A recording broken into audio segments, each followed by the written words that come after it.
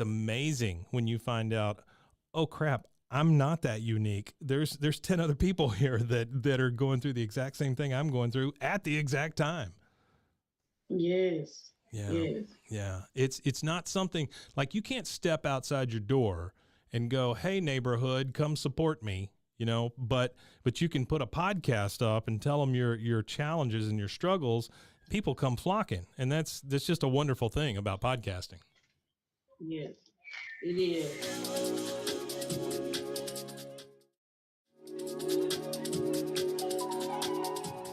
Sweet. It sounds like you got a whole house full. How many are we dealing with there? Oh, I have 5 kids. Oh my goodness. Give me the ages. And they always somewhere in the back in the podcast. And they really like when I podcast and stuff too, though. I bet they do. Yeah. Yeah. It's like sugar to a fly or something, right? I mean, they come running. Yeah. So how old are these kids, if you don't mind? Just give me like an age range from this to this. From 12 to 3. Let's do it like that. Goodness, boy, you do not like yourself, do you? You are you just keep adding just keep adding those ages. That's rough, man. Oh, do you have kids? But my wife and I had 5. Yes. Okay. So tell me, I want to know a little bit about your podcast too, though. So we run a podcast network here in Waco, Texas. I don't know what part of country you're in, but we are halfway between Austin and Dallas. And the podcast network started back in 2019. We have a little over 100 shows on the network now. And not all of those are active, of course, but we put out about 40 different episodes a week. Like today, we released 8 different episodes of 8 different shows. So we put out a lot of content.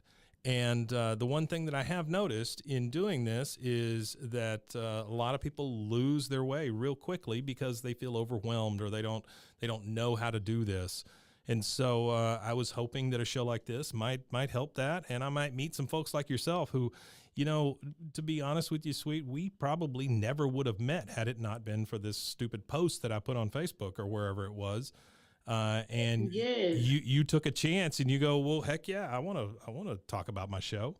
And that was my hope, that I would meet folks like yourself because of this. Yes, I'm glad to even be able to be on your show. It's an honor. Well, thank you. I appreciate that. I'm all the way from Nashville, Tennessee, and just to talk to somebody from all the way in Texas with a podcast it's amazing, isn't it? It's just the fact that we hooked up at any point, Yes.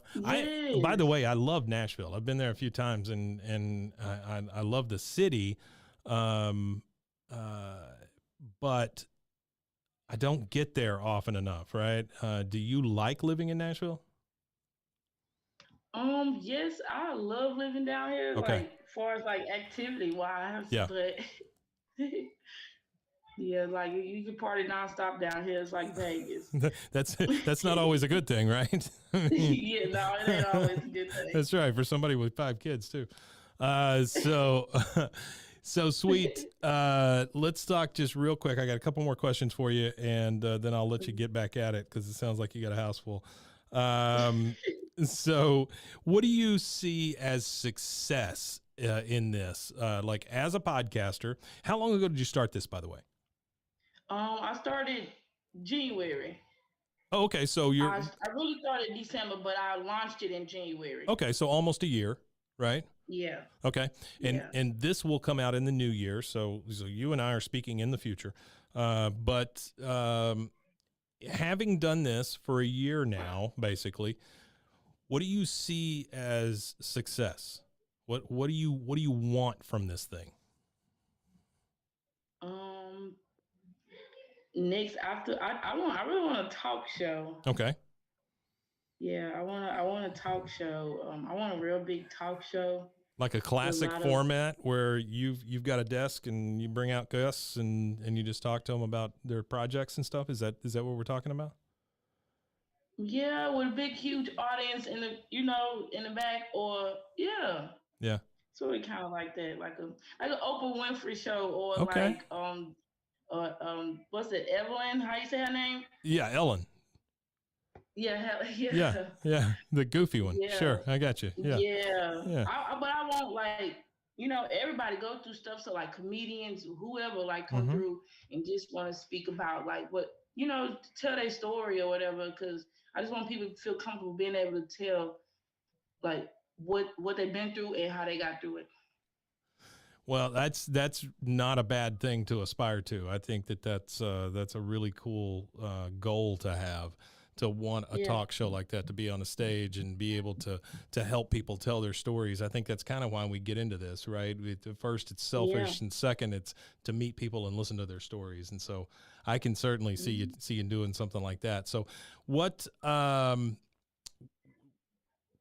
of equipment, what kind of setting and things like that do you use? Do you just record it on your laptop, or how do you record? Right now, I'm audio. Okay. I'm audio right now. And I'm on all streaming platforms, Apple, Spotify, all of that. Okay. All right. That's fantastic. Yeah. So, Sweet, it's been really good getting to know you these few minutes. Can I get you to just repeat your name and the name of your show, and then maybe give us some ways to reach you? My name is Gangsta Sweet from the Gangsta Sweet Talk podcast. You can reach me on Apple Podcasts, iHeartRadio, Spotify, whatever you name it, on all streaming podcast platforms. Thank y'all for having me. Thank you, Gangsta. We really did enjoy it. It's great, and I know that we'll talk again, and we'll be listening. Thank you so much. Y'all have a blessed day. You too. Check out more podcast diaries and plenty of other shows at RogueMediaNetwork.com. If you have a story to tell, reach out to us. info@RogueMediaNetwork.com. This has been a Rogue Media Network production.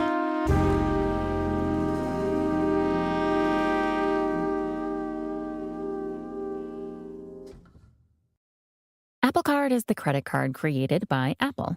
You earn 3% daily cash back up front when you use it to buy a new iPhone 15, AirPods, or any products at Apple.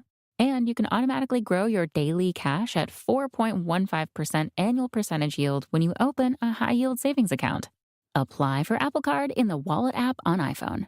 Apple Card subject to credit approval. Savings is available to Apple Card owners subject to eligibility. Savings accounts by Goldman Sachs Bank USA, member FDIC. Terms apply. My name is David Campbell. I'm in St. Catharines, Ontario, Canada, and I have 7 active podcasts. The Upcycle Canada podcast, which I do with my wife, Jennifer. I have Living My Side Hustle, which I also do with my wife, Jennifer. I have the Living the Next Chapter podcast for authors. I have the Add to My Playlist podcast on Spotify, where I play music. I have a podcast called Dad Space, where I talk to dads and encourage men. And I have the Daily Santa podcast I just finished here in the end of December, 25 episodes in a row. And lastly, the How to Podcast series, where I help new podcasters get their start.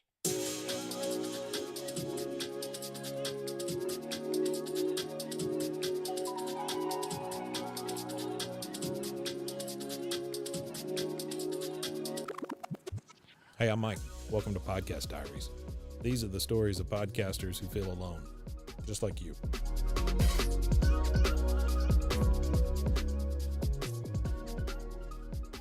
So, you tell us about the area you're from, and tell us a little bit about you. I live close to Niagara Falls, big hill, lots of water, and lots of tourists. It's a great place to live, very scenic, beautiful. I'm in Canada. And it's just a gorgeous place to live. Get to meet a lot of great people who come to this area to visit. Yeah. And it's just a gorgeous place to live. So I'm married. I have 3 kids. They're adult kids. So my wife and I are empty nesters. So I have a little bit of free time kind of carved into my schedule with my kids being a little bit older. So Sure. So what did you do in the real world before this? Because this obviously has to be all you do at this point. Actually, it isn't. Oh, really? Yeah, I work full time.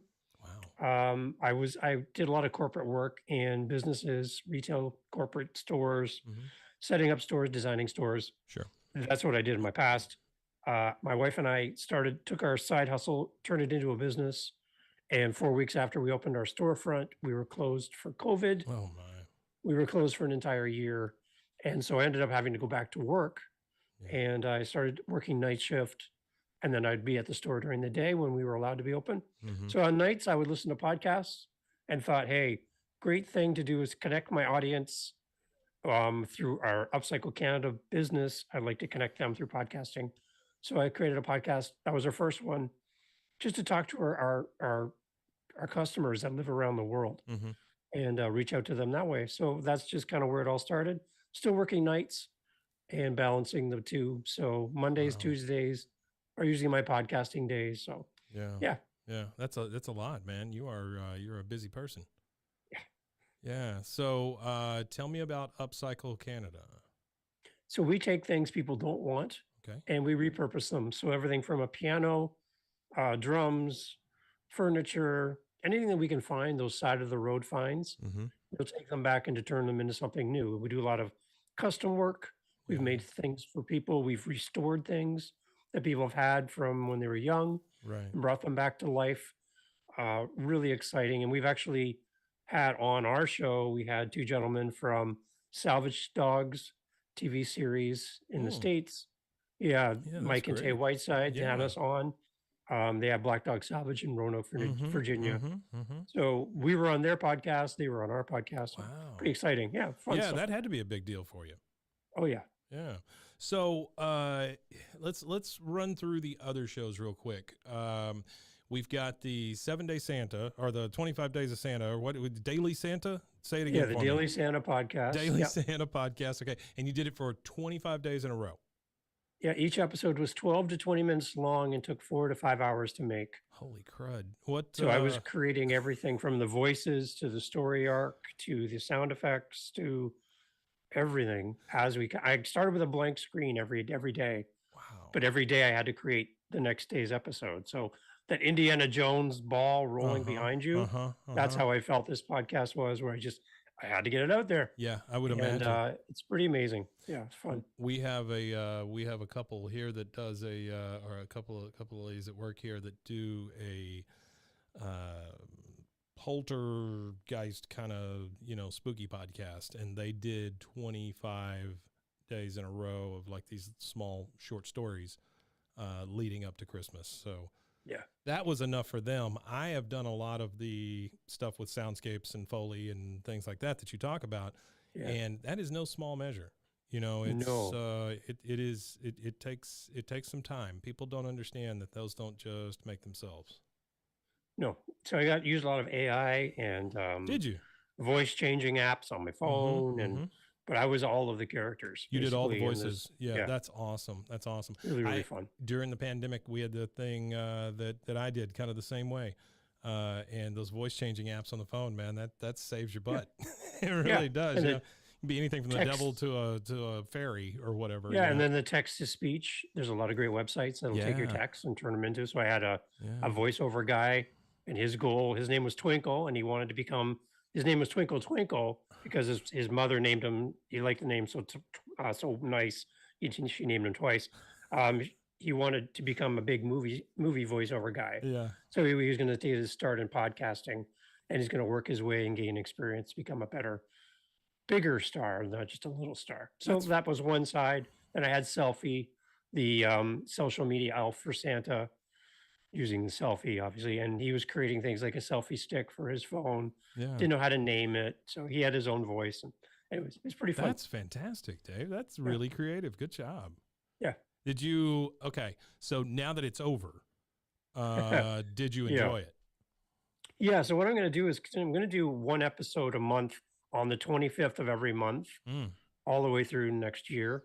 Okay. Leading up to Christmas. And then in July, I have Christmas in July. Yeah. Maybe 4 episodes in July. Yeah. But just keep that going because I have dailysantapodcast.com. I got the website for that. So I'm feeding people there and the numbers are just growing and growing. My countries are growing. So I'm like, yeah, I'm just going to keep it going. And then in next year, I'll kind of give some life to the episodes and re-release them again. Yeah, sure. Yeah, you might even add a couple of things to it, little voiceovers or whatever. Yeah, that's really fantastic. Well, good for you, man. I mean, that's no small undertaking, and I'm super proud to know you because of that. I'm always taken back by people with that much creativity. I know what it takes to make those things, and it's tough. It's tough. Yeah, I'm a musician, so really? I play music, so that's why I have that added to my playlist podcast. Yeah, so let's go over that one. What is so that one I about? love that creative side of it, right? I just love. I've been using Audacity before there was podcasting, Okay, so all right. so to kind of parlay that skill in doing music over to podcasting kind of works for me. But yeah, the add to my playlist podcast, I can do video podcasting and audio podcasting, and I use the dreaded Anchor for that. But I just love it because I can put full length songs within the podcast. It's only available on Spotify. Right. What I do is I do 2 versions of every episode for that. I do a non-Spotify version, which goes out to Apple and Google, and because I can't embed the music. Yeah, sure. And then on YouTube, what I do is I just do the clips. I attach the links to the clips so you can hear you can see the video. Yeah. So I kind of adapt it. So I still talk about the same songs, but then I get artists coming on. Yeah. Talking about their songs. They cue up the song. They talk about the recording process, behind the scenes, and then they intro the song, their own song on my podcast. Wow, so that's great. Pretty neat. So yeah, that one's on Spotify through Anchor. Do you run into any like strikes or anything on any of those No, songs? because Spotify owns the music. Okay. Right, they have the whole library, so I'm picking from the library, the Spotify library. Oh, you are? Okay. You can actually, without leaving my podcast, I can queue up the song, talk about it, play the entire song, come back from it, just like a radio show. Yeah. And jump in the next one because it's all inside of Spotify. Wow, I have some learning to do from you, Dave, There you because we had a show like that where somebody did. It was like an old DJ show, and the problem was we would get strikes on it and things like that. And so, man, if you can show me how to do that, that would be wonderful. And they also have video as well. Yeah, through Anchor, you can do video podcasting on Spotify. Right, right. So how does that work for you? That's great. I love it because it's something different, and you can't do it anywhere else except for YouTube. And it gives you a different audience. So what they do on Spotify is they convert it to an audio format for all the other platforms. But within Spotify, you can actually watch a video podcast. Right. You like double tap it or something, and then different. Yeah. Because it's a little different on your phone. You know, we're with Megaphone, and I have been writing them about why do you give it to the free platform, but you don't give it to the paid platform. So I don't know. Hopefully that's coming. We do a lot of video stuff here as well. So let's run through the rest of them. Tell me, we've hit those 3. What else is left? So living my side hustle. Okay. When my wife and I were doing the Upcycle Canada podcast, we found ourselves kind of drifting into the side hustle side. Nothing really particular about repurposing and saving things from the landfill. So we're like, hey, this is 2 different topics. Right. And our audience is coming for diversion from landfill. If we're going to start talk about anything side hustle wise, we need to keep that separate. Yeah. So living my side hustle is all about anybody who wants to leave their full-time job or wants something in addition to their full-time job. So we kind of go down that road. My wife loves her full-time job, and the side hustle is something she does on the weekends and spare time. Wow. I would much rather turn my side hustle into something full-time. So we look at it from 2 different perspectives. Yeah. When we discuss it, and we have people come on and share their side hustles as well. How long have you been doing that one? That one's just under a year as well. Wow. Okay. And you feeling good about it as far as the reception and things like that? Yeah, that's probably one of the ones we have. Upcycle Canada, we have the most listenership for. But next to that, living my side hustle is next. Yeah. Do you think it's just the phrasing and the words you use, the SEO behind it, things like that? Yeah, I was surprised when I found livingmysidehustle.com. I'm like, no kidding, wow. Right? Yeah. You know, and like I'm finding all these great websites going, how I don't understand how these are still available, but so we just jump on them and go. At that point, you realize, oh, that's what the squatters do, you know, and that's what like, hey, maybe they're not so bad. Maybe I'll buy a few of these things. Yeah. So cheap. Exactly. It works. Yeah.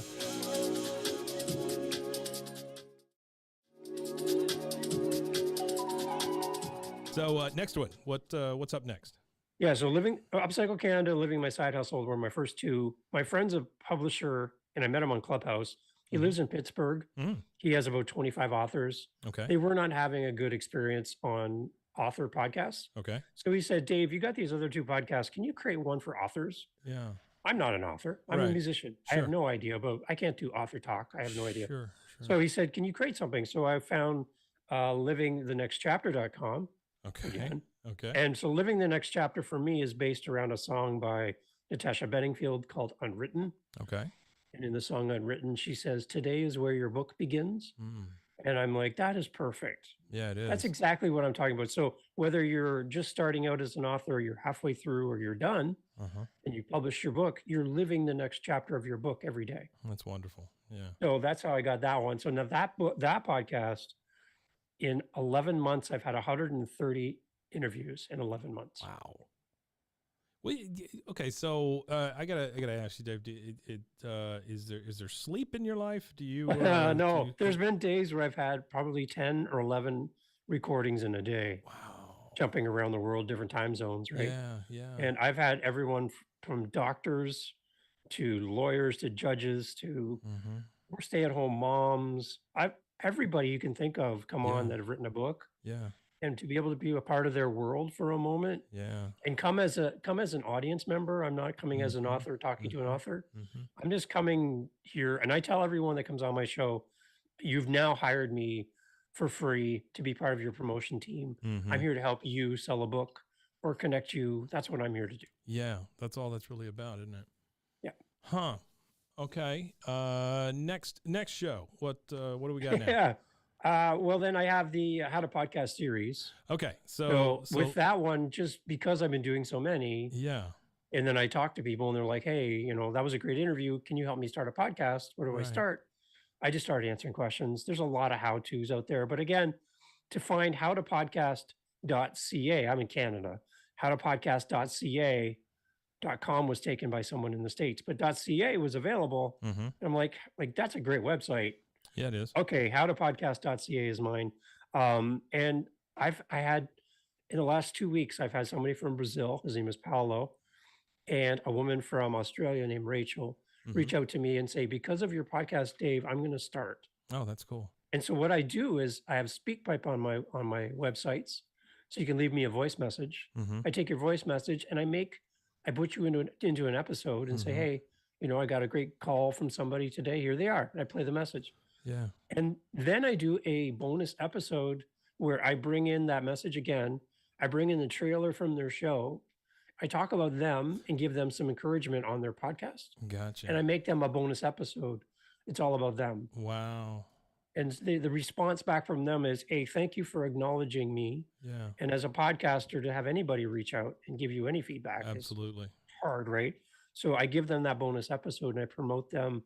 And I ask everyone that listens to my show to now go listen to their show and give them support. So building that community. Yeah. So that was kind of the idea here. You know how this thing works. We as podcasters are people that create things. We after a while, it's very easy to feel like you're just shouting into a void. Yeah. You know, that whatever you're saying is just between you and the microphone, because you're not getting any listeners, you're not doing this, you're not doing that. So the national average in the U.S. is 8 episodes. After 8 episodes, pod fade, see you later. They never come back. And I'm trying to, through this, I'm just trying to encourage people, let's talk about you. Let's talk about your show. Let's talk about your motivation. And let's get the word out there if we can. If I can help in any small way to help create either new podcasters or people who just sort of hopefully believe in themselves at a certain point and pull the trigger on something, that's what this show is about. And so I really appreciate what you're doing with that show in particular, because it sounds like we're kind of birds of a feather there. Yeah. Yeah. Yeah. I think that there's 3 people every podcaster needs in their life. They need somebody to look up to, somebody they can be inspired and give them inspiration, someone they can grow towards, somebody that's further down the road. You also need somebody that's in the same boat as you, somebody who's doing life and maybe at the same level as you. Yeah, sure. And you work together side by side, working towards a person that you admire. But don't forget the people behind you that look to you now as an inspiration. Maybe you're just a few steps ahead of them. So if you can look to somebody, work with somebody beside you and reach back and help somebody behind you, those are the 3 people that you really need to invest in. And by doing that, it's less about you and it's more about them. Yeah.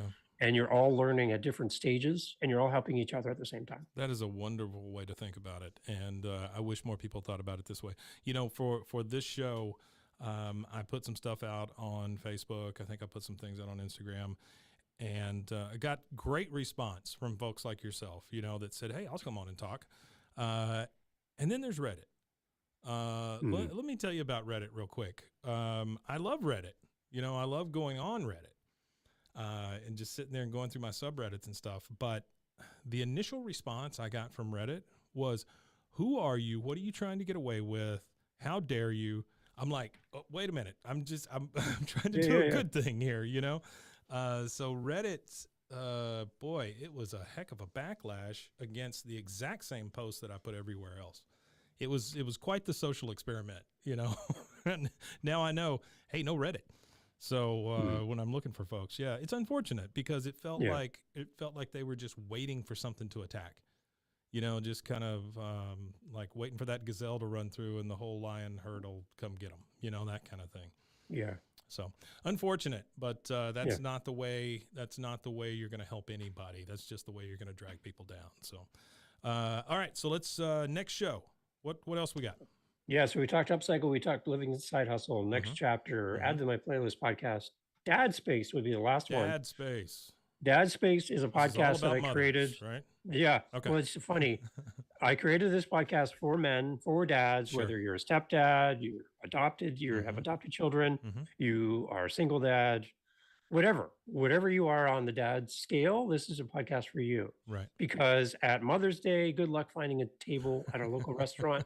Father's Day, you can shoot a cannon, you won't hurt anybody. That's right. That's exactly right. So I'm like, why is that happening? And we've seen it with some pretty high profile things that have happened in the news with some men who have unfortunately couldn't handle whatever was in their life and exited this life. That is a scary and horrible thought. It is. That any man should be at that point in their life. So I'm like, I'm going to create a podcast called Dad Space to help men. The funny thing is 75% of my audience is female. I don't doubt that. Yeah. And I'm like, I'm still going to focus on the men because I'm serving those guys. But the fact that 75% are female listening to the podcast, I love that. Yeah. Because there's something of value there hidden in there somewhere for them as well. Yeah. Whether you're a single mom or whatever it is. Right. Something of value is helping you. I'm happy with that. But to be able to reach out to men and encourage guys, one of the guys I had on, his name is Sean Fry. He has Asperger's and he has 2 daughters, both with autism. And he came on and shared and cried on my podcast about what it's like to have Asperger's as a man in his 50s, diagnosed in his 40s, and to have 2 girls with autism. Wow. You know, and one little story I'll share. His daughter doesn't know how to express love in words, but she can do it in action. Okay. So he told his daughter that he loves acorns. He has a big bowl of acorns in his living room that his daughter keeps adding to every day. There you go. To show her love to her dad. That's wonderful. And he just started to weep. Yeah, like, I bet he did. That is how she she can't tell me she loves me. Absolutely. That means nothing to me, to her. Yeah. But to show me a demonstration. Yeah. So again, that's Dad Space. So and then we're trying to build a little community on Facebook, a private community for men there as well.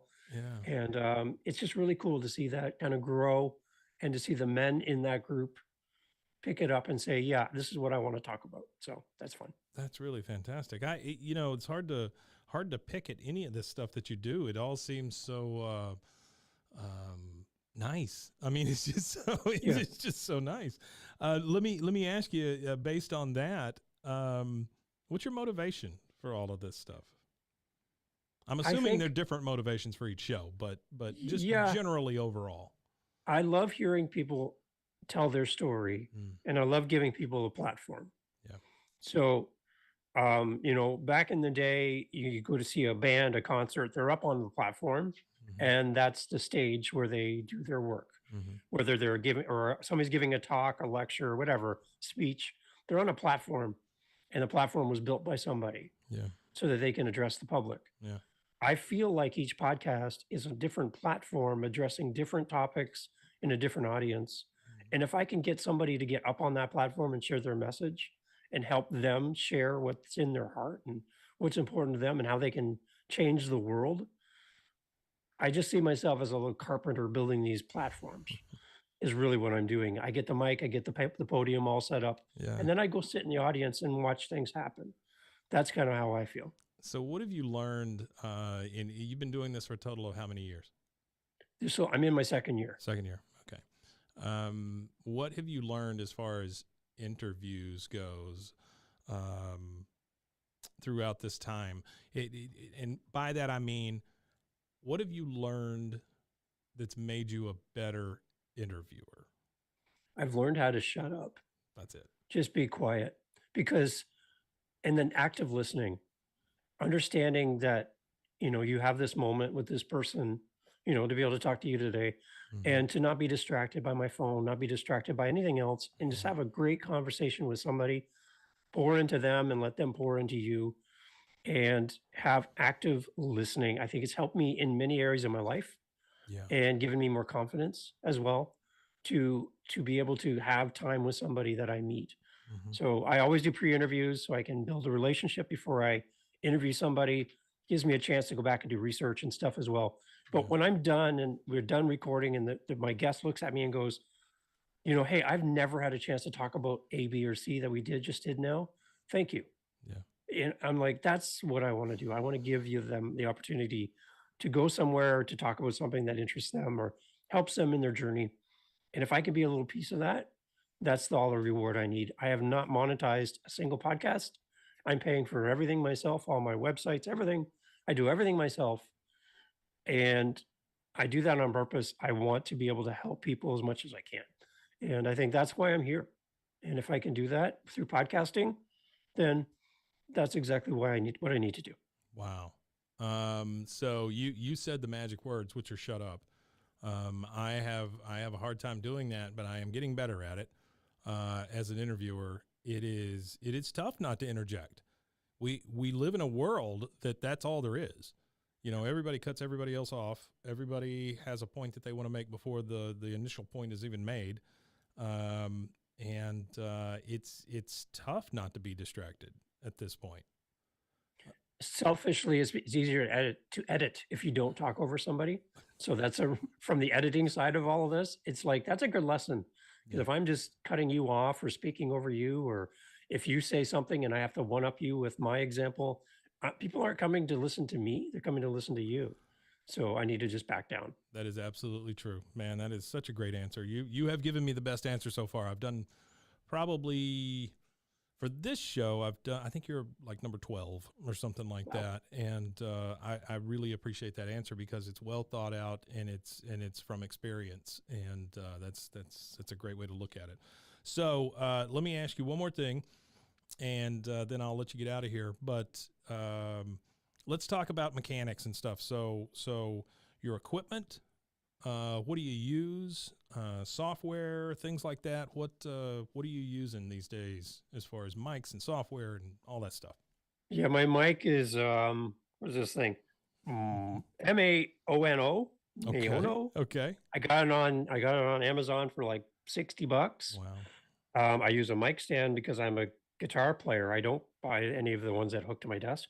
I have 7 of these mic stands from band practice kicking around. So that was $15.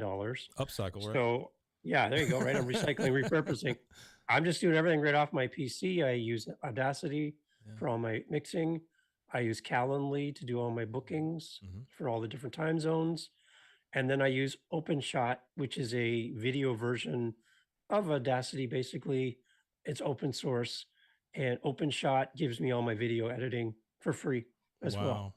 Wow. And then I use Canva for all my visuals as well. Okay. And you're hosting everything with Anchor? No, I have 4 on Anchor, and really that's because of cost. Sure. Right now, again, I'm not monetized. Yeah, I get it. And 3 on Buzzsprout. Okay. Which 3 are on Buzzsprout? The first 3: Upcycle Canada, Living My Side Hustle, and Living the Next Chapter. Okay. So your big ones. Yep. Yeah, I got you. Yeah. That's great, man. Well, one more thing.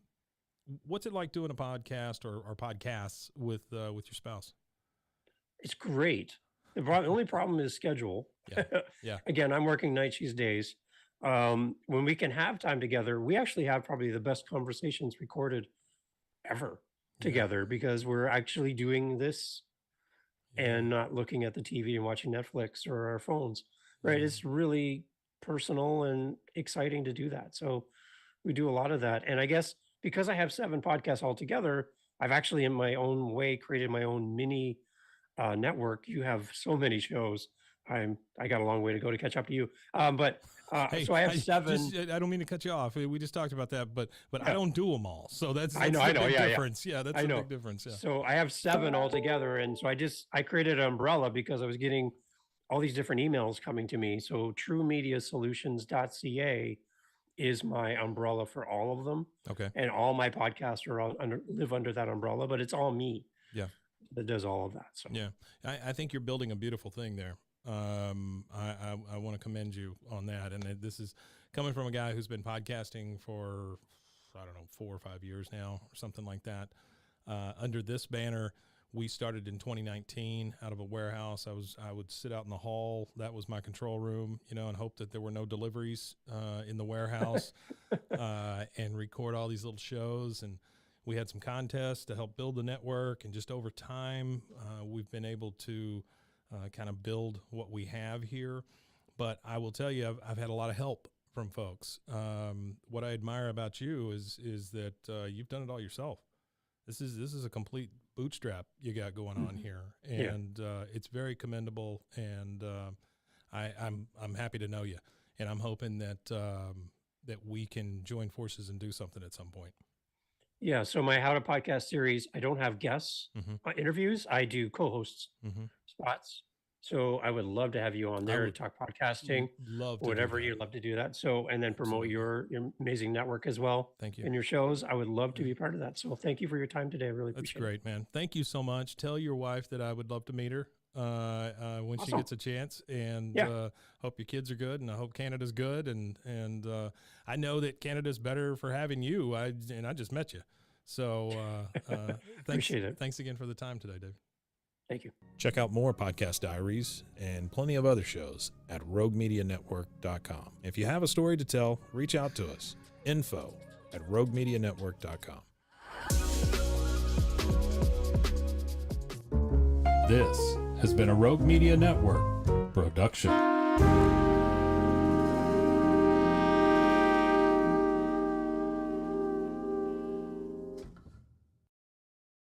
Brooks Running has a new shoe for you runners out there. Did you hear that? Better turn up your volume. In fact, turn it up to the max. Introducing the all-new Ghost Max. It's got all kinds of things to make your knees and ankles feel protected, like Max Cushion, Max Soft Landings with DNA Loft V2 foam, and Max Smooth Rides with their Glide Roll Rocker. Feel better on your run with Ghost Max. Learn more at brooksrunning.com. Apple Card is the credit card created by Apple. You earn 3% daily cash back up front when you use it to buy a new iPhone 15, AirPods, or any products at Apple. And you can automatically grow your daily cash at 4.15% annual percentage yield when you open a high-yield savings account. Apply for Apple Card in the Wallet app on iPhone. Apple Card subject to credit approval. Savings is available to Apple Card owners subject to eligibility. Savings accounts by Goldman Sachs Bank USA, member FDIC. Terms apply. Okay, my name is John Estru, as I'm known throughout the podcast world, my little corner of it anyway. And I actually host a number of podcasts, primarily the Batcave podcast and the OSI Files.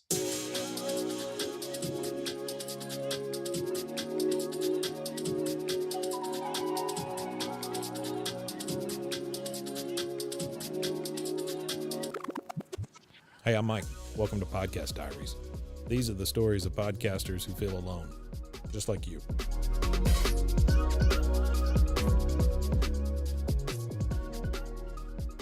So, John, tell us about your shows.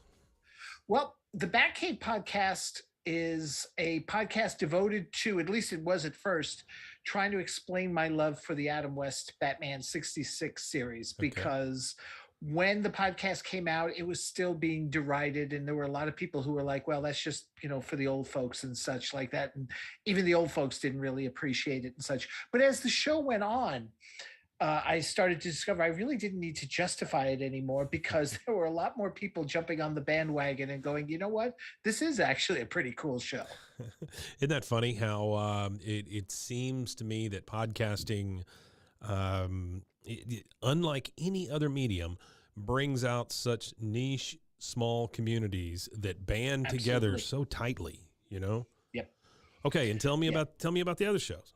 Well, the OSI Files is, I guess, a spin-off of a previous podcast that kind of pod faded, called Cyborgs of Bionic Podcasting, which I and my co-host, Paul Bissett, were looking at episodes of the $6 Million Man and the Bionic Woman. As you can see, there's a theme with a lot of my podcasts. It's kind of like looking back. You got plenty of shows that look at even Buffy the Vampire Slayer, which isn't that old. I go back 60s, 70s television shows that I grew up with, and go back and look at them and see, do they hold up? Because there are some shows, like I tried watching an episode of Chips a few months back, and I'm like, what the heck did I ever see in this show? But that's rough. $6 Million Man, Bionic Woman, still holding on, to this day for me as shows, as go-to shows. Yeah, just for comfort food. I don't say they're high, marks of television, but definitely comfort food, and a lot of memories as a kid growing up and watching television. Those still are there with me. And it's interesting to note that episodes of either show, Batman or 6 Mil or Bionic Woman, that I loathed as a kid, I can appreciate now. And some episodes that are, even to this day, still well loved by fandom because they remember them as kids. I'm like, actually, those are pretty dopey. Is it where does Throwing the Bear? No, that's the Hulk, isn't it? I'm thinking of the Hulk. The Hulk did the Throwing Bear, yes. I had. That's right. I remember having the 12-inch $6 Million Man figure where I could look through his head, and then I had Bosley. Was it Bosley, the guy who ran him? Oh, Oscar. Oscar, that's it. I'm confusing my shows here. Yeah. Yeah, Bosley was Charlie's Angels. There we go.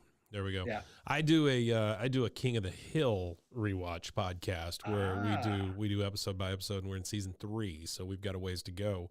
But I do understand being able to look back at those shows and just see if you feel what you felt when you watched it. Right. I can't tell you it's the same for me necessarily, especially some of those older shows. They don't hold up, and just in my brain, they are much bigger than I thought. So tell us about you, John. Well, I am by day an English teacher in a high school in the Bronx.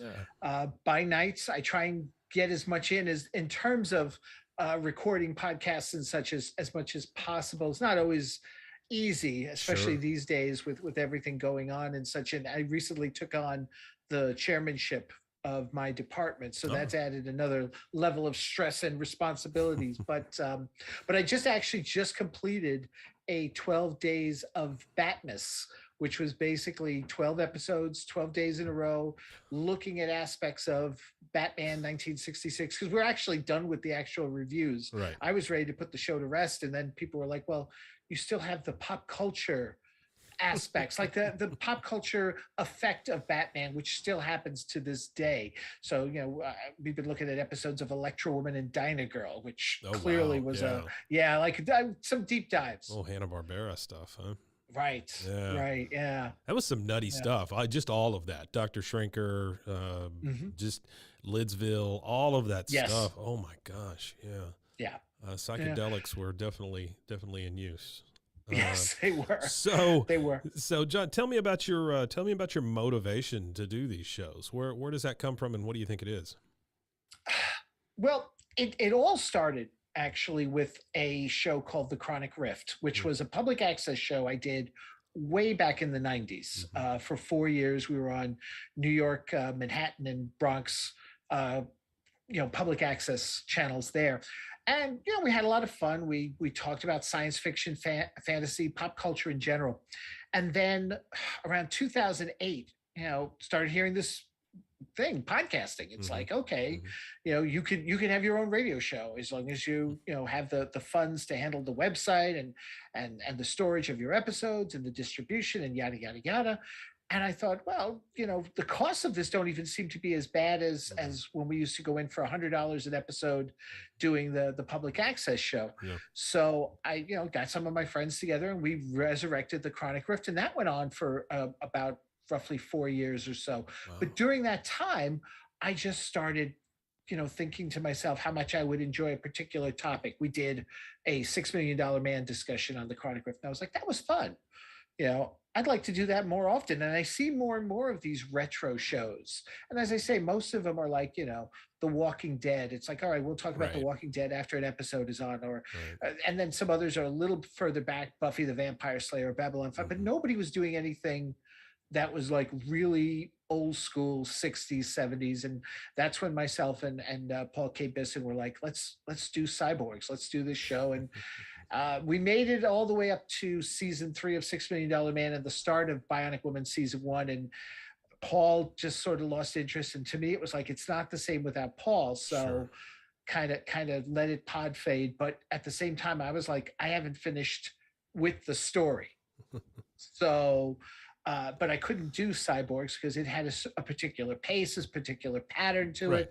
It was audio. OSI Files is a video podcast. We do it live on Facebook Live and Twitter. Oh, okay. So yeah, so it's a different beast altogether. And we actually just finished last month our look at the whole 5-year run of both series. So now we're just moving on to a monthly show where we're just going to like look at, again, like kind of like I'm doing with Batman, the different pop culture aspects that how the show has affected or brought about other things. We'll look at the Bionic Woman revival they did in 2007. We'll look at the merchandising that still goes on to this day, where somebody else is coming along and introducing a new line of toys for $6 million. Oh yeah, there's still, it's not a huge market, like you say, niche. I don't deny that there, but there's still an interest in these things, and I get people pointing out to me, I listen to your show, I'll watch an episode of $6 Million, and then I'll go listen to your show and see what you guys thought. So to me, that's also when we didn't get, commentaries on the DVD collections and stuff, I like to think that we're their commentary, even though we don't, go beat by beat with the episode. There you go. So you say that one show is a video show. What give me a comparison or compare and contrast between the audio only and video shows. With the audio shows, I'm very meticulous, or I try to be as meticulous as possible with the editing. I mean, any sort of ums and ahs, that drives me nuts. Okay. So I will tend to spend a lot of time editing. It's a lot more of a labor intensive, but there is a labor intensive side to the video show too, because I do have video elements I will, introduce to the show. We did a history segment where we kind of looked at the news, the music, movies, other television that aired the night a particular episode would air. So I always had to prepare those as well. So there is some labor intensiveness there, but once the show is on and once we're running it, it is what it is. Sure. There's no going back. So if there's something said wrong or somebody stumbles, or there's even been a few technical snafus where someone's power went out. I got cut off a couple of times. Yeah. We've switched using certain software for in the beginning. We were using Skype primarily because Skype could actually be used through Facebook Live, but Skype became unreliable. So now we use a system. Then we were using Ecamm for a while. Ecamm became unreliable too. Now we use StreamYard. Really? Which has been really good for us. Ecamm became unreliable for you, huh? Ecamm became very unreliable in terms of the audio. Oh, wow. The audio would glitch out on us.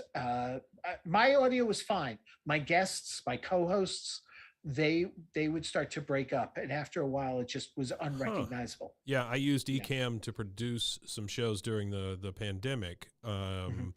We were able to do a few video type I guess talent shows, for lack of a better term. People would send in clips, and then we'd have a live host somewhere, and we'd be able to produce the show, and it was a ton of fun. but Skype being the only way to get them into the system was a real pain in the butt. You know, you could use other type inputs, but it was just such a laborsome process. So you say StreamYard now, right? StreamYard. Yep. It's a similar setup almost here to like we're doing this on Zoom. Yeah. But the nice thing is then you can also at the same time send it out, and I send it to Facebook, I send it to Twitter, and I actually send it to my LinkedIn account as well. So people there can watch.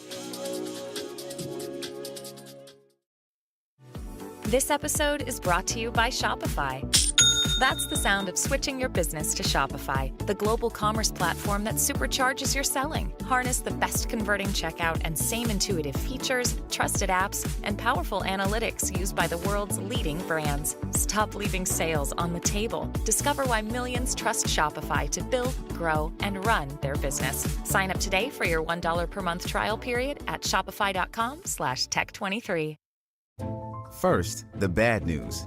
SAP Business AI won't help you generate cubist versions of your family's holiday photos. But it will help you understand which supplier is best to help you roll out your plant-based packaging in Southeast Asia, or identify the training your junior project manager needs to rise up the ranks, and automate repetitive tasks while you focus on big innovations, so you can be ready for the next opportunity. Revolutionary technology, real-world results. That's SAP Business AI. Hold music. You want to avoid it, and so do your customers. So say goodbye to hold music and hello to faster, smarter support with Salesforce. Make service more personal and agents more productive using built-in trusted AI. Then watch costs and wait times drop and satisfaction soar. Support customers in a whole new way with Service GPT. Learn how at salesforce.com/servicegpt. What kind of response have you gotten on LinkedIn? LinkedIn, not a huge response. Sure. It's more just to see testing the water. In fact, towards the end, I gave up on it because it was it really wasn't, if I had one or two people watching there, I was lucky. It's such a weird place. LinkedIn is such an odd place. I'll see work, and then something completely different, and I don't know. It's just such an odd place. So tell me, what, having done all these shows and continuing to do these shows, what do you see as success as a podcaster? What does that mean to you? To me, I'm the odd duck because I know there are people who look at large numbers. They look at revenue brought in. If we can bring in, I've had people say to me, you should hold out the tin cup. You should go the Patreon or these other routes and such. I don't feel comfortable with it. I just enjoy the process of producing. And I'm at least thankfully in a position financially that I can float this myself, that I don't need to do that. I mean, maybe there might come a day if I want to continue because times are tough, but I thank goodness, I'm doing all right. So to me, success is just, getting that email, getting that comment, good or bad. I mean, I've had some really nasty comments on some things I've done. But at the same time, like for instance, a few years back, the Hollywood Museum held an event. They did a whole Batman 1966 display. It took up the whole floor. And I got invited to the event because of the podcast, which was nice. Awesome. But what was really nice was as I'm walking the floor and I'm looking at the exhibits and stuff, and I'm talking to some people, some others will come up to me and go, "You're the guy who does the Batcave podcast. I recognize your voice." So that to me is success, because I mean, also when you're doing a podcast, unless you put your face in your advertising and such, it's a faceless medium. I've done a few of these interviews, and that theme keeps reemerging. Just finding your people, and those people then recognizing you by your voice. Oh my gosh, what a big deal, Right. Okay. Especially considering I don't think I have much of a voice. I think you have a super identifiable voice. I think it's different from your normal radio type voice, and so I think that's great. So let's talk about your equipment and stuff. We talked a little bit about Ecamm and some things like that. What all do you use to record, and hardware, software, all that stuff? Okay, for the computer, it's a MacBook Pro. My microphone is a blue. What do they call it? The Blue Yeti. Yeah, which I've had for a number of years. I love this thing. Yeah.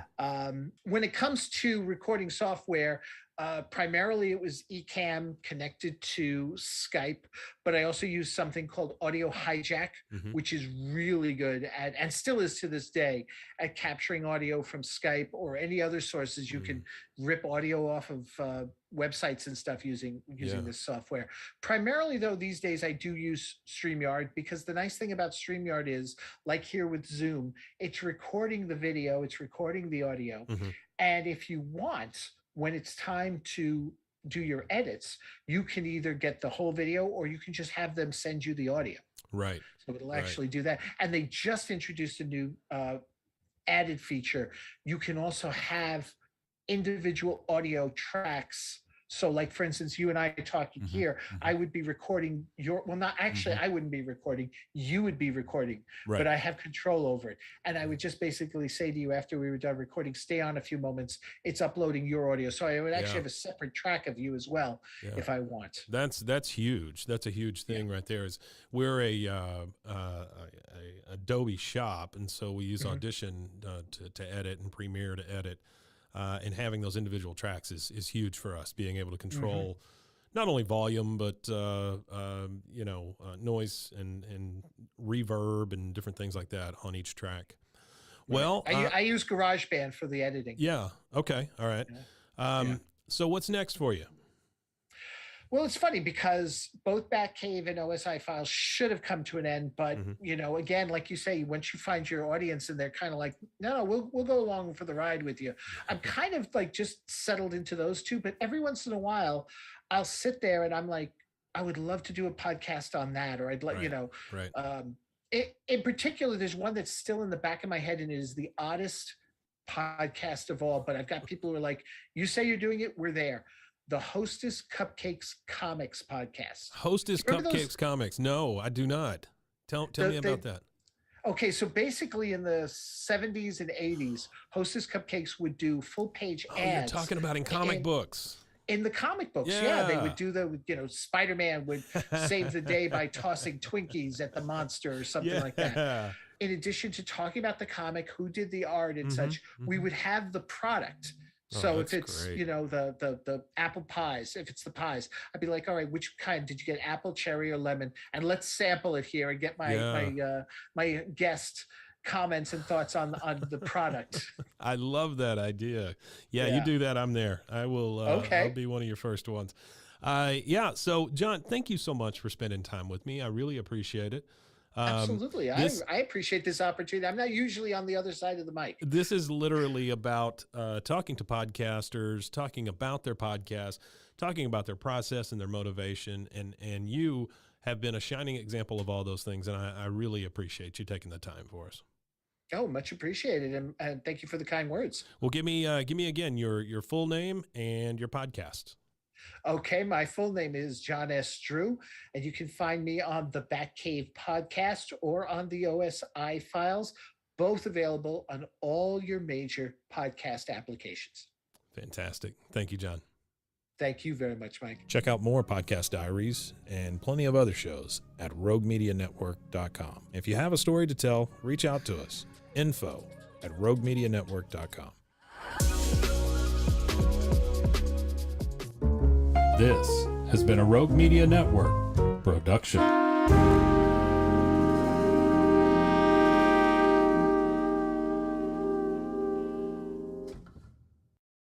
Apple Card is the credit card created by Apple. You earn 3% daily cash back up front when you use it to buy a new iPhone 15, AirPods, or any products at Apple.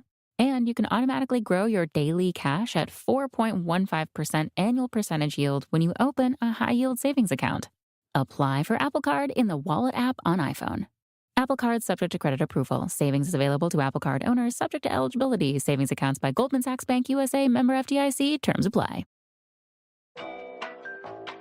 Hold music. You want to avoid it, and so do your customers. So say goodbye to hold music and hello to faster, smarter support with Salesforce. Make service more personal and agents more productive using built-in trusted AI. Then watch costs and wait times drop and satisfaction soar. Support customers in a whole new way with Service GPT. Learn how at salesforce.com/service GPT.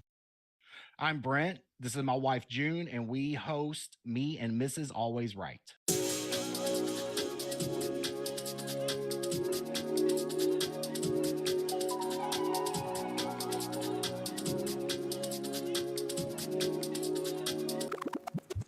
Hey, I'm Mike. Welcome to Podcast Diaries. These are the stories of podcasters who feel alone, just like you.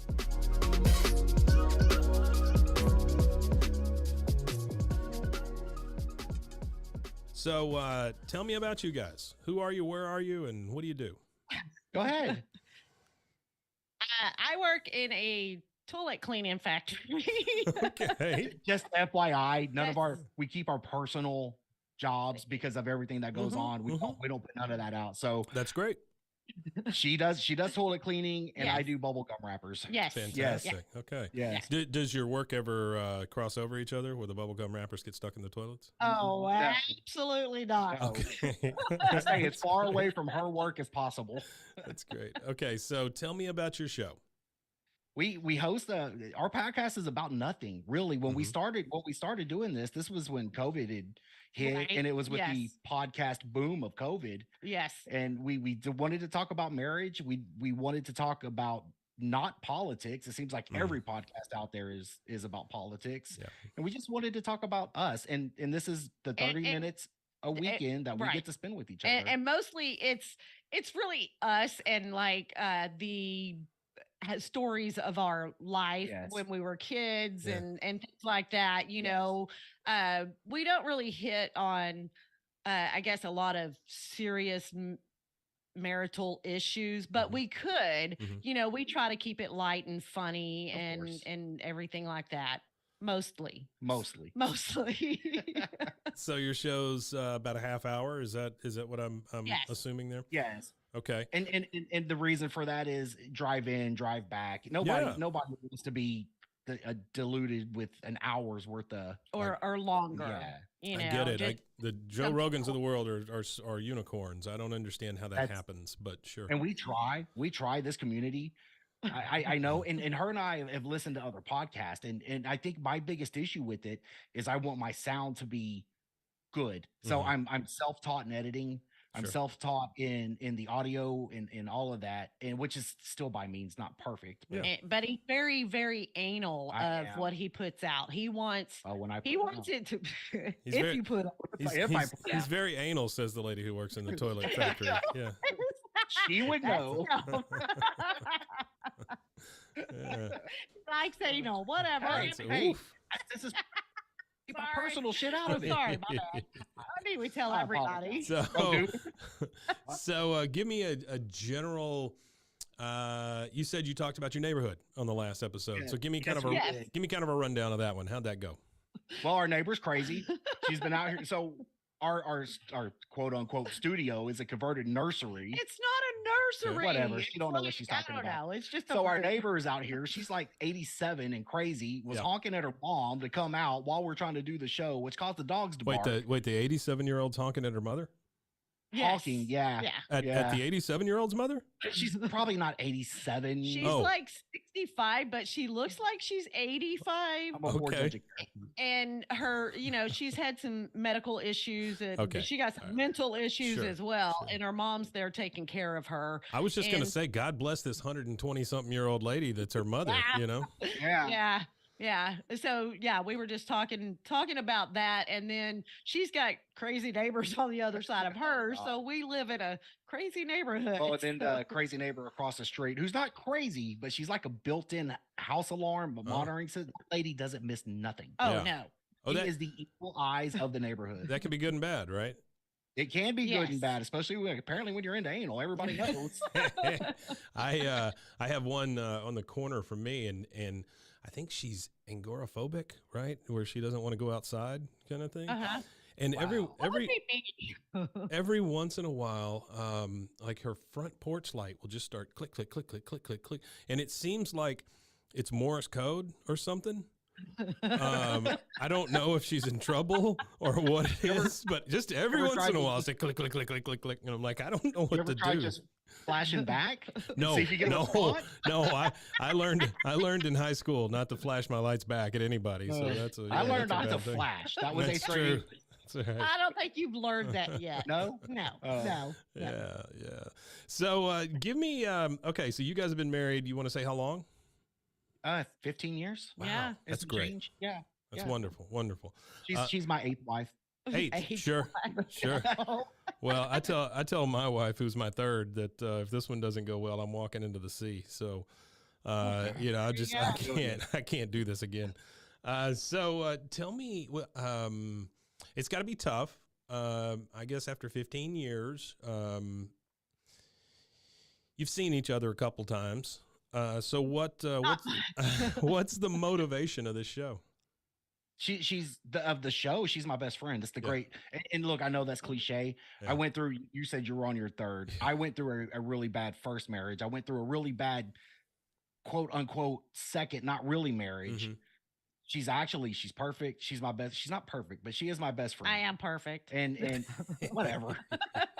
So the motivation is to just share that, us talking, arguing. Yeah. Absolutely. Yeah. And to carve out a little bit of time That's just it. for us Mm. to talk and hey, how's your week going? Yeah. What's been up with you? Do you have any issues? This is our special time, I guess, and I know that sounds crazy, special time. Whatever, yeah. So, So do you have any qualms about like sharing that special time with everybody in the world? Not at all. Really? No. If I'll say it to her, I'll say it to them. Okay. Yeah. All Yeah. right. Well, that's great. That's great. And how long have you been doing this show? 2 years. 2 years. August. Wow. The Most problem shows is- fade after about 8 episodes. So you guys are doing great.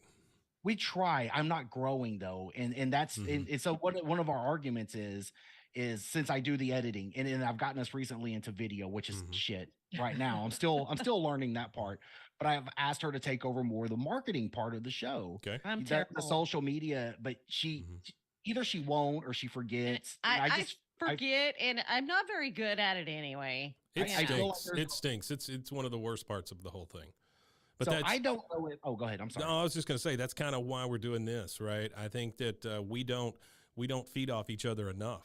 We don't talk enough as a community. That's right. We're all out here doing this, but we're all shouting into a vacuum, and so if we learn to get together and talk like this, I put this thing out and said, hey, I'd love to interview podcasters and blah blah blah. Everywhere it was well received except for Reddit.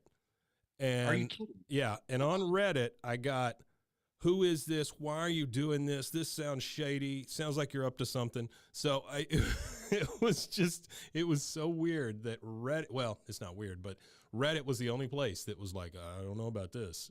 Everywhere else, all the podcasters were like, hell yeah, let's talk. Well, I did go and search your media, your Rogue, just to make sure. You never know who's a scammer from India. Is all I'm saying. I get it. So yeah, I did completely. go and Google it, but that's how I learned about the podcast convention. Now, what you also might be interested in is my wife and my stepdaughter do another podcast, a true crime podcast. Oh, really? Yeah. And she went to a true crime podcast convention, which I didn't get to go to because apparently I'm the crime, not the podcast. Exactly. You're the crime. But I'm It's future crime. Yes. But I am very interested in going. Yeah. So tell me about that. Tell me about that, June. Tell her. Sorry. I don't know. It just, true crime. I feel everybody is very interested in the true crime aspect of everything. They want to know details, even though they don't say they want them, they want them. Oh yeah. And so, it's just, I feel it is saturated with, true crime podcasts and everything, but I mean, we do it because that's something we enjoy as well. So yeah. So what's the name of this show? It's called Crime with My Coffee. Crime with My Coffee. All right. Yeah. and we try to, I don't know, I'm very bland and boring. I say I'm water because I don't venture very much, but I do try to venture occasionally with coffee and stuff like that. That way, we can give our aspect on, oh, this coffee, if you like bitter, this is for you. If you like bitter. She loves bitter. God, I love some bitter coffee. That's some good stuff. That's what she is. Yeah. So we just talk about the coffee that we're having of the week, and like our podcast, his and mine, we do it weekly. We put it out. We always release on Wednesdays. Look at this, a 2-for-1. I know. No kidding. It's crazy. But I really feel bad. I mean, Suzanne needs in on this too. It's fine. It's fine. She's not doing anything today anyway. Anyway, Yeah, it's a lot of fun. So is that your daughter, Suzanne? Yes. Yeah. Yes. It's our oldest daughter. It's my wife's name. So yeah. Wow. That's nice. Yeah. It's a good name. It's a good name. There's only like 14 names, so it was pretty good chance.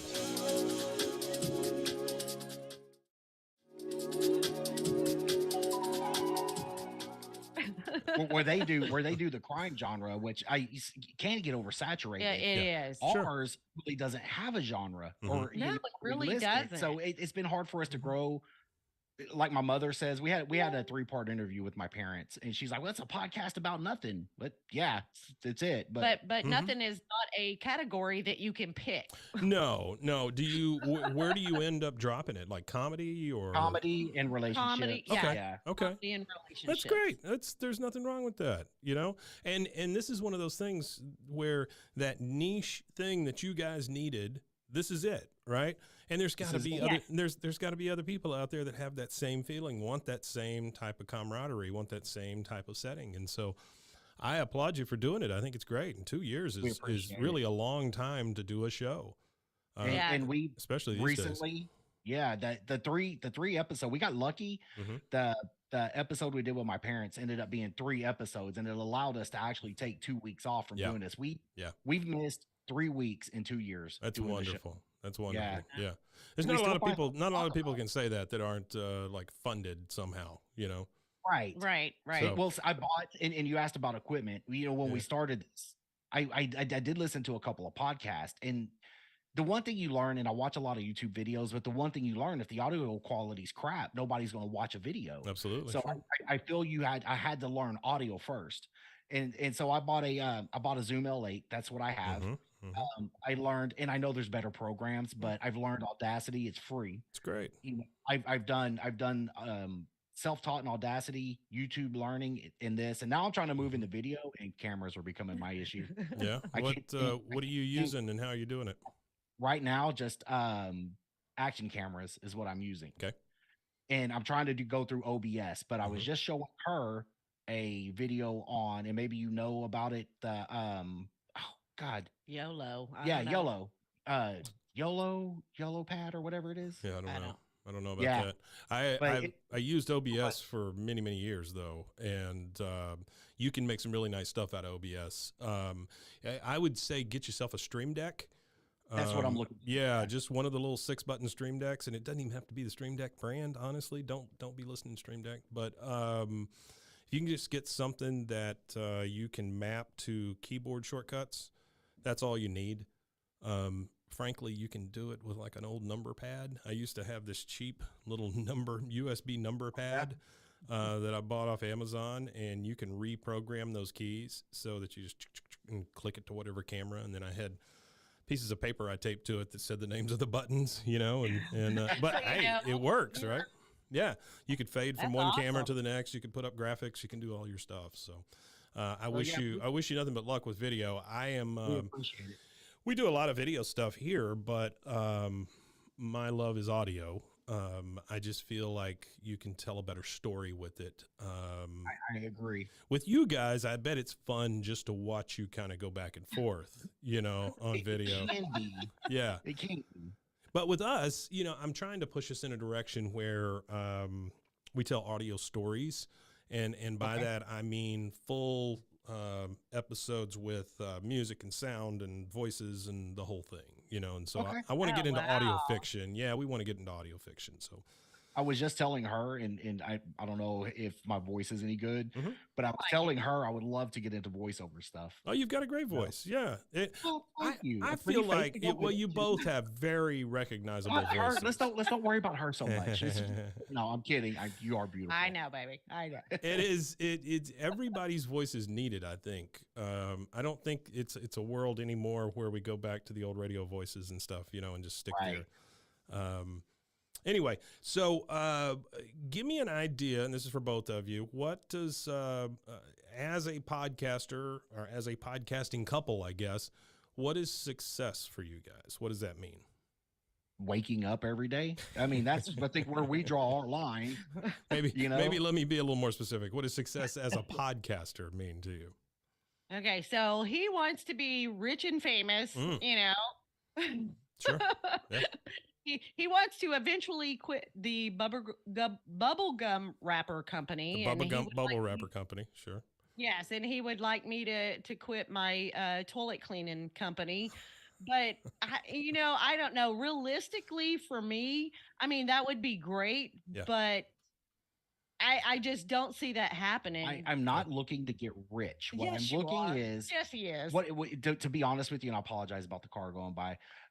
To be honest with you, would be to where, oh great, that's awesome.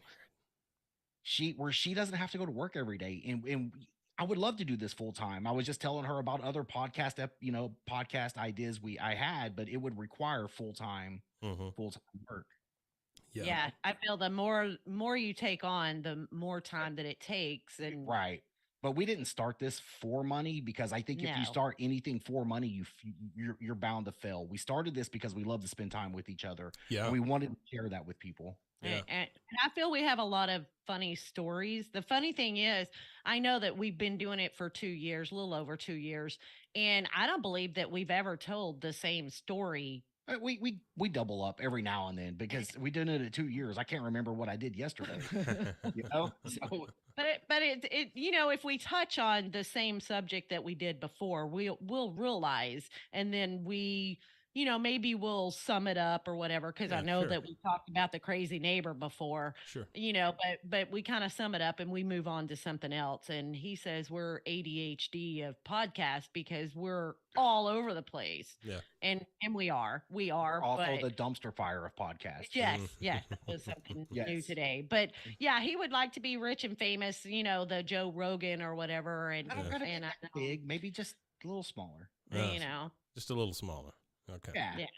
No, I completely understand what you're saying. Like you don't necessarily want to be rich and famous, but you want to replace your income. I would love to do this full time. Yeah. I would love to do it. Yes. I get that. Yeah. This is it's a weird business to be in, because there are so many free options out there.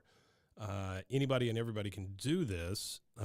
Can anybody and everybody do it well? Well, no, I don't think so. Just like anything else, right? Right. Some people are born to do these things, and some people are born to do those things. I used to teach, and in my classroom, I always had a poster.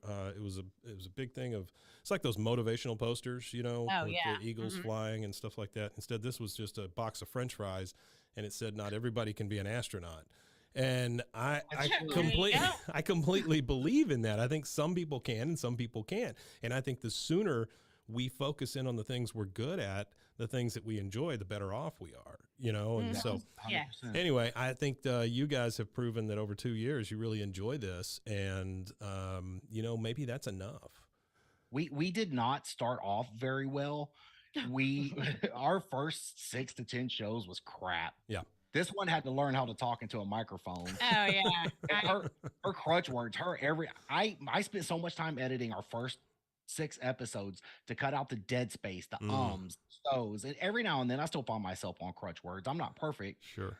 We have gotten better, but those first 6 to 10 shows were really not good. Well, how much do you actually edit though? Do you take out all the ums and ahs? I edit everything because I am the one in control of the sound. And I want to put in, I don't take all the ums and stuff out. Yeah. I had an episode where I was using one word repeatedly and I didn't catch it during the show. And once I go back and listen to it, that word jumped out. And yeah, I removed that word a lot. What was it? fine or right. I think it was. I think Anyway. Yeah. I do. I am very detail oriented in the editing. Have you tried any of like the AI stuff, the ones that will go in and pick out the words for you? No, sir, I have not, and I feel that's because, well, I want to hear it. I want to hear what the final result is. Yeah. No, I get that.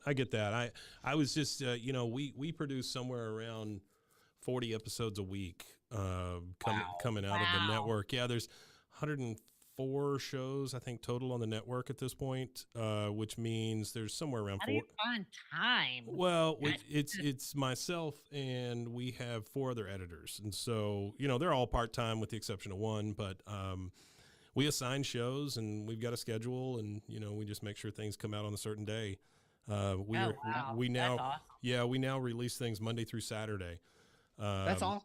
But yeah, it's something. But what I was going to say is we have started looking into like that AI stuff just simply because something like Descript will go in and basically they make a transcript of the show for you. Okay. And then it'll go through and you can edit your show like a Word doc almost, just start deleting words out of it or finding things and deleting them. And then you listen through to it. Okay. So I don't know if that's something you might want to look at, but I might try it. Yeah. I mean, by no means. I just didn't know if you had tried any of the AI stuff. No, I go in, background noise I get rid of. Sure. And then the normalization and the compression and the LUFS and all of that. I don't want highs and lows except where they're meant to be. And so I just try to go in there and build that. And that's where she's talking about being anal. I want the sound to be good. I don't care if I'm ugly. Yeah. I don't care if we have nothing to say as long as it sounds good. That's what people are looking for. Just as long as it sounds good and you say nothing, that's what they're looking for. Yeah. So I mean, I would agree. Yeah. I listen to a different podcast than he does, and if I go in, if I don't feel that it's quality that I can listen to within the first episode, I'll give it another one. But then after that, forget it. I'm done. I'm done. Yeah, there are certain sounds that you just cannot take, and I think that's individual to people. But so let's talk just real quick before we wrap this up about other things that you guys listen to. You both had mentioned that you listen to podcasts. So let's start with you, June. What else do you listen to? I also do listen to a few other true crime podcasts. Wow, what a surprise. I know. I know. And I have tried to listen to other relationship podcasts, but I can't. I don't know why. It's almost like they're so serious, and it's like, well, I didn't want to go to a therapist, so maybe that's why we do what we do. Yeah, I get that. So, sure. And I can honestly say that I just recently started listening to one that is more. I know you're gonna look at me so weird, like sexually oriented. I need the link. Because I was just curious. I was like, well, how are they gonna? That's it, right? Thank you. I just gotta learn. That's it. Sure. How do you tell these stories? And she's almost like a therapist, but she interviews these people that, let's say, oh, you were a prostitute. What did you do mostly? And, stuff like that. I don't know. It's really weird. What's it called? Right offhand, I cannot tell you. I know it's out of California, though. Okay. And I cannot, right off the top of my head, remember the name of it. Well, if I can get you to remember it, you can send it to me later and we'll put it in the show notes or something. Okay. As a show that you listen to. What about you, sir? I'm more into world events. I'm the old news talk radio guy. That's what I am. You know, so pick one out for me. Just pick one and tell me one that you listen to religiously. I don't want to get politics involved in it, but I'm a Dan Bongino fan. So that's where I look. Yeah. Okay. Great. I just don't want our podcast ever associated with the politics of it, because no, I completely get that. We're here for everybody. I tell people here all the time, we're Switzerland. We'll take either side. We don't care. We're not getting involved in any of it. So, well, guys, thank you so much for taking some time and taking a chance at some idiot that just posted something on Facebook and said, "Hey, I want to talk to people." I really appreciate it. If we don't try, we appreciate it. we're not going to get out there. Yeah. You know, Yeah. we have our core group, but outside of that, which is actually a little fan base, they made me shirts and all kinds of stuff. Oh, but, that's awesome. It is, but I just would like to grow. Maybe 7 downloads a week. Does that feel like some sort of success? Like whenever you get a shirt made? Download? Well, a shirt. Yeah. I mean, it does, because with my friends, it's kind of culty, I guess is the word, Yes. right? Yeah. Yes. But my friends understand me, so they understand it. I was talking to a guy in Chicago the other day about a show that he's got that he wants us to help kind of grow and things like that. And I'm always looking for additions to the network and stuff. And we ended our talk, and he goes, "Hey, are you the Mike from that King of the Hill podcast?" And I was like, "Holy crap, I didn't know that anybody even listened to that thing." And so it felt really good to have somebody tell me they listened, you know? I'm gonna have to check that out. Yeah. We do a show called BWAA. BWAA, Okay. King of the Hill podcast, yeah. And the guy recognized me, and I never thought that was going to happen. So it's a big deal, you know, when you hear people's voices and you click in on it like that. That's a big thing, Right? Oh yeah. So, Not to drag it on, but I mean, I do get on and see where the locations are, just to make sure. We get a lot of downloads from DFW, but Sure. every now and then I'll see one from another state or another city, and I'm like, at least somebody took a chance. That's great. Yeah, that's absolutely great. Well, we're going to do our best to try to help, guys. And so I would appreciate it. You're going to send us, you send us all your links and all your socials and stuff that you want us to do, and we'll put all those in the show notes and everything. And again, I want to thank you for joining me and taking a flyer on this. One more time, give me your names and the name of your shows, both of them. I'm June, and I do a true crime podcast with my daughter called Crime with My Coffee. And my husband and I also do a podcast that's just ADHD about everything. And it's me and Mrs. Always Right, because he knows I'm always right. No matter what he says, I'm always right. Yeah. My I'm married name as well, is so yeah, I get it. Brent. Thank you. Sorry, baby.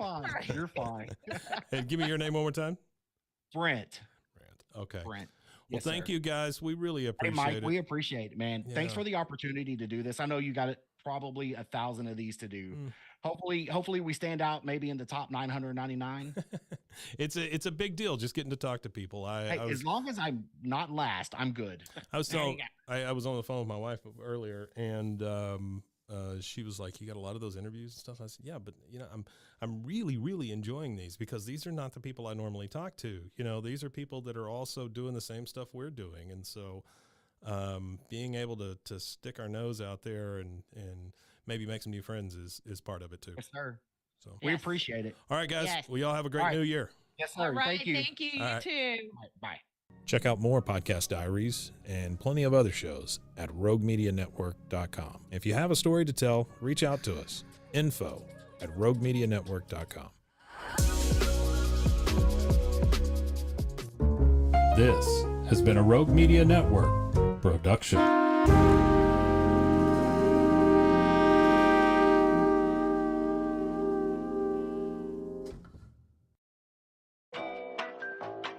Hold music. You want to avoid it, and so do your customers. So say goodbye to hold music and hello to faster, smarter support with Salesforce. Make service more personal and agents more productive using built-in trusted AI. Then watch costs and wait times drop and satisfaction soar. Support customers in a whole new way with Service GPT. Learn how at salesforce.com/servicegpt. I'm Steve Garrett, and I'm the host of Within the Realm.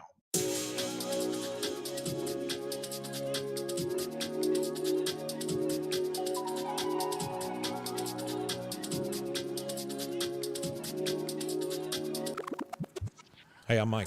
Welcome to Podcast Diaries. These are the stories of podcasters who feel alone, just like you.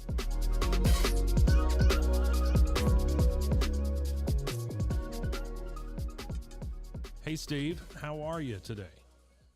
I'm doing excellent. I'm glad to be out of the cold. That's great. So you said that you're Kansas City, Oklahoma area. Correct. Okay. And you have the one show. Why don't you tell us about that show and maybe where it came from? Well, the show is called Within the Realm, and I've kind of settled on a tagline being Within the Realm is where the Great Plains, the Ozark Mountains, and the Indian Territory collide.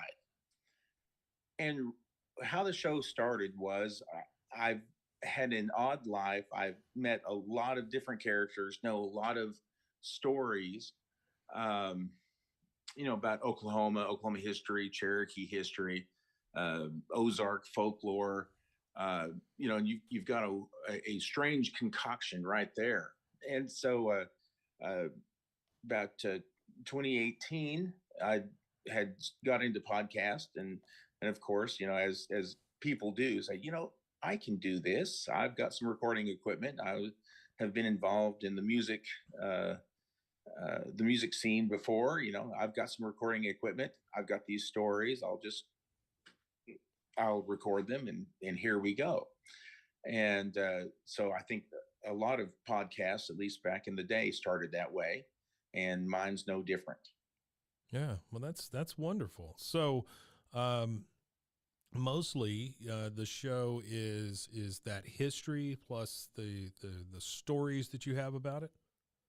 Yeah, Okay. some of the stories are memories, from my past, Mm-hmm. from something that we did when I was young and dumb, or about why is this place named this, or let me tell you a story about why this occurred.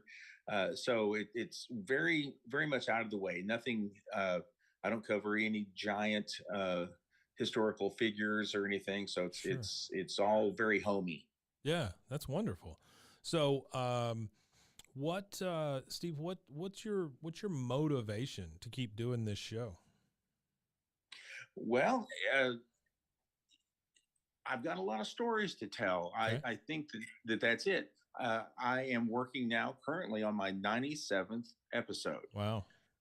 Yeah. And, I look back and I kind of have to ask myself, how did I get this far? I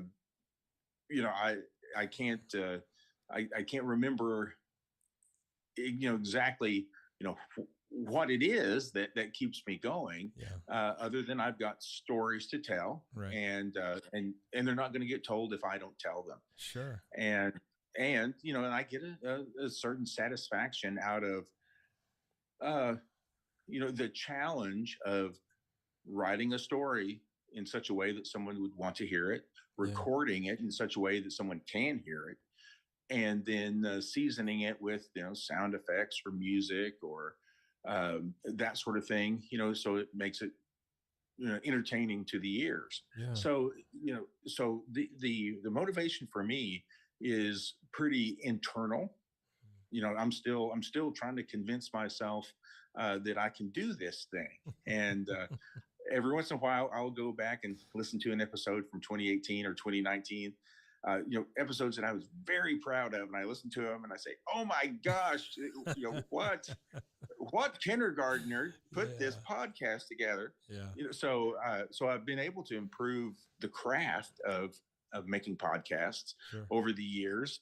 So it's pretty satisfying to me in that way. Is it just you?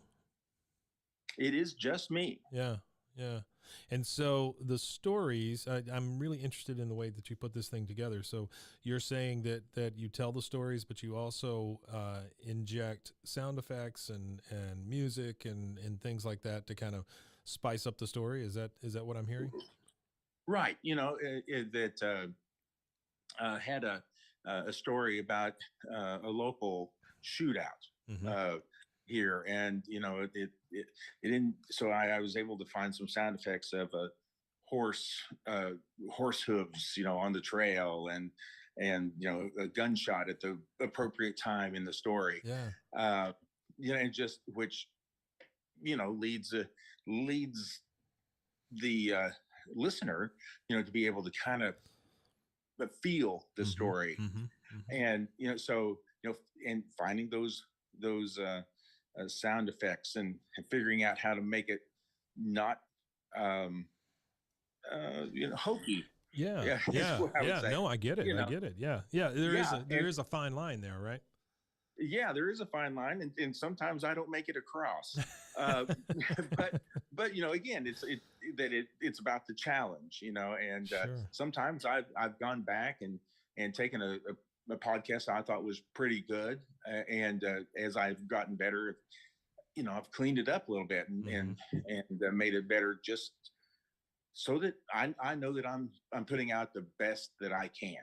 Yeah. That's admirable, and to have done it since 2018, that is amazing. I mean, that's quite a bit. Well, yeah. I look back and I wonder, why I get tired of a lot of hobbies and that sort of thing. So I don't know why this one stuck. Yeah. That is one thing that I've heard from several people, and I've done several of these now, and talked to people all over the world. The deadlines and the value and the motivation is all intrinsic. It's all inside them. There's nobody like, oh, you got to have it out by Friday at noon or whatever. There's no editor. There's no person, pounding the table and saying it has to be by now or you're fired kind of thing. It's all ourselves, tying ourselves to these deadlines and coming up with these pressures that we put on ourselves. How do you handle that? Do you come out with an episode weekly, monthly, whenever?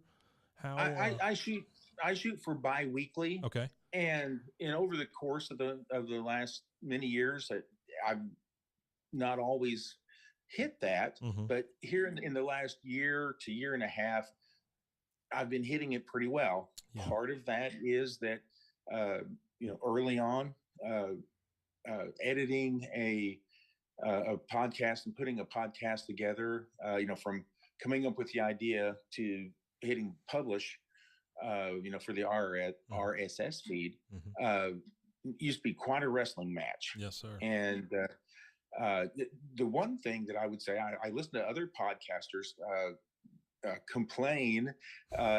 Apparently, they really hate the editing process, and I really love the editing process. Really? Wow. Yes. So that must be the secret sauce that keeps me in the seat where others, might get really tired of it. Yeah. But yeah. But I love the editing process, and you're the first one that said that. So yeah, okay, that's great. Mike, I'm a weird guy, so I already know that. But as I've been able to get more familiar with everything, even uploading the episode to the internet. Right. Gosh, I remember a year ago, it was like, oh, please, someone just beat me to death. Yeah. Rather than do this. And, now I've got it down. I can do it in 5 minutes. Sure. And, so, and again, that it's that process, that I can't keep track of it mentally as it's happening, but I can go back and look and go, wow, things are a lot different, a lot smoother. I'm in more in command of what it is that I'm doing. Yeah. It takes me 5 years, but but here we go. That's okay. That's okay. You got there.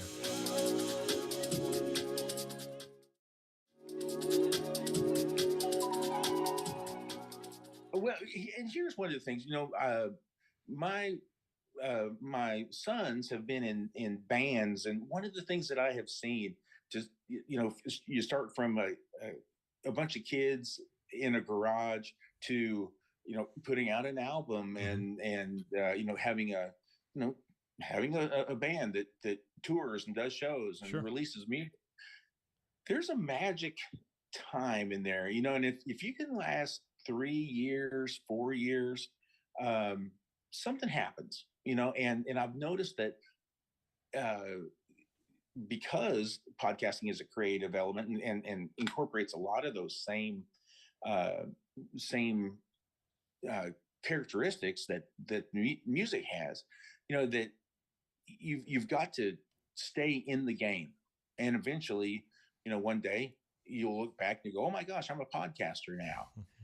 And that's one of the things I've seen, is that you really have to stick it out, and it does need to come from inside. That is a big part of it. I've gone over that with a few folks.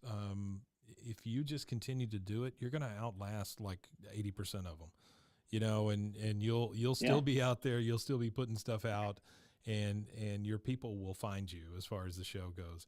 So, we were talking about you enjoy the editing process, and you can do it in your sleep now at this point. And so what equipment, what host do you use? What software do you use? What's your setup like? Well, now, and Mike, I'm going to, preface all this with, I am cheap, and part of the pride that I take in is that this cost me actually, over the course of the last 5 years, I've spent $12 actual dollars on podcasts. No, that's not true. But I use Audacity for recording. Sure. And I am on my hosting service is Libsyn. Okay. And I do have a website. I have a WordPress website that I use. Whatever the fee that goes along with those. Sure. A lot of the mics that I have are, and that's part of the thing, is I'm not a big gear guy. Yeah. I've got this, got your standard Shure mic, that I use. I got a condenser mic on my studio at the house, a Behringer condenser mic, and and so I just find something that works for me, and then for the past couple of Christmases, because people have figured out that I'm a podcaster, I've got some equipment. I've got a mixing board that helps, and I use about one channel. So That's okay. So, I learn what I need to learn, and then that's it. Yeah. I do some remote interviews and that sort of thing, and I have a Zoom P4. Okay. And which is super handy. Yeah. And so it helps me, get out there and get. When I can do an interview, I like to have someone else's voice besides mine. Sure. And so that helps me do that. Okay. That's a very simple setup, and that's wonderful. I think it's really cool that as we go through this process of creating media or podcasts or whatever, that we learn what we work best with, and we're able to kind of boil it down to these 5 things or these 6 things. Right. When we first start on a lot of these things, we're just like, oh my gosh, it's so overwhelming. I need this and this and this and this. Well, maybe you don't. Maybe not for your show. For your show, maybe you just need a mic and someplace to upload it. That's all it could be. So that's really great. Well, Mike, and one of the things, I grew up in a poor part of the country, and we always didn't have something, and Sure. Again, I was a young musician, and I had a cheap secondhand guitar, and it's like, well, if I'm gonna do this thing, I can start right now with this thing that I've got. Yeah. And it's not ideal, but I don't know when the ideal moment is going to be. So might as well start right now. Yeah. And I think that's one of the bits of advice you see it in all sorts of things. Just the time will never be right. So go ahead and start now. And and it's you learn that's part of the process. It's a little bit, again, like those kids in the garage playing. You've got to have time to suck. Oh, yeah, that's true. And learn the craft. And if somebody wanted to hear the first couple of episodes that I made, I'd fist fight you, not to hear them. And because but I was doing it. Yeah. I won't take that away from myself. But I was doing it. But boy, it was pretty rough. Well, I mean, you would never be at this point, right? I mean, I think right. I used to teach, and one of the things I would always teach my kids, because a lot of our stuff was hands-on, you learn more from failure than you learn from success. I mean, if we were just overnight successes with this thing, we'd probably fizzle out pretty quickly. Right. Failure's a great teacher. And it is. Failure doesn't have to be like total devastating failure. I mean, it could be you just don't have the right screw or whatever, you know, I mean, right. But it's going to teach you next time, have a pile of screws or, you know, it's a bad example, but you understand what I'm saying. Right. Right. So that's really great advice. I think one of the other things we teach here is whenever we're starting a new show or somebody comes to us, it's consistency. And to just be consistent about the things that you do and the way that you do your show, I think is a big deal as well. I am super excited to go listen to your show now because of sound effects, stories, music, all of that kind of stuff weaved together. I love that sort of thing. It becomes kind of, I don't want to say this, it sounds pretentious. It's a work of art. Yeah.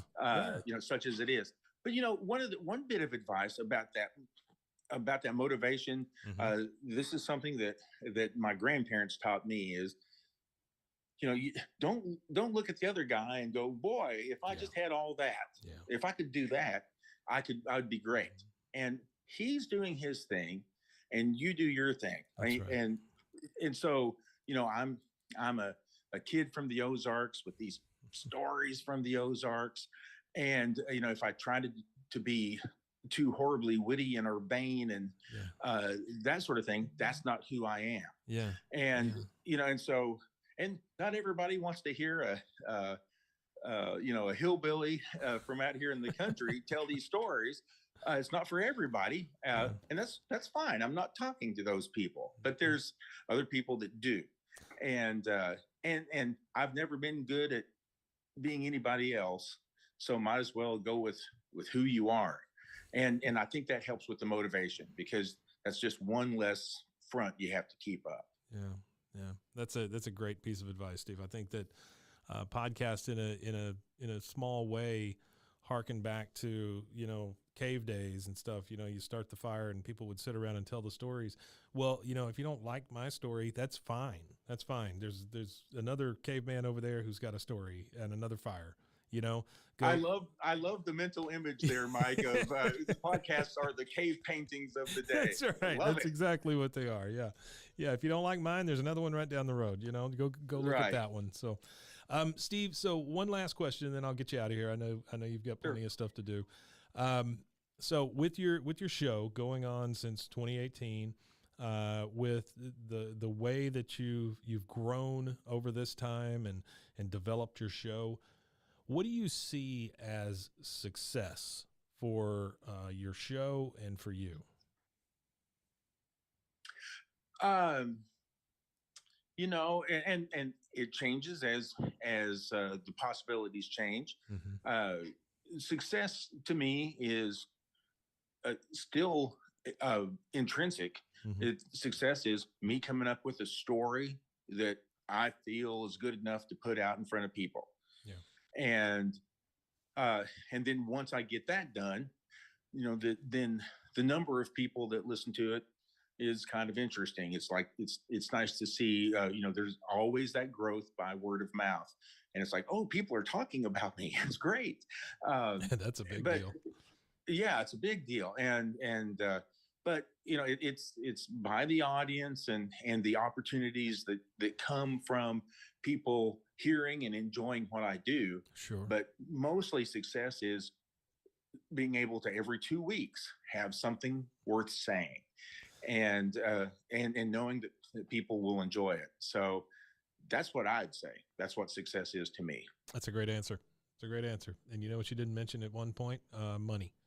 You didn't say I'm doing this for the money. I'm doing this to be famous. I'm doing this for that. Well, I've made a little money. I have been able to sell some spots. That's but great. if I was dependent on this to pay the rent, that ain't happening. Yeah, so. I get it. Well, Steve, it has been wonderful talking to you and meeting you. And I think one of the great things about a show like this is you and I probably never would have run across each other in the regular world. And so podcasting, if nothing else, brought us together just for a few minutes so that we could meet and talk. And I really appreciate you putting the time aside. Hey, I appreciate you giving me this opportunity, and it's been a pleasure talking to you, Mike. Thank you, sir. One more time, give me your name and the name of your show and maybe where people can find you. The name of the show is Within the Realm, and I'm Steve Garrett. All right. Steve, it's been great. All right, bud. We'll talk to you later. All right, we'll see you. All right. Check out more Podcast Diaries and plenty of other shows at RogueMediaNetwork.com. If you have a story to tell, reach out to us. info@RogueMediaNetwork.com. This has been a Rogue Media Network production.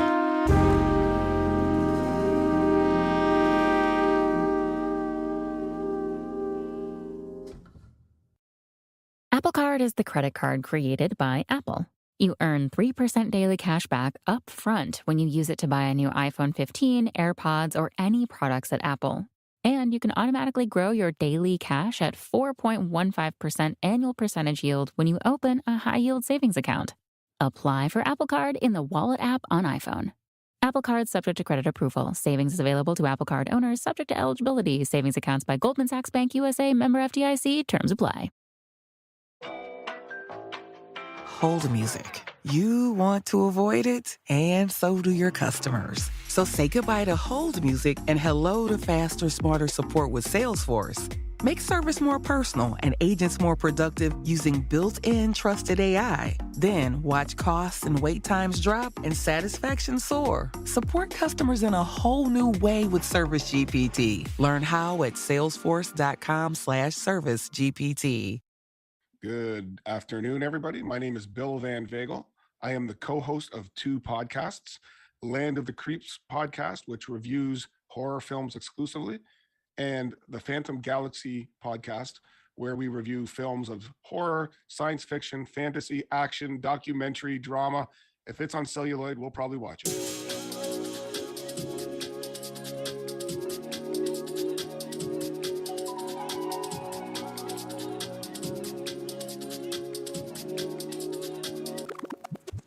Hey, I'm Mike. Welcome to Podcast Diaries. These are the stories of podcasters who feel alone, just like you.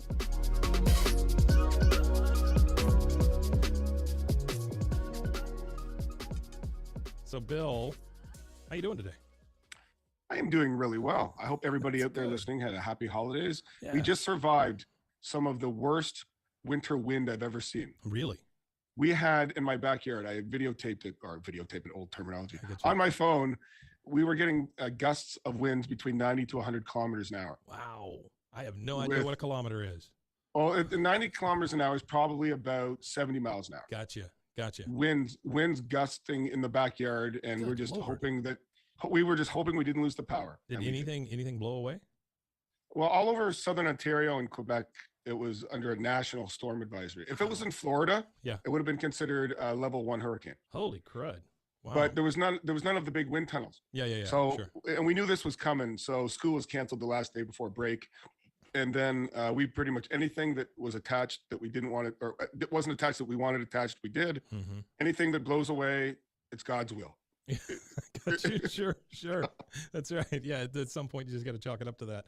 Yeah. It's a long way. It's a long way of saying Christmas holidays were nip and tuck there for a while. Yeah. But you got through it. It always amazes me, the build up to the holidays and then how it's just over. What does not kill you makes you stronger. That's right, and that includes holidays. So Absolutely. Tell me, let's talk about you. What do you do in the real world, or if you want to share that? Yeah, no, absolutely. I am an elementary school teacher. Wow. Okay. So I teach the 5th and 6th grades. Yeah. 28 of the most aspiring minds in Southern Ontario. Sure. At Catholic school down here, and I've been doing that for all the last 20 years or so. Wow. 21 years. So you're kind of used to it at this point? Oh yeah. Like I'm one of those things, you have 16 things to do, none of them well, but you can at least focus on what you need to get done. Mm-hmm. That's me. I taught for a few years, and so did my wife. She's still in education. I am not. Okay. But I always taught middle school and high school, and then I taught some college and stuff. But I have taught everything from junior kindergarten to grade 12. Wow. Okay.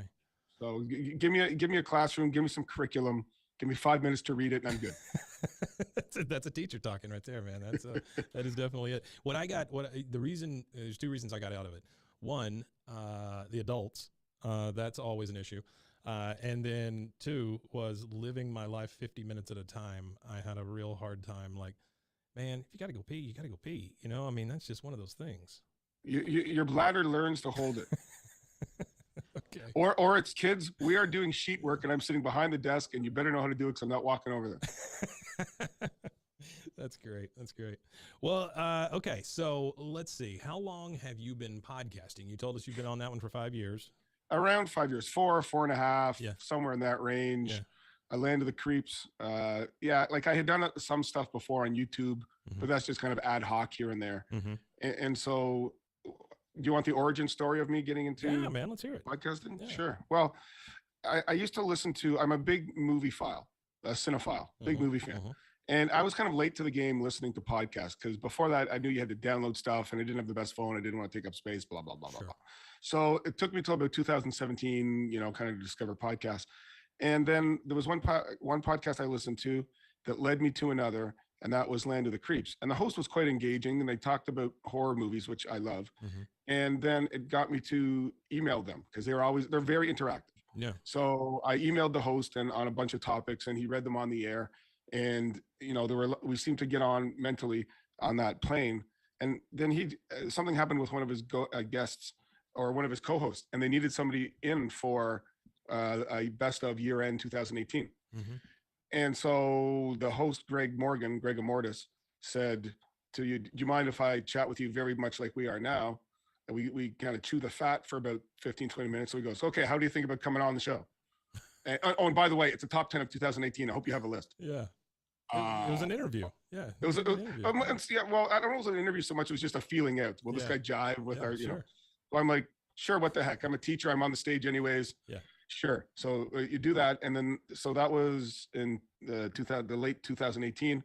And the rest, as they say, is history. I was never officially made a co-host until like 10 episodes later. They just kept saying, and this Bill guy is still on. And he's still here. And then he'll return for the next week until the host talked to his wife and they said, let's just bring the damn guy on. Okay. That's really great though. So I've been on Land of the Creeps since then. Yeah. And then and about 3 years later, we're a bi-weekly and we do topics. And one of the listeners who seemed to have a similar sensibility had previously been a podcaster, had put that to bed for a while. And I just talked to him after once and I said, if you ever get yours back up again, give me a shout. Well, he took that to heart. And then he asked me to be the co-host of his podcast, which he renamed Phantom Galaxy. And again, I wasn't a little bit reluctant. I didn't have enough time, but we got on so well. Suffice to say, I'm on there too now. Yeah. So I'm on two podcasts, both of which I was recruited for. Okay. So well, I never had to. That's gotta feel good though, right? Well, it does in a way. Yeah. Because you're wanted and people like hearing you, and I love talking. I'll shoot the crap with anybody. Give me a mic and I'll talk. Yeah. But then there's also, a lot of your listeners who are maybe getting into podcasting and want some tips. There's a lot of stuff you will know better than I, the amount of stuff that goes on behind the scenes that Joe Blow doesn't hear or see. Sure. And so I figure for every, 3 hours of content, there's got to be 6 or 7 that go on behind. So then that's your reluctance. Do you want to take on that again? Yeah. Time is not infinite. You've only got so much of it, So then that weighs into it. But at the end of the day, here's the secret. I don't do any editing. So I'm just here to talk.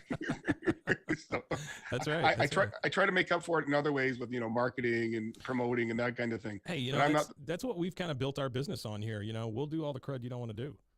We get our creators, they come in here, they record their episodes and then they leave, and then it's our problem to make it sound good and make it look good and all of that. See, the thing with that is if I were to say go solo or something, I don't really have any desire to, but if I ever did, I would want to learn how to do rudimentary editing and then improve it. Because I know what wants in and out. I might ask for help for somebody to create designs or logos. Right. That kind of thing. But the actual content itself, I'm not one of these, a gold personality type A, got to control it all. But I do know what I want my sound to be or the point I'm trying to make. Well, I will say that it is easier to edit, and maybe some people disagree with me, but it is easier to edit yourself because you know what's coming up. You know, I mean, Yeah. it's easier for me to know, oh, I screwed up that word, than to edit you and go, oh, wait, that's the way he pronounces that word. You know, it's good. I don't have to make those decisions. I mean, the other thing about it is sure, you can edit in every pause, every whimper, every burp, whatever. But at a certain point, it has to sound like you're still naturally talking. So if you cut right where the words begin and end, is that how you would actually speak around the water cooler? No, Probably it sounds very robotic, and I don't like that. We leave a lot of stuff in. We're more about making the room sound better, and the overall product sound better than we are specific words and people's phrases. I think that people talk the way they talk, you know, and if somebody in the room doesn't understand what I'm saying, they're going to ask me to explain. And that means that there's 4,000 other people on the other side that don't understand what I'm saying. And so I needed to explain it. There's no reason to cut that out. I was going to say, like, the human voice has a certain cadence. And after you listen to anybody for a while, you kind of get where they pause and how they inflect and these sort of things. And so, I mean, I've heard of podcasts that do zero editing. Yeah. What they say is put out. That's different. And I personally always thought that was just because they didn't want to learn how to do the editing. But I mean, some people say, well, that's the natural product. Yeah, but you want to hear yourself scratch and burp and things falling. And, you know, I've done ones where there's lots of background noise and things. I mean, that's ambiotic things that will interfere with the flow of the actual podcast. I don't mind watching how the sausage is made, but I still want you to put it in that tube. You know, I mean, that's the thing, right? I mean, you still want that end product. You don't want the whole thing.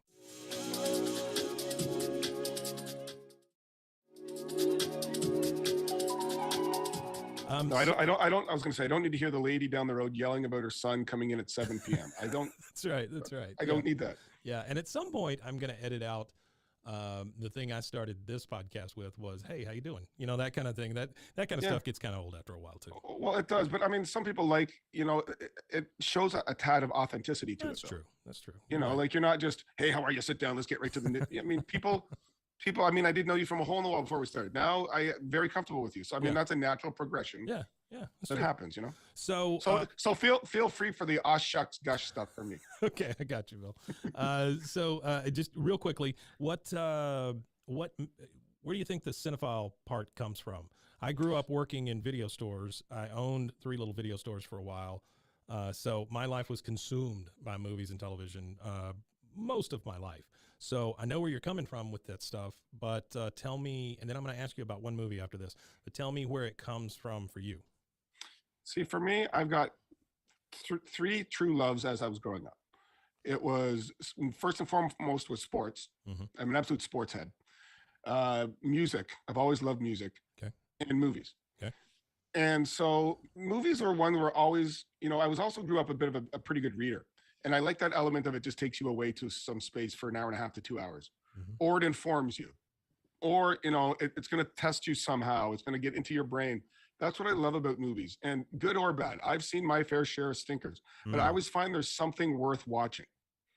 You know, you can take something away from even, I mean, you watch Plan 9 from Outer Space, or, you know, something like that. Yeah, it may look like crap, but there's something about it that you can find enjoyable. There's some element of it you can learn from. There's, I mean, if the worst comes to worst, it sticks as do not watch again. There's something in there. So movies are always been big to me, even as a kid. Black and white on my, you know, 8-inch screen in my room. I was watching Frankenstein. You know, I can remember, like, you used to own video stores. I can remember when my dad and I used to go rent the VCRs. Oh yeah. Those 30 pounders you had to rent and carry. People don't talk about that much anymore, but it wasn't just VHSs we were renting out. We were renting out players and the whole thing. Yeah. Players and or Betamax. I was sold with a Betamax store as the only employee. And so if you ever want to get together and talk about the loneliest year of my life, I'm, you know, happy to tell you about all the many things that happened at the Beta store. Yeah. Oh, absolutely. And then the laser discs came out and all that. I had a friend of mine whose dad was a doctor at the time in the late 80s, and he had those like, they look like records, those clear. So I've always loved movies. I've loved horror movies, but I love all genres. You know, I can probably do without the Hallmark films and stuff, but you know. Right. So that's where it comes from. I love to share and to talk. And some people, you know, like certain things, and that's what I love about the topic of, be it sports, be it music, be it entertainment, be it books, anything artistic. you're allowed to disagree and respectfully disagree. And I don't mind a healthy debate as long as it doesn't get personal. If you like Jaws and I don't like Jaws, that doesn't mean you're a bad person. That's right. That just means you disagree on what you like. And I mean, you're going to like a different style of beer or pop or chips. Sure. It's different. Big deal. You know, so Yeah, big deal. Big deal. My wife and I have that conversation all the time about the world and the state that it's in at the moment. And I feel like that old man, you know, just on his porch shouting at things. But it has gotten to the point where you say one thing, I say another thing. I'm right, you're wrong. That's all there is to it. There's no gray left in the world, you know. And that's a tough the other place part to of it live. is, I mean, the other part of it is if you like what you like and I like what I like, regardless, politics, food, whatever, you're really not going to change my mind. No. Unless, I mean, there might be some aspect I was unaware of or something, and I give something a second glance. But you're not going to make me a Republican if I'm a Democrat. Yeah. You're just not. Yeah. You can shout from the mountain. Yeah. I'm still an intelligent person that makes my own decision. Or if from you your Facebook page. if you like spicy food and you don't, you know, it is what it is. You like what you like. You know. Who cares? Yeah. I just don't understand that. I wish there were more gray. I love having a healthy argument, and I think argument is one of those words that gets a bad rap. An argument's not a bad thing. Yeah. It can be turned bad, just like anything else. Yeah. I mean, there's nothing wrong with debate itself. Will unlock truths or point of views that you wouldn't have maybe thought of otherwise. Yeah. Which is fine, but as I say, with whatever your point of view is, don't try to drag it down my throat. Yeah. Make me aware of it, and I can make my own decision. And that's why I love this format. I'm not a politics guy. I'm not a religion guy. I'm not going to dive into flat earth theory or anything with you. But if you want to talk about whether the Toronto... It's the rest of my questions. I was going to say, but if you want to talk about whether the Toronto Blue Jays added enough outfielders in their off season, yeah, you can debate that. Absolutely. You know? Sure. So I'm staring over your shoulder at Christopher Lee, right? Yep. Yeah. Yep. So is that a prized possession there? I see it's. I literally just picked that up. Last Halloween, I was at a horror convention in Niagara Falls, Ontario. Yeah. And those things are, I mean, you better bring your wallet because you're going to be spending a whack load of money. Yeah. So I picked that up, which I like. But my all-time favorite. Is it an album?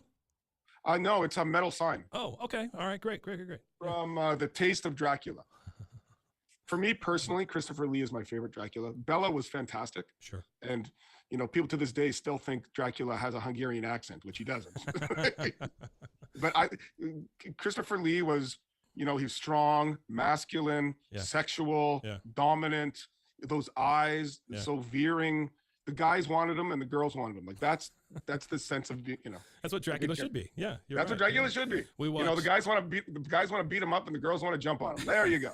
So my wife and I, we watched the movie The Invitation last night on Netflix. Oh yeah. Yeah, it's the one. Oh yeah. Yeah, you know, have you seen it? Yeah, that's from this year. That's the one where the girl in the States goes to England. Yes. Yeah. Yes. That was a little bit of a slog. That was a bit of that was one of those movies where the bones are there, but it wasn't quite executed the way you'd want. No, it wasn't. No. There's several movies like that one. There's one where the bride comes in and then she finds out that the family has this weird game of hide and seek that they play with the bride. I can't remember the name of it, but that one's done really well. Yeah, that one was actually shot 20, maybe 15 kilometers west of me. Wow. Okay. Yeah, which would be, you know, maybe 10 miles. Yeah. That's a much better movie. Yeah, it's a much better movie. That's a good one. Okay. So as a guy who does a lot of horror and sci-fi stuff, okay, I'm going to ask you about one movie, and fair or not, this is usually how I judge people. So the movie is called Rubber. Rubber. Have you seen it?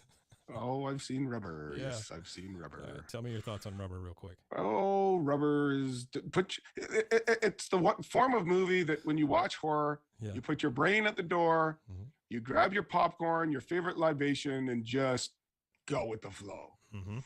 There's no need for logic or a linear story. You follow the Roger Corman. Everybody knows Roger Corman, famous for making films under budgets, time restraints. He said there are the 3 B's of horror movies: boobs, beasts, and blood. That's what you need to sell a movie. Boobs, beasts, and blood. Yeah, sure. And generally you need at least 2 of those 3. Right. Ideally all 3. And that's what the people want to see. That's it. You're not, you don't always need to have a deep psychological metaphoric Just give me some blood and guts. That's what I need. You can be very successful if you follow the hero's journey and those three things. That's really all you need. That's and I mean, a good horror movie or a good movie in general, regardless of genre. Yeah. If you care about the characters, you don't even need to care about the characters. You have to care about the character's plight. That's it.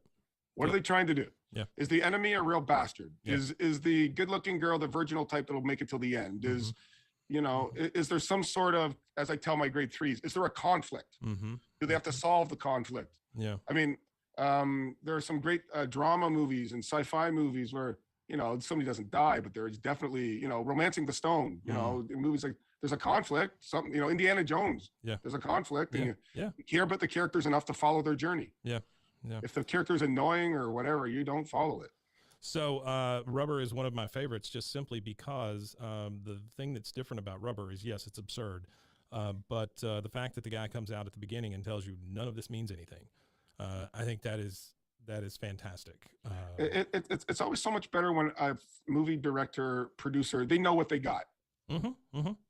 Absolutely. They didn't go out there meaning to make the next great horror movie. Well, and they're serving the audience, which is the way it should be. Don't serve yourself, serve the audience, And you know what? If you think the audience are full of idiots and you want to do something bigger, then maybe movie making's not for you. Maybe that's the thing. There's a film company out there you probably know, Troma. Yeah. Troma with Lloyd Kaufman. Definitely. They know what they got. Well, that's give me some practical effects, give me some blood, give me some cleavage, and give me some crazy characters, and you're gonna sell the film.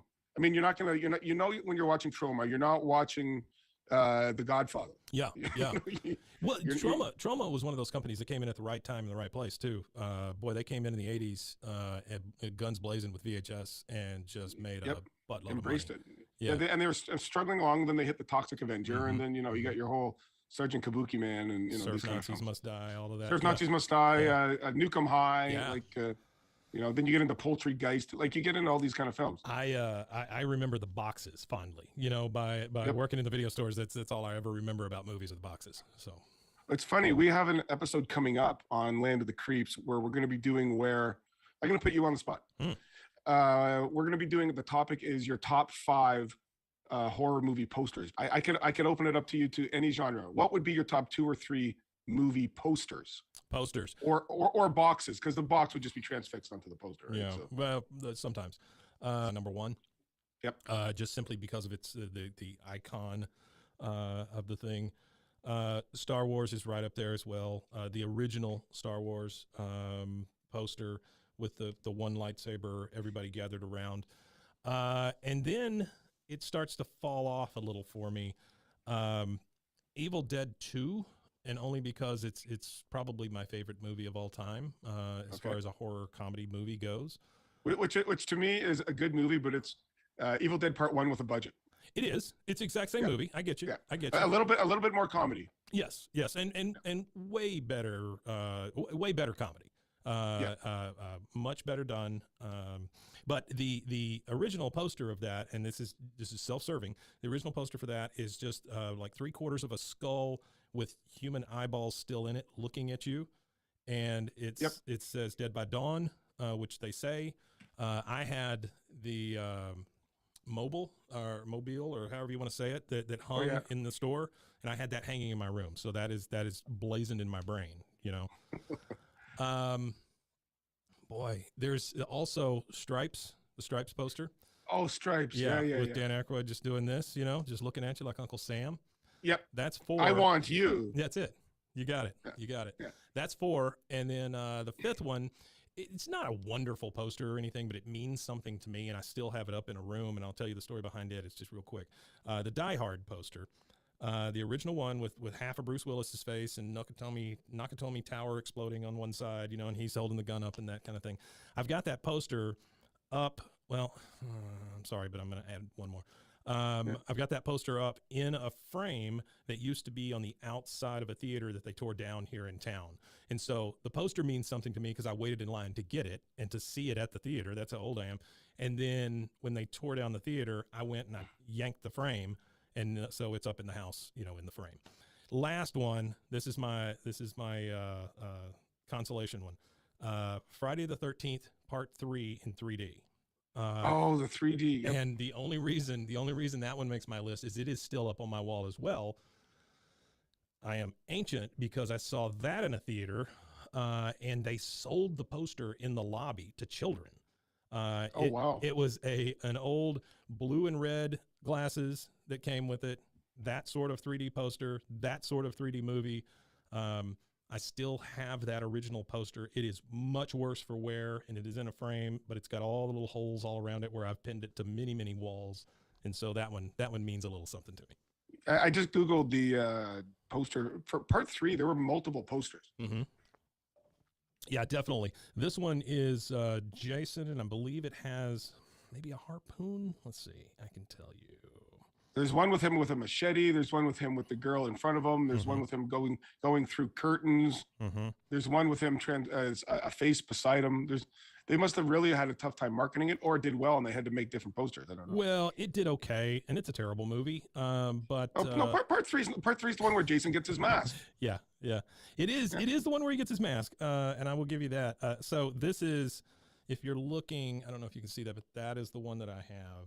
Okay. Yeah. All right. So it's got the logo in wood at the bottom. Jason's coming through a window with an axe and breaking the window, but all of that is in red and blue 3D.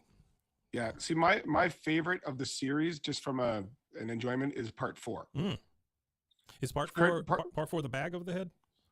No, that was number 2 is Baghead Jason. Okay. Number 4 is the one with Crispin Glover. Yes. Corey Feldman. That's the one I was trying to refer to. But doesn't Corey Feldman get mistaken for Jason at some point? Well, at the end of it, Corey Feldman shaves off his hair. Yes. And he's the bald, and he's kind of takes on the Tommy Jarvis. But you've got your Harbingers of Doom. You've got your twins skinny dipping.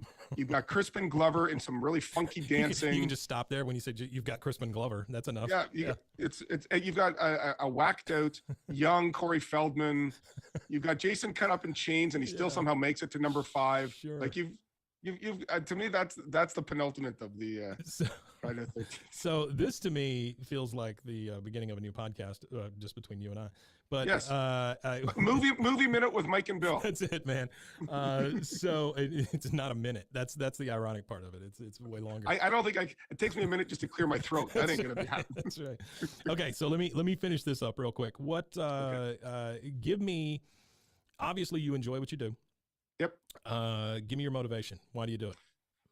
Honestly, I would do this if 4 people were listening, if I was just podcasting with the right people. Yeah. Neither of the 2 movie podcasts I'm on are looking to make money. Yeah. Like if somebody like Shudder were to come by and say, shuck this product, we'll give you a free Shudder. Yeah, probably. But we're not out looking for advertisers. We're not out promoting anything other than on social media. We're not paying anybody. I do it because I love to talk with people I get along with well about the stuff I like. Yeah. And so, like Land of the Creeps has a fairly decent audience. It's been around for a long time. We know people, tentacles all over the place, but just the guys, there's myself, there's Dave Becker, there's Pearl, and there's Greg. And we just talk about movies. Our last episode was 10 hours. Good Lord. We recorded it over 2 separate recordings. I'm looking at my engineer and she just had a stroke. So yeah, 10 hours. The wife of the main host, Greg Morgan, Pearl, she had to edit out I think about 45 minutes. Wow. And she had to listen to all 10 and a half to 11 hours of recording to edit it down. Is it multiple episodes at this point? Or? No, that is 1 episode. What we did is it was our 300th. Gotcha. And we do on the show, we let the audience record either voicemails or there's a phone line and we play them. Yeah. And there's no paywall that like everybody gets heard. Yeah. And so we said we're not reviewing any movie. Just call in with what you've liked over the years, whatever, comments, questions, whatever. We had to stop. We went from 6:15 till midnight one night. Wow. And then the next night from 7 till about 12.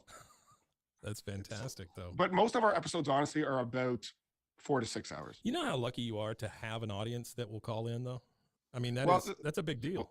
Well, and that's the thing, sometimes it gets a bit long, but on the other hand, our fans I hate saying fans, our listeners, I consider family.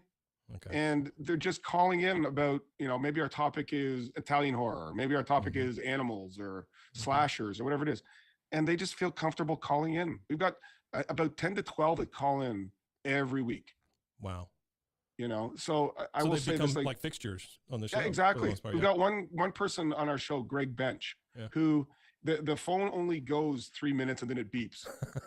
So the term is now you've been benched, because he will call and That's great. Yeah. So yeah, and on and Phantom Galaxy I love doing, because I can talk horror, but I can talk sci-fi, I can talk music. We're like the Russian nesting dolls of podcasting, because we have shows on anime, we've got shows on music, we've got shows on X-Files, we've got shows on collecting.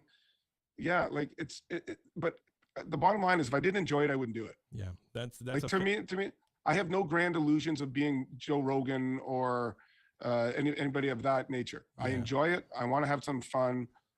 I'll talk it. The moment I don't like it, I have no problem walking away. Yeah. Yeah. That's a great answer. It's a great answer. I've gotten many, many different answers on that.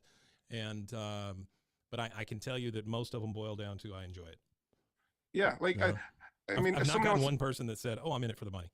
No, like if somebody wants to throw me a sweatshirt or a mug, sure, great, whatever. Right. But I mean, as I said, I would do it with 4 people and 8 people listened. Yeah. If I just got to talk about things I enjoy about with people I like. Right. Well, I tell you what I like is this conversation, Bill. This has been a lot of fun. This has been, and keep that movie minute with Mike and Bill in the back of your mind. Hey, Because if you have a the people here understand that I will keep that in the back of my mind, and I will be contacting you, Bill. That's not a problem to start a new show. All righty. And for all the listeners out there, you can find me on Land of the Creeps, and you can find me on Phantom Galaxy. We're on all your podcatchers, Spotify, Apple Podcasts, et cetera, et cetera. You'll find us. And you know what? Join us. We have Facebook groups, and I just love talking. Yeah. Mike, you can bug me anytime you want. Well, thanks, Bill. I really appreciate that, man. It's been really nice getting to know you, and I hope this is not the end of it. I hope so too. Yeah. All right. Well, take it easy, man, and then we'll talk again soon. Let's hopefully my backyard doesn't blow away next time. That's right. Check out more podcast diaries and plenty of other shows at RogueMediaNetwork.com. If you have a story to tell, reach out to us. info@RogueMediaNetwork.com. This has been a Rogue Media Network production.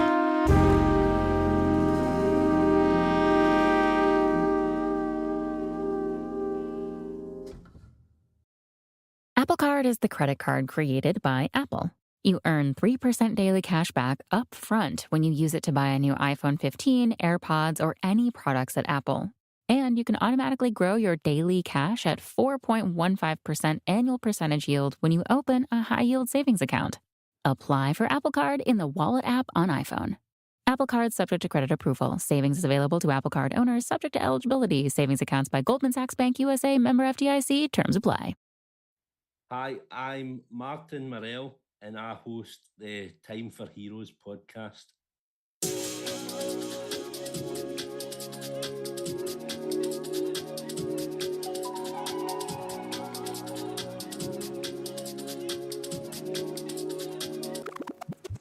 Hey, I'm Mike. Welcome to Podcast Diaries. These are the stories of podcasters who feel alone, just like you.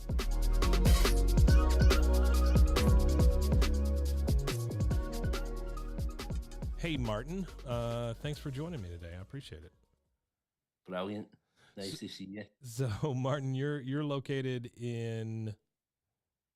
I'm in Glasgow, just outside Glasgow in Scotland. Fantastic. How's it going there? Is it how's the weather and all that? Oh, it's horrible. Rain. Lots of rain. Rain, grey days. Yeah. Do you guys experience a lot of gray days? Is that? Yeah. Okay. Yeah. About 70% of our weather is grey days. Oh no. Okay. Well, I guess you get used to it. We are located halfway between Austin and Dallas in Texas. And so I thank you very much for taking the time today to come in and just kind of talk. Not a problem. So, Martin, tell me about your show. Is this your first show, second show? So this is my second show. Okay. My first show, as we spoke about off mic, lasted 8 episodes. Yeah.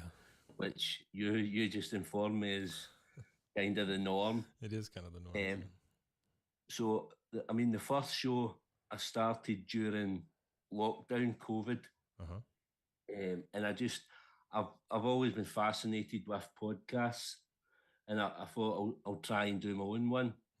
So the first podcast that I listened to was the Oasis podcast, obviously a band for Britain, if you're not aware. So one of the bands that I liked was a band from Dundee called The View. So I started a podcast based around them. And I interviewed people surrounding them, band members, other bands that had toured with them, guitar techs, anybody that was involved with the band I interviewed. And it was a pretty easy process, but I got to the point where I was thinking it's pretty limited in who I could interview. There was only scope for this certain group of people. And that's when I decided to start my new podcast, Time for Heroes. And it's basically the same sort of thing. I interview people, mainly musicians, some poets, writers, and whatever, but it is mainly musicians. And it gives me more scope. I can go anywhere with it. I'm not limited to that band. So, yeah, that's where I'm at with that. Okay. And how far are you into that process with that show? So I've been doing that from March 2021, and I've did about 35 episodes. Oh, wow. Great. Well above that eight show mark, right? Yeah. That's good. I've not got like a time limit. I wouldn't put one out every, like, I wouldn't do it every 2 weeks or it's just if I've got an episode, I'll put it out. And just in the last 3 or 4 weeks, I've been speaking to a music company, like a PR company, and I'm taking my podcast to them, and they're going to help me distribute it, and they're going to get me better guests. Oh, that's great. So we're going to be working together. So that's going to be happening in 2023. So how did that come about? Did they reach out to you? You reach out to them? Funnily enough, I was looking for guests, and I'd seen the woman that owns it, Sally Newman, her name is, and I'd thought about getting her on to my podcast as a guest, just because of the sort of stuff she does within the music scene. And upon looking at her website, I realised she was looking for people to join her team. And I thought, why don't I contact her?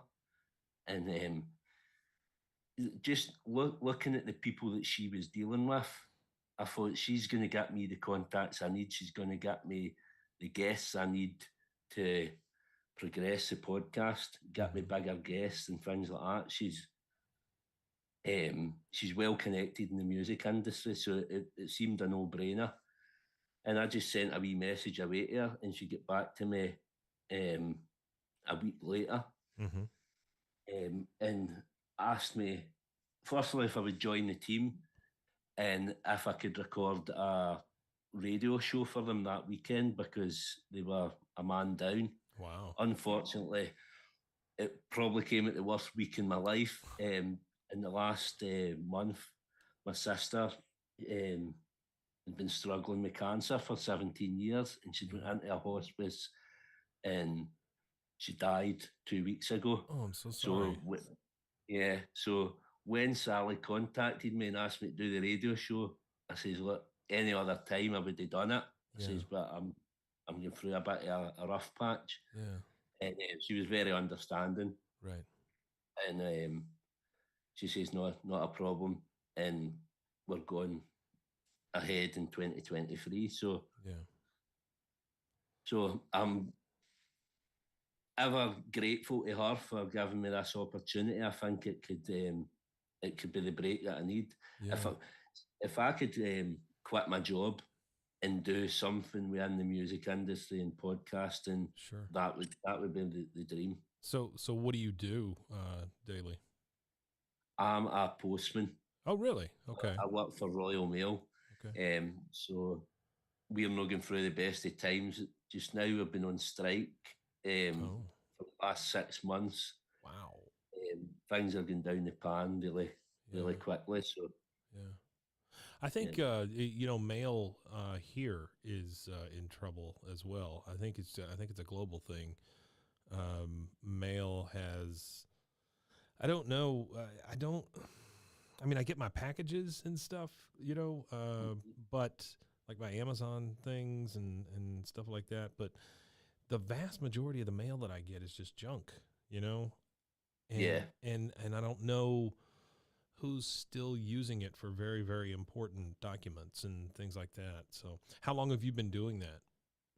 I've been doing that 20 years. Wow. Okay. Yeah. So before I done that, I left school and I went to college and done 2 years media studies. Oh, okay. With the intention of being a football commentator. That's what I wanted to do. Oh, wow. Yeah. Soccer, you call it over there. So that's what I wanted to do. And about a year and a half in, I had to go for an operation. I dropped out and then ended up in full-time employment. And 20 years down the line, before I bothered to start a podcast and actually use any of the skills that I'd learned at college. So I kind of feel as if I need to do something with those skills that I learned. Yeah.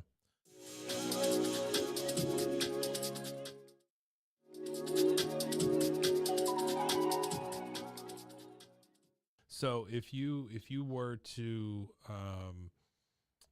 I think you've probably touched on this a little bit, but what's the actual motivation to do this show? What keeps you doing it? Probably just speaking to my guests, because obviously the podcast is called Time for Heroes, and what I do at the end of the podcast, I interview my guest, talk about their career, and then at the end, I ask them to pick 4 heroes, dead or alive, to come for a dinner party, why they've chose them, and what those heroes mean to them. Yeah. So it's basically what I'm doing is the same thing. I'm speaking to my heroes. I'm speaking to people that I want to speak to for a reason, because I hold them in some sort of admiration. So that's the motivation, is to speak to people that I want to hear a story. Sure. Basically. And a lot of them as well, their story might not be known to other people. So if I can put it out to them, then it's a win-win. Yeah, absolutely. So as far as the podcast, and again, I think you said if you could quit your job and do this full time, that's kind of your goal. But what do you see as success? What does success mean to your podcast, to you? What is that thing you could reach where you go, okay, this is a success? I'm not sure. I've got no adverts. It's not been monetized in any way. Sure. I'm not overly obsessed with the figures. I don't look to see how much listeners I've got. Yeah. Maybe that'll change, obviously, with working with Sally at the Songbird. Right. But I don't know what I would see success. Just I think the success is that there's a podcast there. That's a success for me. Yeah, that would be it. Just knowing that I put something out. If no one listens to it in 30, 40 years, my 2 sons will be able to listen to it. They'll have the recordings. There you go. If I'm not here, they'll be able to hear my voice some way.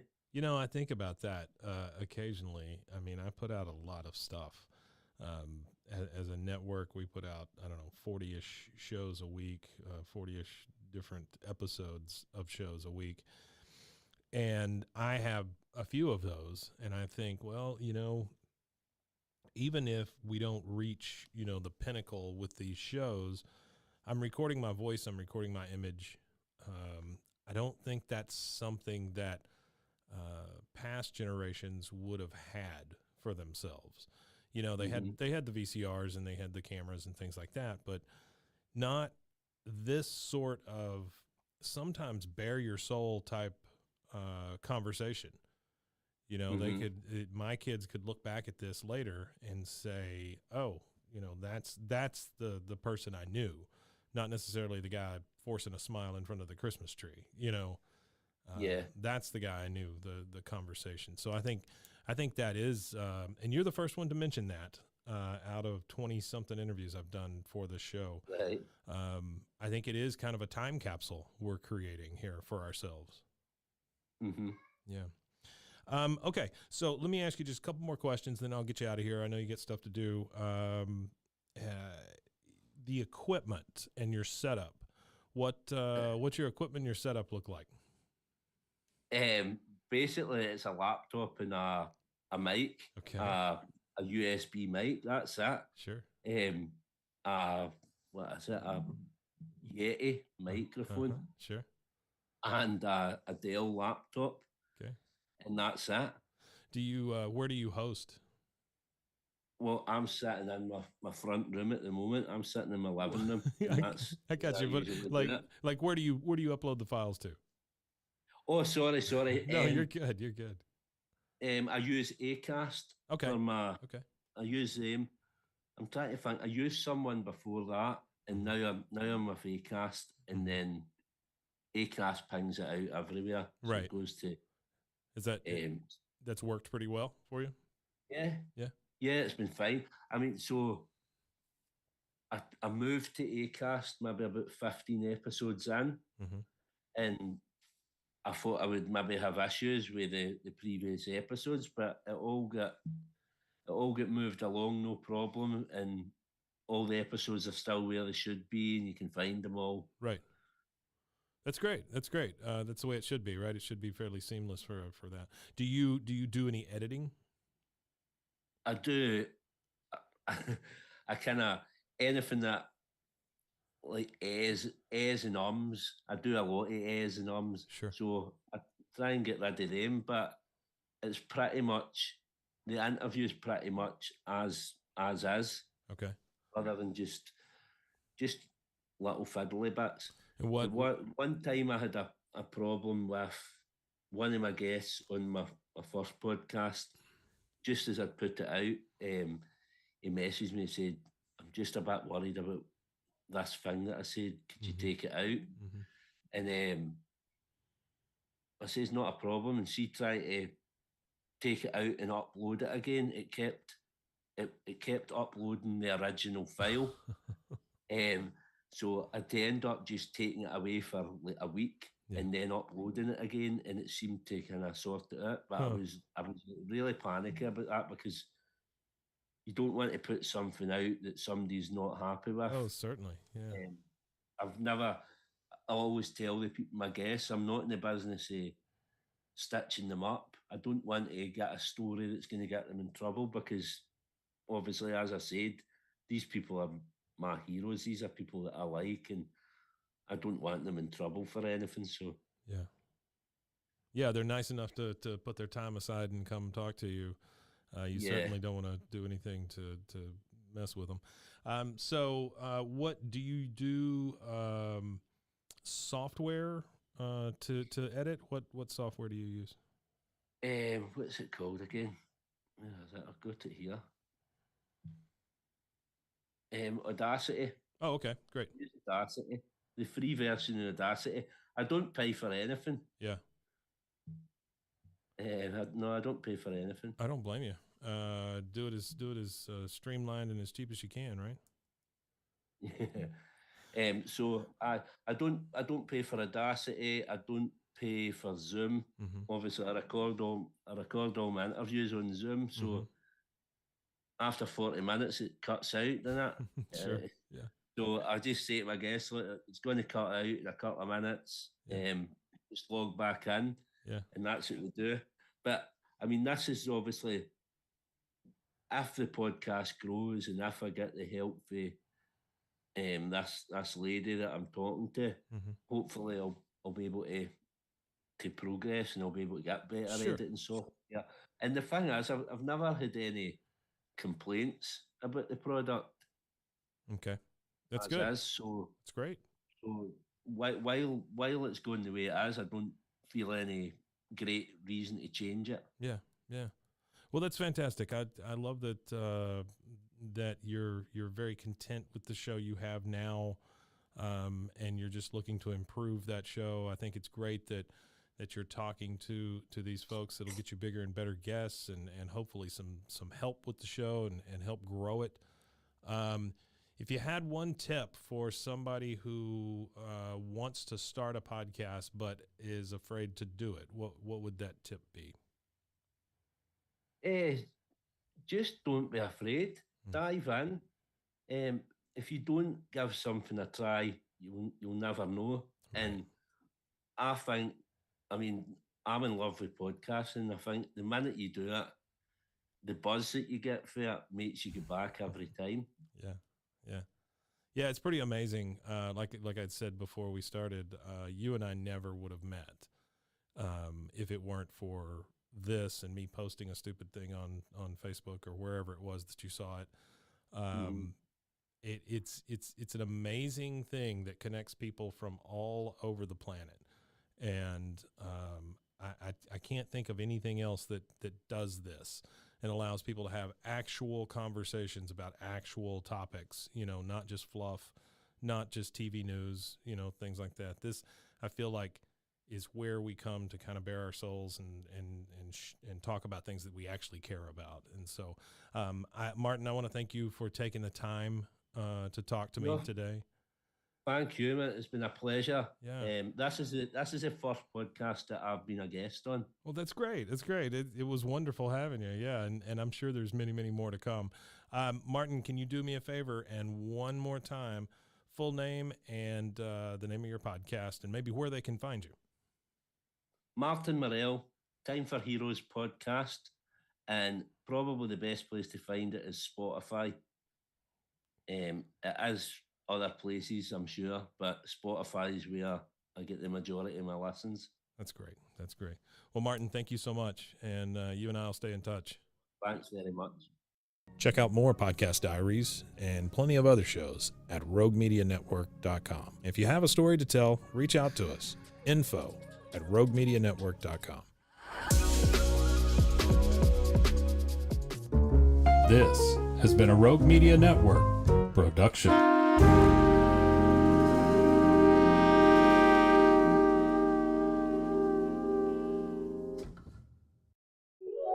This is a Rogue Media Network podcast. That's funny. Okay, you ready? Yes, ma'am. I'm ready too. You're ready? Okay, let's do it.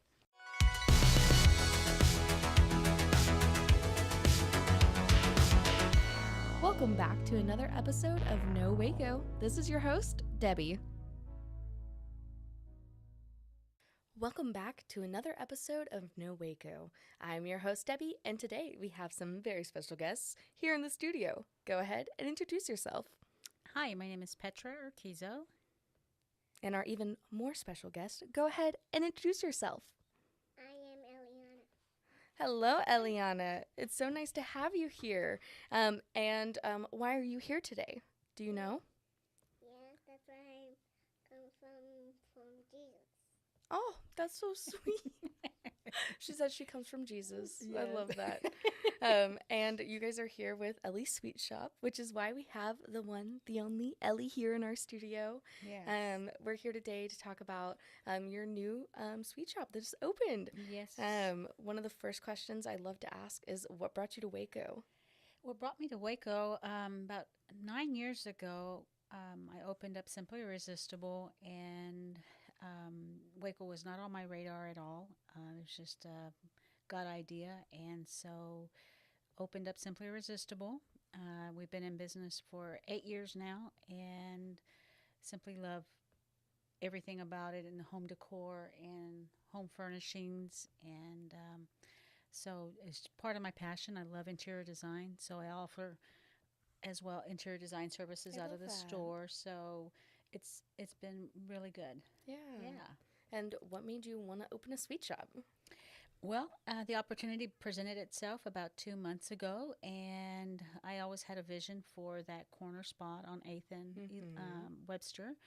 And so just decided, why not try it? I love to bake and cook, and just decided it would be a great opportunity to kind of spread my wings and just try something different. I love that. And what do you guys specialize in? So what can we find? Yeah, well, there at the shop, at the bakery, you could find, I'm known for the cinnamon rolls, and all the bakery items like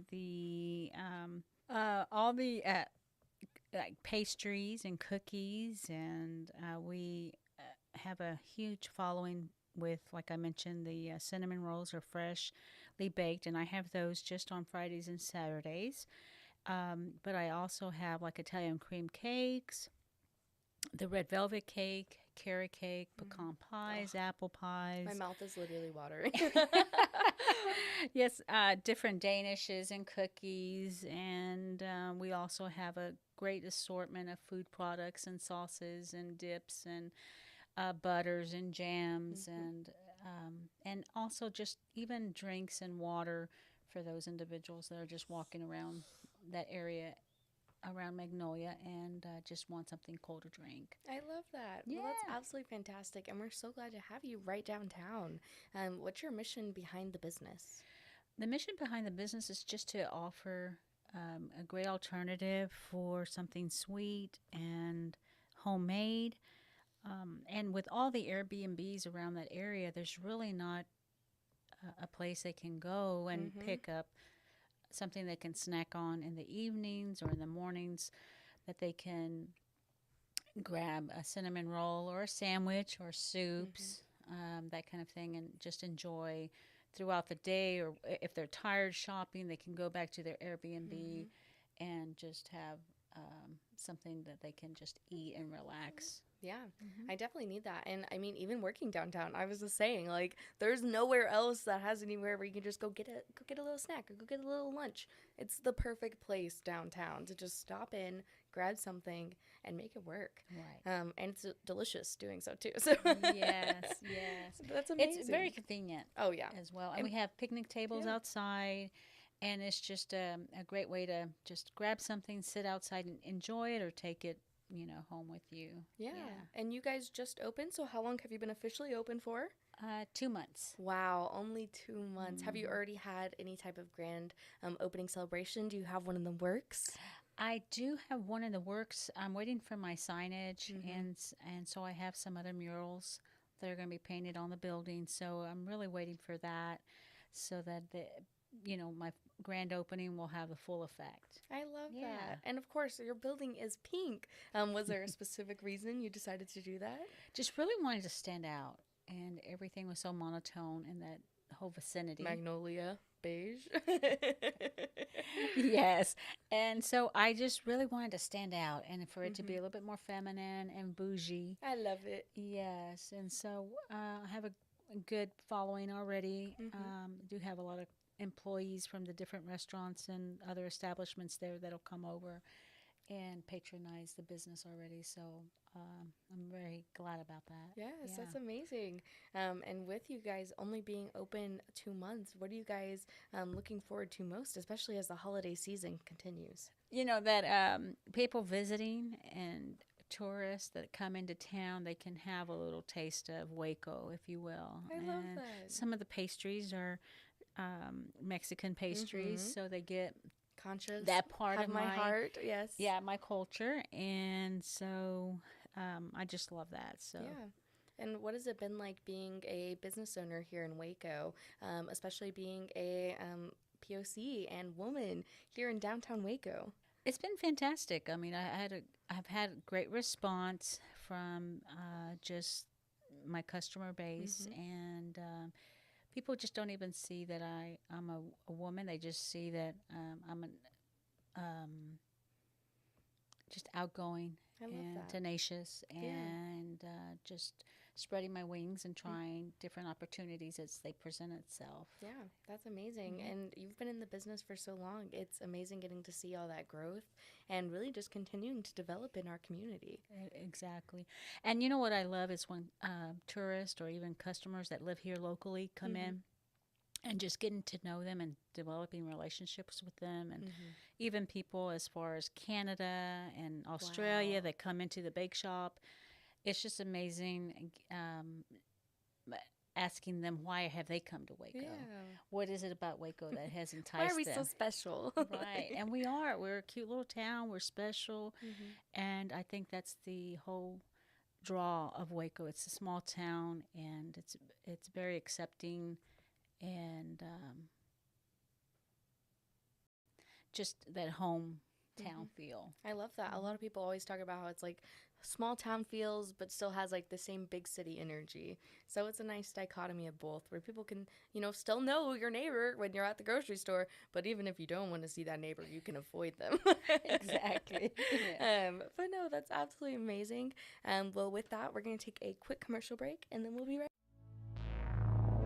And now for a word from our sponsors. Hey, I'm Blair. And I'm Brittany. And we're the host of By the Cover Podcast. We cover everything from mysteries, thrillers, romance, chick lit, and even some smut. Don't forget the smut. Yeah. We're so excited to get this thing going and share this with you guys. We've been talking about this for months, and it's finally happening. Yes. Special shout out to RogueMedia for helping us with this. For sure. You can find us on Instagram at @bythecover_podcast. You can also find us on Facebook and TikTok, so don't forget to give us a follow on those too also. And we are so excited to dive into some of our favorite books and share those with you. We can't wait. Hope you love it.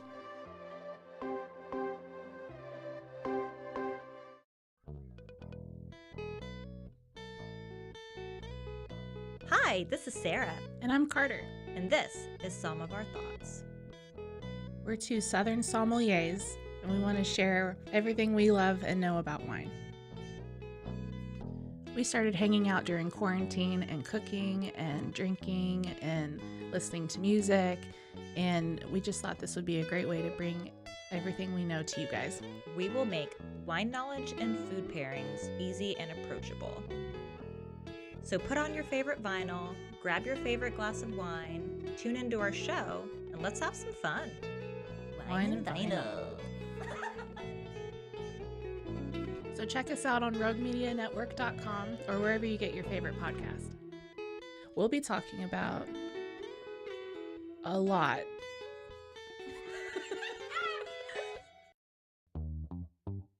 Hi, and welcome to Bustles and Bangers with your hostess, Rachel and Christopher. I love it when you say my name.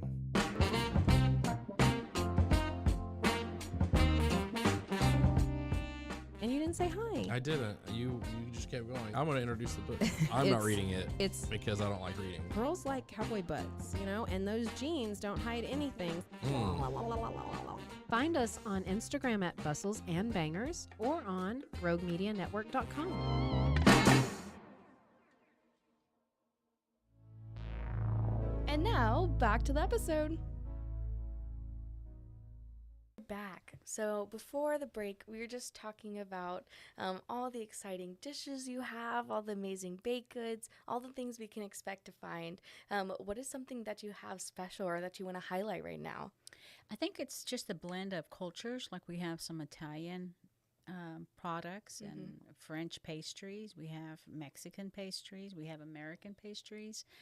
And so we try to provide a good variety so that it's tantalizing to anyone that walks in. Oh, I love that. And I'm again just thinking of your cinnamon rolls, those Texas-sized, gigantic cinnamon rolls. It literally, I just want to eat it all day long. And a lot of people love them. They come in all the time, and they're freshly baked. Like I mentioned, on Friday mornings and Saturday mornings is when we have those. On Friday morning and Saturday morning. Well, we'll have one waiting with your name on it. We're ready. I mean, if I can get through all of these first. Go ahead, because they can cut it out. We'll cut it out. Oh, okay. Yeah. Okay. Make okay. people drool. Okay, the warm. Yeah, there you go. Texas size with a maple. Yeah. Yeah, Okay. okay. I'm Yes, and I've just been dreaming of getting one of those cinnamon rolls. So if I have one with my name on it, I'm gonna definitely want to get it immediately. Absolutely. Well, they're Texas size, and they have a maple glaze, sugar glaze on top, which is phenomenal. And I already built up a reputation of having those. I have people coming in on Fridays and Saturdays. They'll buy a half a dozen Wow. of them. Just for themselves. Just for themselves.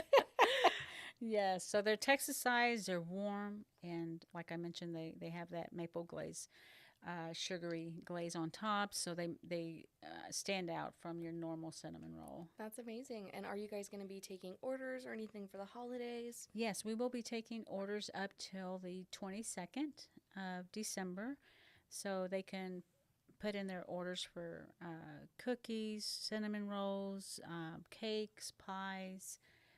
We'll be doing all of that, and obviously we'll be closed Christmas Eve and Christmas Day. So yeah, but we would love to help provide these fresh baked goods to anybody that's entertaining or just for your own family. Mm-hmm. Yeah. That sounds amazing. One of the questions I also love to ask our guests is, what is something you would like to see more of in Waco? I'd like to see more local restaurants and not so much the chain. Yeah. I love, supporting small businesses, and that would be wonderful just to have something and more variety of local restaurants. Especially with more cultures, like you were saying, like a mix of Italian and Mexican and everything that we don't have, we need to have in our local community. Exactly. That would be amazing. Yeah. Yeah. So I love just having more of a community base as well. And I know Waco is growing into that. Yeah. And it's already come a long way in the 9 years I've been here now. Yeah. So, yeah. Well, that's amazing. And we're so glad to have you as a great addition for that. With that is, of course, building this community. Is there anyone you want to shout out that's helped you along this journey? Sure. I'd like to shout out to my daughter, Megan Urquizo. Whoop, whoop. She's here just off camera. She's been a great help and assistance to me and all my wonderful employees that I have working at the shop.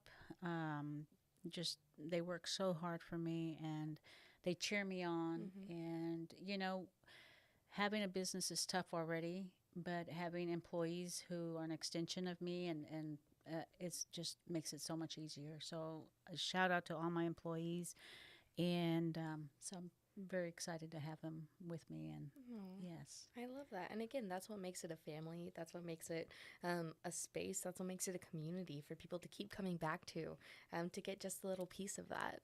Right, exactly. Yeah, I love it. So I'm excited about Waco and the growth and everything there's to look forward to. Yes, 2024 will be a fantastic year. Whoop, whoop. Do you got any big goals for 2024, quantitative or qualitative? Yes. Well, actually, Simply Irresistible, we're going to be adding more furniture and more unique pieces. And also behind pieces, meaning like more furniture pieces, more curated items in the shop. And then behind the store, we're going to have and include outdoor living spaces. Oh, wow. Customers will be able to come and look at the vast variety of outdoor furniture options we have, fire pits, water fountains, different features that we have, and different pots that they can put in their outdoor scapes. I love that. Yeah. Really experience it themselves before getting to take a little piece of it home. Exactly. Wow. Yeah. Well, that's going to be absolutely amazing. And 2024 is looking so bright, especially here in downtown Waco. And tell us where we can find you, find more about you, all of the things. Sure. With Ellie's Market, you can find me at Ellie's Market, Sweet and Savory. And my hours there are from 8:30 to 6, Monday through Saturday. We're closed on Sundays. And then for Simply Irresistible, you can find me at Simply Irresistible Waco. And our hours are Monday through Saturday from 10 to 6 and Sunday 12 to 5. All right, perfect. Well, thank you so much for coming on. Is there anything else you want to share with our listeners today? Sure. I want to thank everybody that has already come in and supported us. We want a million thank yous, and come in and enjoy a Texas-sized cinnamon roll. Yes, that'll be amazing. Get a chance to meet Ellie and just come and hang out, right? Absolutely. Ellie would love to see you. All right. Well, we'll see y'all real soon. Thank you. Thank you.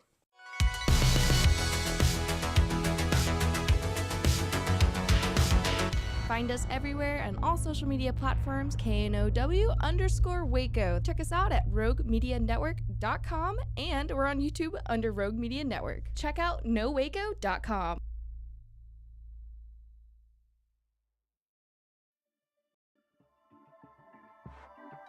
This has been a Rogue Media Network production.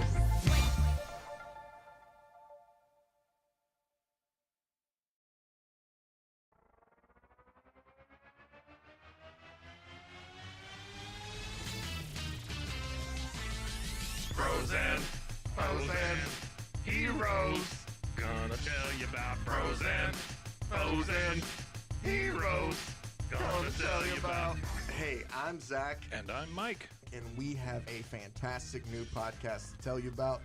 Bros, Foes, and Heroes. It's the two of us looking into the world of comics, breaking down some characters that you may have never heard of, and some that are just absolutely ridiculous. Yeah, so Zach comes up with a character each time, and I go into it just completely blind. I don't know who this person is or what their abilities are or anything, and basically I guess we kind of go over their origin story and just some of the ridiculous stuff that maybe, especially Golden Age stuff. Oh, Golden Age stuff is always the best, and we will make sure to highlight all of the shenanigans and just absolute weirdness of everything. Yeah, that's right. So subscribe today and follow us on Instagram at Bros, Foes, Heroes. And if you don't, I know where you live. Not really, but please subscribe. Frozen heroes. Gonna tell you about frozen heroes. Gonna tell you about.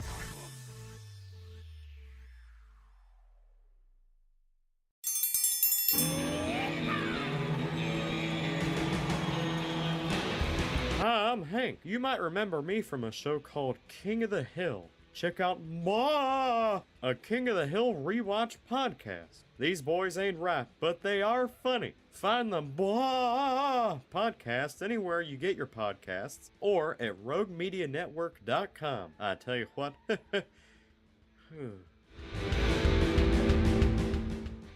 What's up? Yes, and Benjamin Beth, baby. All right, welcome back to another episode of the Benjamin Betts podcast. I am your co-host, Corey, here with my kind of sick co-host, Jared, a little under the weather.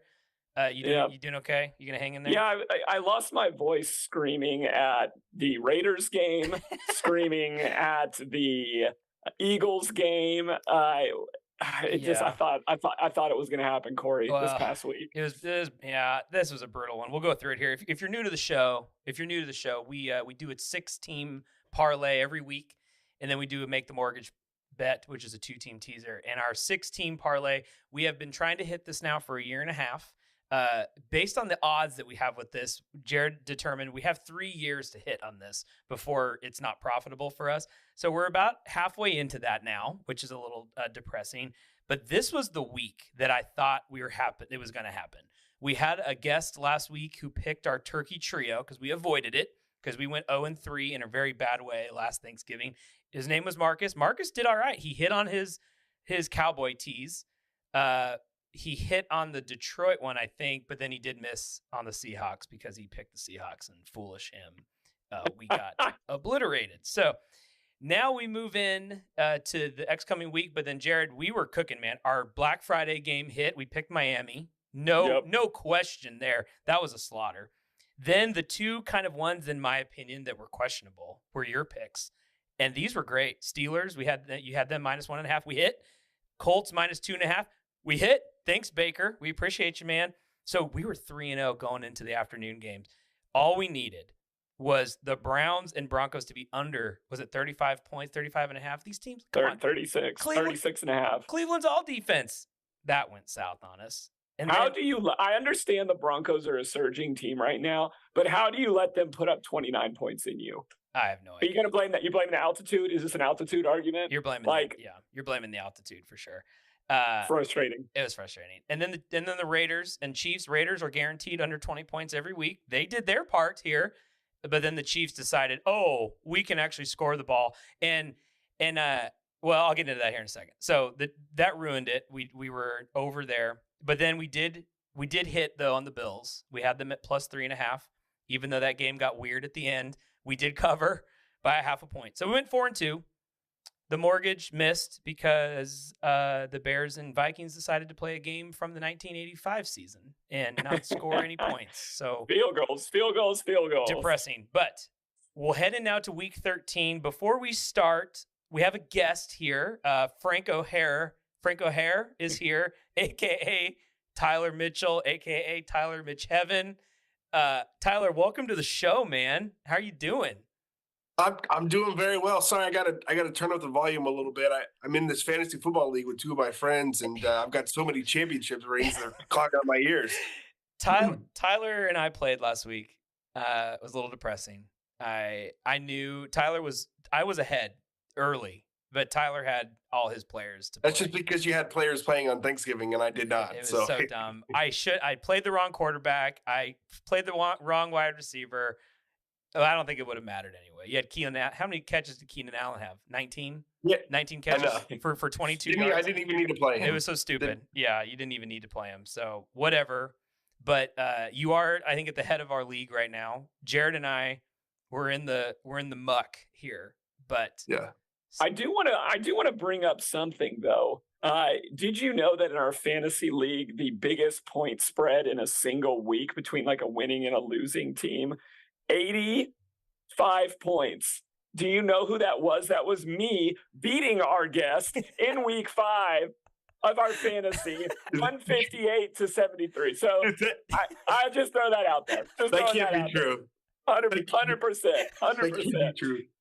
You may only have 2 losses this season, but I was teabagging you that whole week. And thanks to Corey and our little bet, our degenerate bet, Corey. I'm playing on company time this week or this year. Thanks to Corey thinking beat me in fantasy. Did you notice I didn't offer you a bet this time?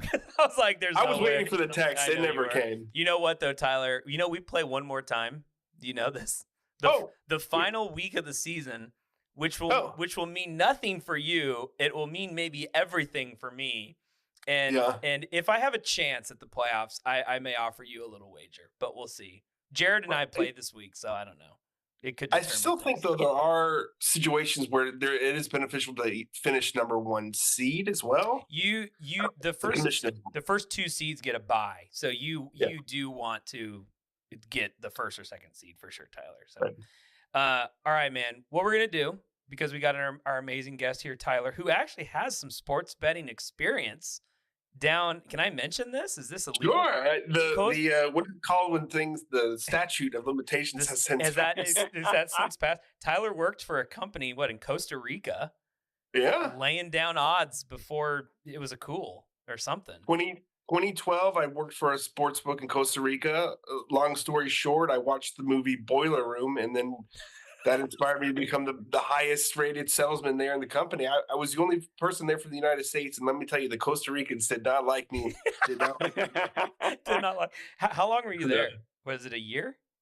Total was 9 months there. I made more money my entire life, and I used that money to go to a study abroad program in Costa Rica, where I achieved my Spanish credits. Where eventually let me go back to Baylor to graduate. There you go, man. So we got the ringer here on the show today. Tyler should have the ends here on all these spreads, but what we're gonna do is we have our 6-team parlay. I'm gonna pick 2, Jared will pick 2, and Tyler will pick 2. And then we will see if we can pull this off for the first time. I like it. In a year. I like the Mitch Heaven mojo. Yeah, I'm feeling it right now. But this is almost like free money for your viewers. I hope they like free money. I hope they do too. So now we have a Thursday game, but that's going to get picked at the end for a Tyler Mitchell mortgage bet. Is that correct? Okay. Well, I don't know if the audience knows where you're from. Yeah, they know. They know. We all know that we're a little. When I say we as the Seahawks, they understand. They don't know that you're a big Cowboys fan, so they do now. So this is going to be a game. Loser loser has a thing that they're going to do to the other one or something. Yeah. Is that what's I hope I hope the thing that you're thinking of is the thing that I'm thinking of. It's the thing I'm thinking of is it might be the thing I'm thinking of. I hope so. All right, so this game is off limits until the end. Okay. Okay, Jared. So you have to avoid it. All right, Jared. Why don't you kick us off since you have the no voice? You go first. That'll give you a breather to then go fourth, if that makes sense. Oh, does that not make sense? that is so kind, so kind of you all. I will absolutely go first, and we lost. This team did us dirty last week. I don't think they're gonna do us dirty 2 weeks in a row. I'm going to the game in LA this week in our afternoon slot. Okay. Cleveland traveling to play the Rams. We got baited into the under. Freaking Russell Wilson shows up and puts on a show, but I don't think that's going to happen with the Rams. Okay. The over under here is set at 39.5. I think Cleveland gets back to strong defense. I think this game ends 17-7. One team or the other. Cleveland has shown they're not doing anything on offense. Yeah. Even though they're playing a worse Rams defense, I'll take the under here. Yeah, I like that. I mean, I think if you were going to start a all defensive squad, you're probably picking Myles Garrett and Aaron Donald here, maybe 1 and 2. Maybe Micah Parsons is in there too. So I think defense probably does win the day here. Cleveland not going to put up points, so it's all just going to be, will Stafford be able to get the ball moving on them, and probably not. So, or let's hope not. So I like that. I like that. Okay, Give me the under. All right, I'll go next. Then Tyler, you go after me. Okay. sounds good. Unless you take who I'm about to pick. I am going Houston, Denver. That's a good pick. Is that okay? Let's see who you got. I know the hot team is really both of these. CJ Stroud. Both of them, yeah. CJ Stroud has been playing really, really well. Denver is 6 games in a row right now, I think is their win streak. But give me Houston minus 3.5. Wow. I think they're motivated. They did lose last week to Jacksonville. I don't know if I believe in Denver. I do and I don't. I think they're hot. Sean Payton, they're doing their things, and Russ is Russ. But this feels like a drop-off game. This feels like you have Houston coming in from a loss, Denver coming in on a high. Houston's going to show they have the better quarterback, even though he's a rookie. And I'll take the 3.5 points. Here we go. Give me Houston Texans to cover the spread here. Wow. Okay. Astute. That's astute. I hope we're doing a teaser on this one, though. But we can. Because we're going to the game of the week. Tyler Nomadic is picking the game of the week. It is the 49ers against the Eagles. Wow. Okay. The biggest game, the only game to watch this week. And I'm telling you this, write it down, take a picture. Brock Purdy will outperform Jalen Hurts. Wow. Write it down. I'm taking the 49ers to cover the -3 spread because the Eagles are tired. They just got done with back-to-back games, Buffalo, Kansas City, both tied games. I just think that the San Francisco 49ers are going to prove that they are the dominant team of the NFC and come out on top, not only by 3, but I'm thinking double digits. Well, Tyler, wow. I like that too. And you know what? So we have a partnership with FanDuel, even if they don't know it. And the FanDuel line is -2.5 San Francisco. So you get a little bit more love right there. So win by a field goal, win the bet. I like it. Again, I would even can you sell points in this? Because I would sell points. We can't. I mean, we don't do that, but we could. We could totally do an alternate spread here for you. Maybe what would you take that up to? What would you want to do? I genuinely 9.5, and not only that, I think that we're gonna see 0 rushing touchdowns out of Jalen Hurts. No brotherly shove this weekend. Wow. 49ers D is gonna come out stout. Oh Write it down. Take a picture. If we did, what'd you say? -9.5, -9.5 for the Niners. Wow, we have +420 right there. Oh, baby. That's how Tyler made all that money in Costa Rica. He'd get his cooking. Oh no, hang on. The trick is you got to work for the house. I know. Oh, got you. That's the trick. So don't bet this. put all your money on it. All right. No, I mean, but in all reality, though, I do think though -2.5 San Francisco is actually a relatively safe play. Okay, against the I think that's smart too. The Eagles have not been blowing anybody out this season. Let's be real. I'm with you. All right, Jared, bring us back. Number 4, the 4 slot.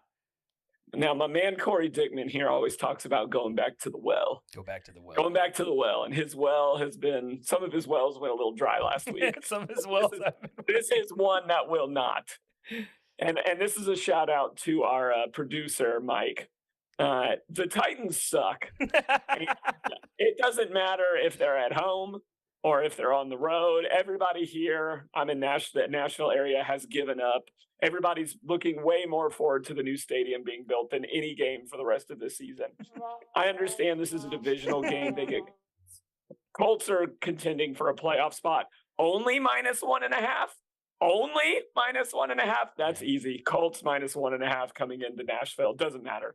Doesn't matter. That is a crazy low spread there. I was actually shocked. If you had told me to pick that, I would have said -4.5. Yeah, more than a field goal. Come on, man. Yeah. So I'll take the Colts -1.5 easy. Okay. There is a team here that is in contention, playing against a team that has no idea who they are. But then there was this. So I had this picked, Atlanta -3 against the Jets. But then I get this notification about 10 minutes before we record that Aaron Rodgers is taken off the IR. And is that like motivate? I still cannot believe if this man really tore his Achilles that he's coming back at the age of 40 with like 4 months of rest. There's no way. But do they do that? And now the Jets all of a sudden are like motivated. They're like, oh shoot, we got Rodgers coming. We gotta go. I don't think so. Give me Atlanta -3 at the Jets. I think the Jets are a sham. Tim Boyle, like Tyler, you could go out there and play quarterback for the Jets and be better than Mr. Boyle. So Atlanta has a good defense. They do play these really weird games, so we probably will get screwed on this one. But I like Atlanta. Give me -3 in that game. Bijan, huge game from Bijan. I don't. Bijan Frise, the dog is showing up. I agree, and also I'm going to piggyback on that pick. I've done the research. I've done the scouting. I'm sticking with that game as well. It's a 12:00 game in East Rutherford, New Jersey. Do you guys recall this past week there was a line in college football set at 28.5 by Iowa, the lowest in the 20s of an over/under of all time in college football. Wow. This over/under is set at 33.5. That's 33.5 points. There is no doubt the Philadelphia or the Atlanta Falcons and the New York Jets are going to surpass that. Bring in Rodgers, bring in Dalton, bring in what's that kid's mom's name? Bring them all in. They're going to get more than 33 points in the first half. Take the over in that game. Close out. Oh yeah, baby. Okay, over 34. I like this. So Tyler, we've done this one other time where we did the Raiders under in the money line, and then I think we took them with the points. We took them with the points, and we hit both. So I'm a fan of this. And this is good because for me, I like to see the two of you working together before things get ugly here in a minute. It's good. It's good to see you working together. I did make a phone call to East Rutherford. I have a friend there. His name is Jonathan O'Shaughnessy. And he is a meteorologist there in New York City. And he told me that the chance of precipitation is at 15% on that noon o'clock start time, but the chance could go down to 0 and it could be a crystal clear day. If you take the under on a crystal clear day, you don't deserve to be in this business. You don't deserve to be in this street. Get out of town. Take the over. I love it. I love it. Okay, I'm going to do the mortgage bet here, our 2-team teaser, and then Tyler gets to do his mortgage, but then maybe I'll pick something off his mortgage, depending on what he's picking, but we'll see. I want to go to Detroit, New Orleans. I was high on New Orleans beginning of the year. Jared, I think you were too. I think we liked the squad. I was. I'm off the train. I'm just off the train. I don't believe anymore. I think they want the Falcons to win that division, and I think they're going to give it to them. So give me Detroit. They're -4.5. We're going to tease that down 4.5 points. So pick them now. Just give me the Detroit Lions at New Orleans. I know that That stadium used to be so threatening, but I don't think they got the juju down there where the voodoo juju was invented. Hey, that's because there's no longer a breeze rolling through the stadium there. There's nothing to worry about. What if he came back? I bet he could come back and play. I think he could come back and play. Now, absolutely. Now, don't get me wrong. I love a good Derek Carr check down to Alvin Kamara all day long, and that should happen about that 22. Should not happen at all. 22 times in this game, but it will not matter. They're going to lose. So, Tyler, sorry. Sorry. Speaking of Juju, he's currently playing for the New England Patriots. Juju Smith-Schuster. Is that what you were talking about? Yeah, that's the wrong Juju, but you're right. You're right. They could use all the juju they could get in New England right now. We're going to pair this with probably the team that's in the AFC Championship game. I think it's this team versus Jacksonville. I'm on Jared's bandwagon, the Jacksonville team. Dolphins, Jacksonville, AFC Championship game. But before we get there, we got to have the Dolphins beat the Commanders. And they covered 9.5 last week against the Jets. Commanders are still bad, but maybe not as bad. But let's tease that down a little bit. So now we got -5 points. They win by a touchdown. Very feasible. I like it. Sam Howell can put up points. Maybe there's a garbage time score here that could be a little scary.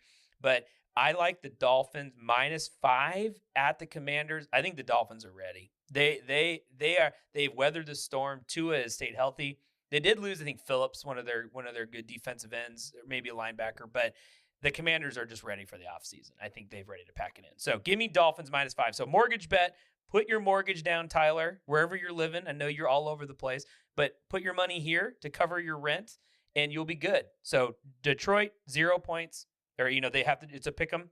And then Miami -5. It's +100, 2-team teaser. Make your mortgage. I like it. Tyler Mitchell, where are you at for your mortgage? Well, it's funny you say that. Where am I going to put my mortgage? This is the pick that has sent me from the outhouse to the townhouse, from the outhouse to the townhouse to the uphouse to the mansions. This is the pick that has led me to freedom time and time again. It is the Dallas Cowboys and the over. Every single week, Dallas Cowboys over. It's been 80%.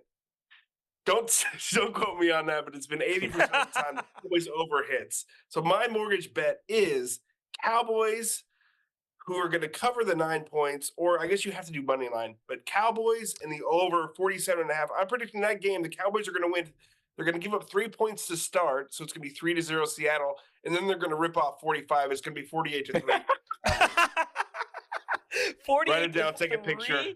I was going to offer the olive branch, and I was going to say, well, let's take the over, but then give me Seattle +9. Give me Seattle +9, and we take the over. There could be a world where we both win. That, Tyler. Yeah, listen. The House of the Green Flag days are gone, Corey. this is mutiny here, and I care about numero uno in this house.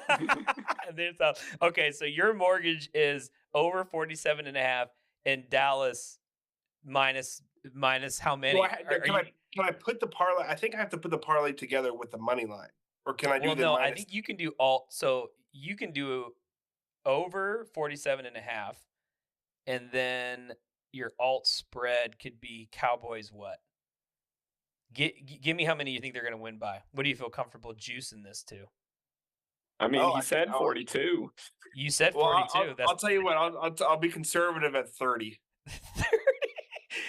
If we put that together, that is a +$1,400 win there for a 2-team parlay at over 47.5 points. Dallas -30. Give me 3 units on that. That's the mortgage. 3. You'll have your mortgage paid for the year, depending on wherever you live, or maybe not, depending on wherever you live. So yeah, my little shanty apartment here would need upkeep. We'll put that in as the Tyler mortgage bet. Tread carefully at 30.5, but we'll see. If the wheels could come off the Seahawks. Have you seen Seattle play this year? Have you just watched any games? Just anything. I have sadly. And I will say, and this is like the stupidest cliche of all time, but this is so true for the Seattle Seahawks. If we just don't turn over the freaking ball in like the other part of the field, we're fine. The Thanksgiving Day game, the ball was in our territory the whole game because we just made stupid mistakes. No turnovers. This could be close. Really close.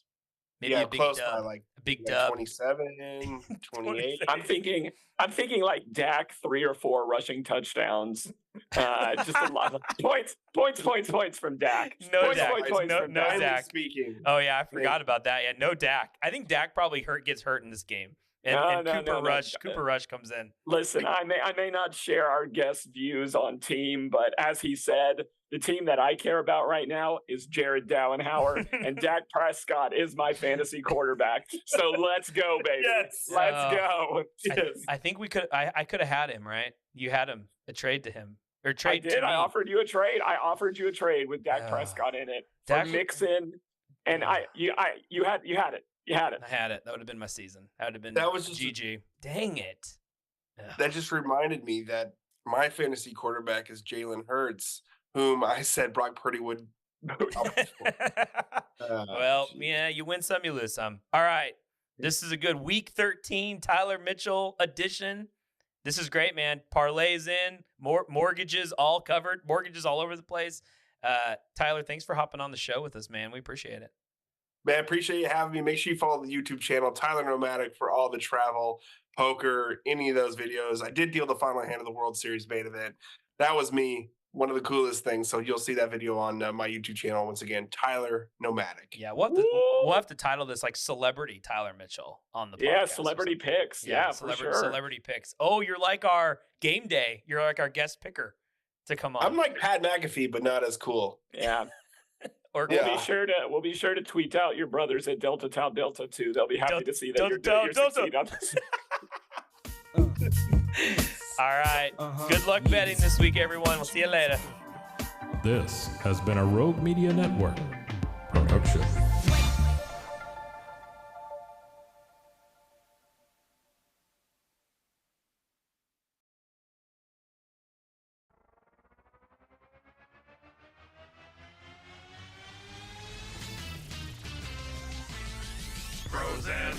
Frozen heroes. Gonna tell you about frozen heroes.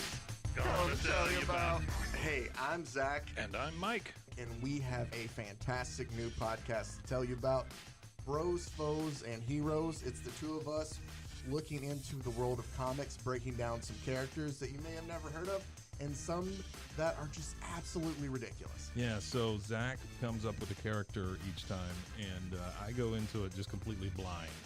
I don't know who this person is or what their abilities are or anything, and basically I guess we kind of go over their origin story and just some of the ridiculous stuff that maybe, especially Golden Age stuff. Oh, Golden Age stuff is always the best, and we will make sure to highlight all of the shenanigans and just absolute weirdness of everything.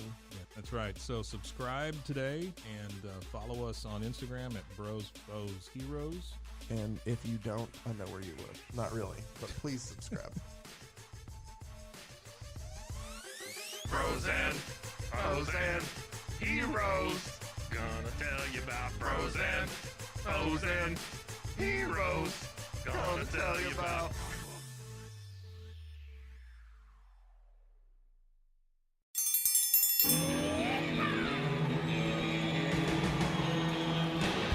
Hi, I'm Hank. You might remember me from a show called King of the Hill. Check out a King of the Hill rewatch podcast. These boys ain't rap, but they are funny. Find the podcast anywhere you get your podcasts or at RogueMediaNetwork.com. I tell you what.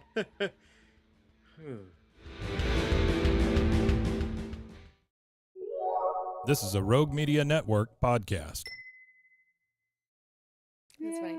Okay, you ready? Yes, ma'am. I'm ready too. You're ready? Okay, let's do it.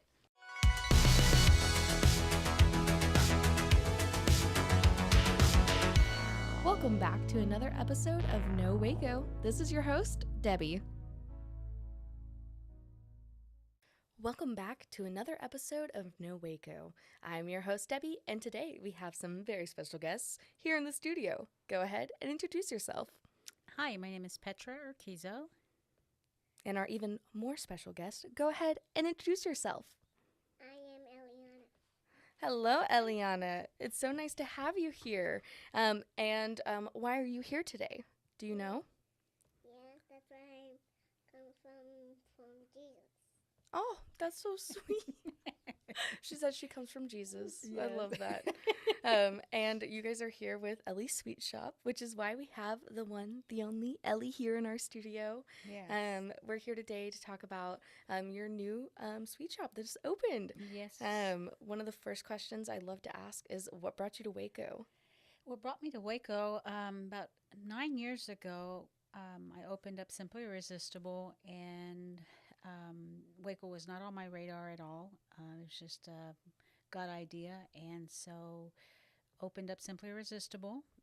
We've been in business for 8 years now, and simply love everything about it, and the home decor and home furnishings, and so it's part of my passion. I love interior design, so I offer as well interior design services I out love of the that. store. So it's been really good. Yeah. Yeah. And what made you want to open a sweet shop?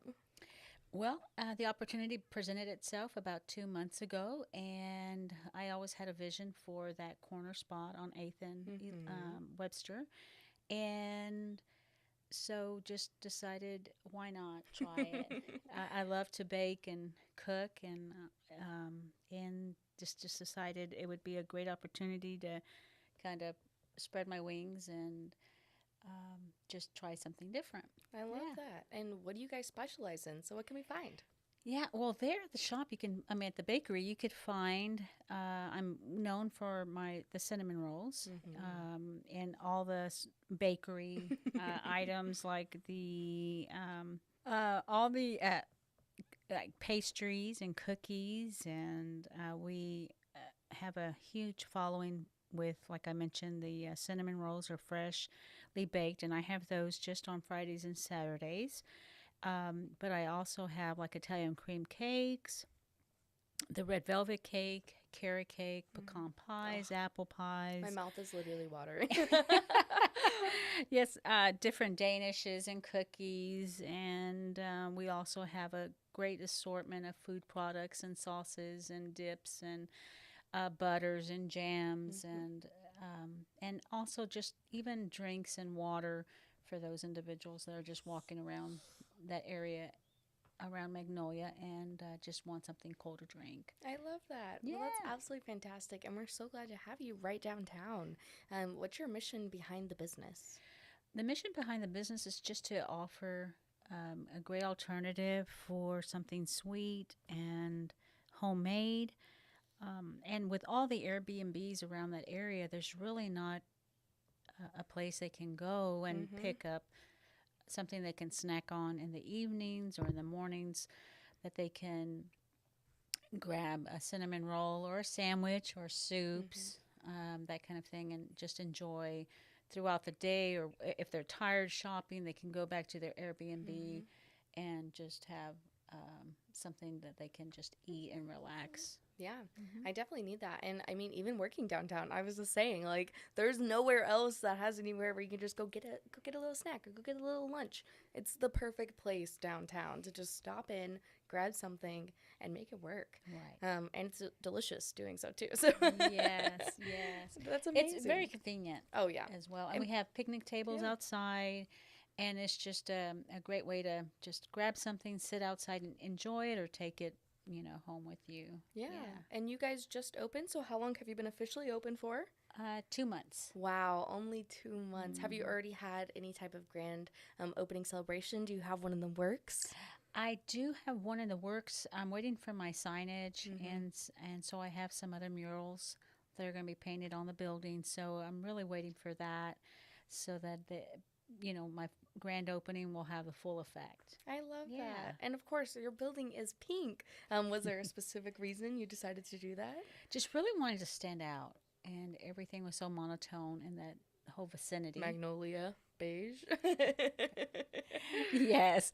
And so I just really wanted to stand out, and for it to be a little bit more feminine and bougie. I love it. Yes. And so I have a good following already. Do have a lot of employees from the different restaurants and other establishments there that'll come over and patronize the business already. So I'm very glad about that. Yes, that's amazing. And with you guys only being open 2 months, what are you guys looking forward to most, especially as the holiday season continues? You know, that people visiting and tourists that come into town, they can have a little taste of Waco, if you will. I love And that. some of the pastries are Mexican pastries, so they get conscious that part have of my heart. Yes. Yeah, my culture, and so I just love that. So yeah. And what has it been like being a business owner here in Waco, especially being a POC and woman here in downtown Waco? It's been fantastic. I mean, I've had great response from just my customer base, and people just don't even see that I'm a woman. They just see that I'm just outgoing and tenacious, and just spreading my wings and trying different opportunities as they present itself. Yeah, that's amazing. And you've been in the business for so long. It's amazing getting to see all that growth and really just continuing to develop in our community. Exactly. And you know what I love is when tourists or even customers that live here locally come in, and just getting to know them and developing relationships with them, and even people as far as Canada and Australia that come into the bake shop. It's just amazing asking them, why have they come to Waco? Yeah. What is it about Waco that has enticed them? Why are we so special? Right. And we are. We're a cute little town. We're special. And I think that's the whole draw of Waco. It's a small town, and it's very accepting, and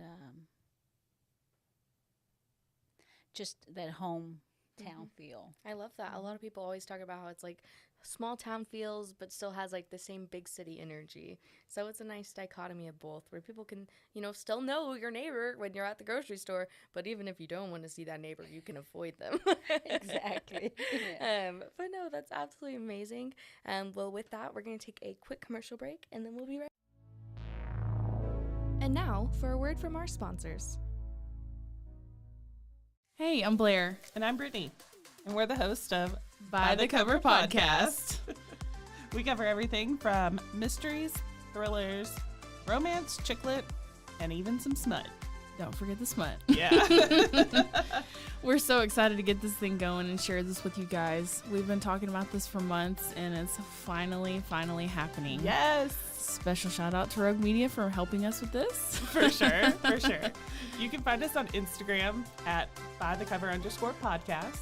You can also find us on Facebook and TikTok, so don't forget to give us a follow on those two also.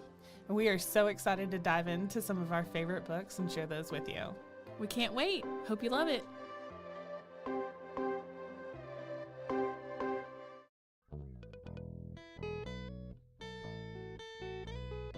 Hi, this is Sarah. And I'm Carter. And this is Some of Our Thoughts. We're two Southern sommeliers, and we want to share everything we love and know about wine. We started hanging out during quarantine and cooking and drinking and listening to music, and we just thought this would be a great way to bring everything we know to you guys. We will make wine knowledge and food pairings easy and approachable. So put on your favorite vinyl, grab your favorite glass of wine, tune into our show, and let's have some fun. Wine and vinyl. So check us out on RogueMediaNetwork.com or wherever you get your favorite podcast. We'll be talking about a lot.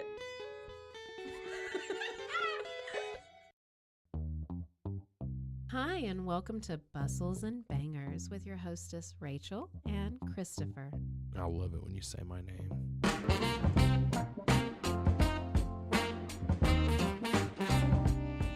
And you didn't say hi. I didn't. You just kept going. I'm going to introduce the book. I'm not reading it. It's because I don't like reading. Girls like cowboy butts, and those jeans don't hide anything. Find us on Instagram at Bustles and Bangers or on RogueMediaNetwork.com. And now, back to the episode. Back. So before the break, we were just talking about all the exciting dishes you have, all the amazing baked goods, all the things we can expect to find. What is something that you have special or that you want to highlight right now? I think it's just a blend of cultures. Like we have some Italian products and French pastries. We have Mexican pastries. We have American pastries. And so we try to provide a good varieties so that it's tantalizing to anyone that walks in. Oh, I love that. And I'm again just thinking of your cinnamon rolls, those Texas size, gigantic cinnamon rolls. It literally, I just want to eat it all day long. And a lot of people love them. They come in all the time and they're freshly baked. Like I mentioned, on Friday mornings and Saturday mornings is So when I'll be we have there those. on Friday morning and Saturday morning. Well, we'll have one waiting with your name on it. We'll be ready. I mean, if I can get through all of these first. Go, go ahead, because they can It's cut okay. it out. We'll cut it out. Oh, okay. Yeah. Okay, Make okay. people drool. Okay, the warm. Yeah, there you go. Texas size with a maple. Yeah, okay. Yeah, okay. Yes, and I've just been dreaming of getting one of those cinnamon rolls. So if I have one with my name on it, I'm gonna definitely want to get it immediately. Absolutely. Well, they're Texas size, and they have a maple glaze, sugar glaze on top, which is phenomenal. And I already built up a reputation of having those. I have people coming in on Fridays and Saturdays. They'll buy a half a dozen Wow. of them. Just for themselves. Just for themselves. Yes. So they're Texas size. They're warm. And like I mentioned, they have that maple glaze, sugary glaze on top. So they stand out from your normal cinnamon roll. That's amazing. And are you guys going to be taking orders or anything for the holidays? Yes, we will be taking orders up till the 22nd of December. So they can put in their orders for cookies, cinnamon rolls, cakes, pies. We'll be doing all of that. And obviously we'll be closed Christmas Eve and Christmas Day. So, yeah, but we would love to help provide these fresh baked goods to anybody that's entertaining or just for your own family. Yeah. That sounds amazing. One of the questions I also love to ask our guests is, what is something you would like to see more of in Waco? I'd like to see more local restaurants and not so much the chain. Yeah. I love, supporting small businesses, and that would be wonderful just to have something and more variety of local restaurants. Especially with more cultures, like you were saying, like a mix of Italian and Mexican and everything that we don't have, we need to have in our local community. Exactly. That would be amazing. Yeah. Yeah. So I love just having more of a community base as well. And I know Waco is growing into that. Yeah. And it's already come a long way in the 8 years or 9 years I've been here now. Yeah. So, yeah. Well, that's amazing. And we're so glad to have you as a great addition for that. With that is, of course, building this community. Is there anyone you want to shout out that's helped you along this journey? Sure. I'd like to shout out to my daughter, Megan Urquizo. Whoop, whoop. She's here just off camera. She's been a great help and assistance to me and all my wonderful employees that I have working at the shop. They work so hard for me and they cheer me on. And, having a business is tough already, but having employees who are an extension of me and it just makes it so much easier. So a shout out to all my employees. And so I'm very excited to have them with me. And yes, I love that. And again, that's what makes it a family. That's what makes it a space. That's what makes it a community for people to keep coming back to get just a little piece of that. Right, exactly. Yeah, I love it. So I'm excited about Waco and the growth and everything there's to look forward to. Yes, 2024 will be a fantastic year. Whoop, whoop. Do you got any big goals for 2024, quantitative or qualitative? Yes. Well, actually, Simply Irresistible, we're going to be adding more furniture and more unique pieces. And also behind pieces, meaning like more furniture pieces, more curated items in the shop. And then behind the store, we're going to have and include outdoor living spaces. Oh, wow. Customers will be able to come and look at the vast variety of outdoor furniture options we have, fire pits, water fountains, different features that we have, and different pots that they can, put in their outdoor scapes. I love that. Yeah. Really experience it themselves before getting to take a little piece of it home. Exactly. Wow. Yeah. Well, that's going to be absolutely amazing. And 2024 is looking so bright, especially here in downtown Waco. And tell us where we can find you, find more about you, all of the things. Sure. With Ellie's Market, you can find me at Ellie's Market, Sweet and Savory. And my hours there are from 8:30 to 6, Monday through Saturday. We're closed on Sundays. And then for Simply Irresistible, you can find me at Simply Irresistible Waco. And our hours are Monday through Saturday from 10 to 6 and Sunday 12 to 5. All right, perfect. Well, thank you so much for coming on. Is there anything else you want to share with our listeners today? Sure. I want to thank everybody that has already come in and supported us. We want a million thank yous, and come in and enjoy a Texas-sized cinnamon roll. Yes, that would be amazing. Get a chance to meet Ellie and just come and hang out, right? Absolutely. Ellie would love to see you. All right. Well, we'll see y'all real soon. Thank you. Thank you.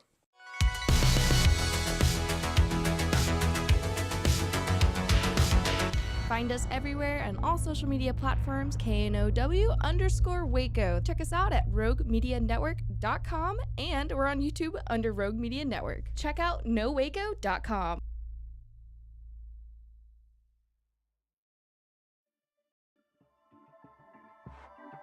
This has been a Rogue Media Network production.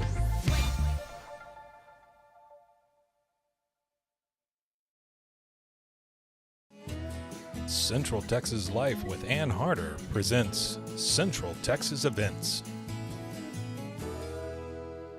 Hello, everybody. Welcome to Central Texas Events, and it is great to have Terry Hunt here with us from Community Cancer Association. We caught up with each other last year at the wonderful Charity Champions. Yes, we did. Because I was with the Waco Symphony Board, and Community Cancer was one of the charity champions. Has that not been a wonderful experience? The one thing that we needed was awareness, because if you didn't know us unless you didn't have cancer or something. Well, everybody's heard of ACA, you know. Yeah. Oh yeah. So this was huge for us. We've gained a lot of ground in awareness and opened a lot of doors. Well, and what's exciting is that you are going to be having a wonderful fundraiser. I think it's going to be fun. With Karen Mills. She is just a hoot. She's so funny. Yes. And the key to this whole thing that I've thought about with her for a few years, she's a cancer survivor. Yes, she is. And that's somehow she works it into her comedy routine. And she shares her story with humor, and it's never degrading, but it's so funny and heartwarming at the same time to hear her talk about her cancer. So I thought this would be a great thing to do here in Waco. And it just so happens it worked out for us to get her here and do a show coming up. Yeah, she's got a busy schedule. Yes, she so does. You did very well to get her, and she's coming up on December 7th at 7 o'clock at the Hippodrome. Yes, yes. So that's a Thursday evening. Just delightful. I mean, I came across her, I think, Dry Bar Comics or something on Facebook. Yes, Dry Bar Comedy. I see her on that, and of course she tours with Leanne Morgan. Leanne Morgan, yes, who is another funny Southern girl. Oh, yes, she is. She is a hoot. She's really, skyrocketing, in her prominence and fame. But Karen Mills as well, and Karen is so funny because she just to everyday things like standing in line at the grocery store. Yes. Stuff. And someone who is a true comic can take those everyday things and just make it the funniest thing. Personal observations are the best things in the world. Just watching and being aware of your surroundings. And that's what she does. And then she'll add something to it, and you're just rolling at that point. Yeah. But as you say, she is a cancer survivor, and we caught up with each other most recently at our mutual friend, Jim Kotick, otherwise known as Jim Cody, with Waco 100, Zach and Jim at his service, and left us way, way too soon because of cancer. Because of cancer. I'll challenge you to find somebody that has not been touched somehow with cancer, and it's not there. Everybody's been touched by cancer somehow. Yeah. And what is different about the Community Cancer Association is what you do in the community. Everything you do stays in the community. It's all direct services. So we'll start with those. We buy tons of meds for cancer patients. Do you really? Because, I mean, that's becoming a huge thing. Oh, yeah. Where folks don't have the coverage to. Yeah, with insurance and the prices of everything. And now. it's life-saving for them. 250 to 400 doses of medicine is what CCA buys every day. Really? In McLennan County for cancer patients. That. Yeah. Pain meds. If you're on outpatient chemo, there's anti-nausea meds if you're going through certain things like that. Sure. And then there can be some, like with breast cancer patients, some long-term hormonal therapy that they need. So we buy all of that with direct services. Another one of the service we do is mastectomy supplies. Bras and breast forms. I've learned a whole lot about both, more than I thought I needed to know. I thought you needed to know, but it's all important. Yeah, tons of ostomy supplies. It's amazing what women with cancer seek. They want to see something that is familiar in the mirror. So breast forms and wigs. They come in because they want to look in the mirror. Really practical things. Oh, yeah, it really is. And then there's a lot of cancer patients now that some of the protocols don't allow them to eat very well, or they aren't hungry because of the treatment. Because of the drugs, yeah. So we buy tons of Boost and Ensure and Glucerna and Gevity, and that can be for them to, even if it's a feeding tube, we help with things like that too. And then the last area that we help is access to care, because some of the patients here in Central Texas are referred to other cancer locations with a cancer center. So we give them gas money to get to Texas Children's or Cook's in Fort Worth, Texas Children's in Houston, MD Anderson, McLean's Children's. Some of the transplant places are in San Antonio and Dallas, and we have different patients that we help with gas money to get to those locations. I've always kind of pictured Community Cancer Association as boots on the ground. We have that debate that we are out working here locally. Yeah. You may not see us, but we are handing out a lot of things and doing a lot of things locally. But yeah, we're actually practical boots on the ground, direct services. And so that costs money, and so that's why you're having a wonderful fundraiser. That's why we're doing that. That's why we keep looking for grant money and things like that, because it's a viable need. And the Texas Cancer Registry, which puts together a lot of the facts and figures about cancer patients in Texas, in McLennan County, I've watched it go from 1,200 new cases a year to now almost 1,300 new cases every year in McLennan County. Really? Yeah. Yeah, and that's incredible. Why is it is it environmental? Is it the genetic food we're or what? eating? Yeah. I mean, you just wonder. Yeah. But it seems like so many more people that I know, are being diagnosed with. And I think a lot of that has to do with the technology today. Well, that's true. The early detection is and that's always the key. Thing. That's always the best thing.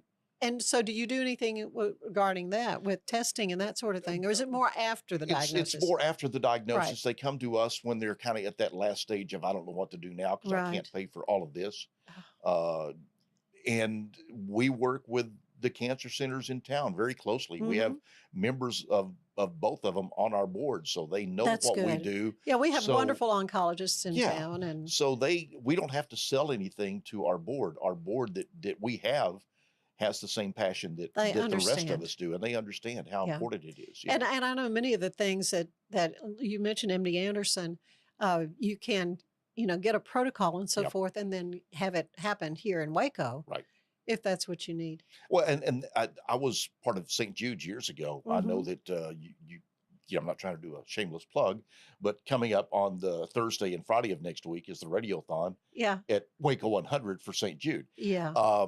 Which is a great thing. I did those in my radio career for a long time. Yeah.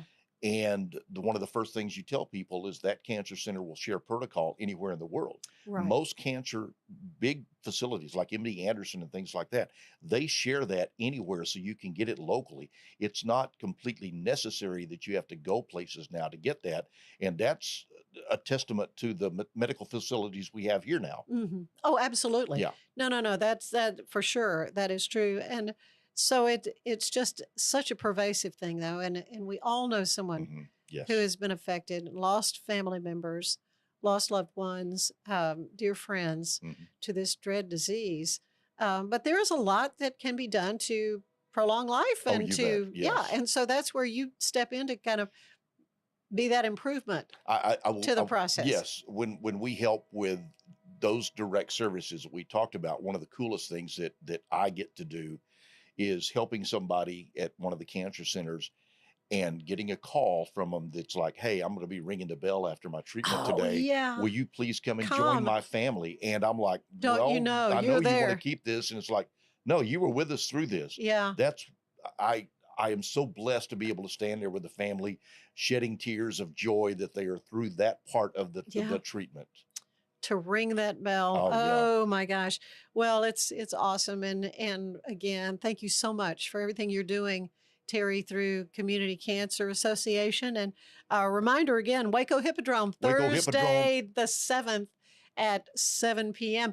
Tickets are available how? You can go to their website and pick them up, and we did not want to gouge $35 and $25 for tickets. Oh, that's awesome. And it's just going to be delightful. Yeah, it's going to be delightful, It's going to be fun fun. entertainment. What a great cause to help. What a great way to enjoy an evening and do it, maybe in honor or in memory of someone that you've lost to this horrible disease. But the Community Cancer Association doing all the good here in Central Texas. Thank you very much, Terry, Ann. you I as appreciate well. the time. Oh, this has been great. Thank you so much. Thank you. And thank you for being with us. We'll see you next time on Central Texas Events. Bye-bye. This has been a Rogue Media Network production.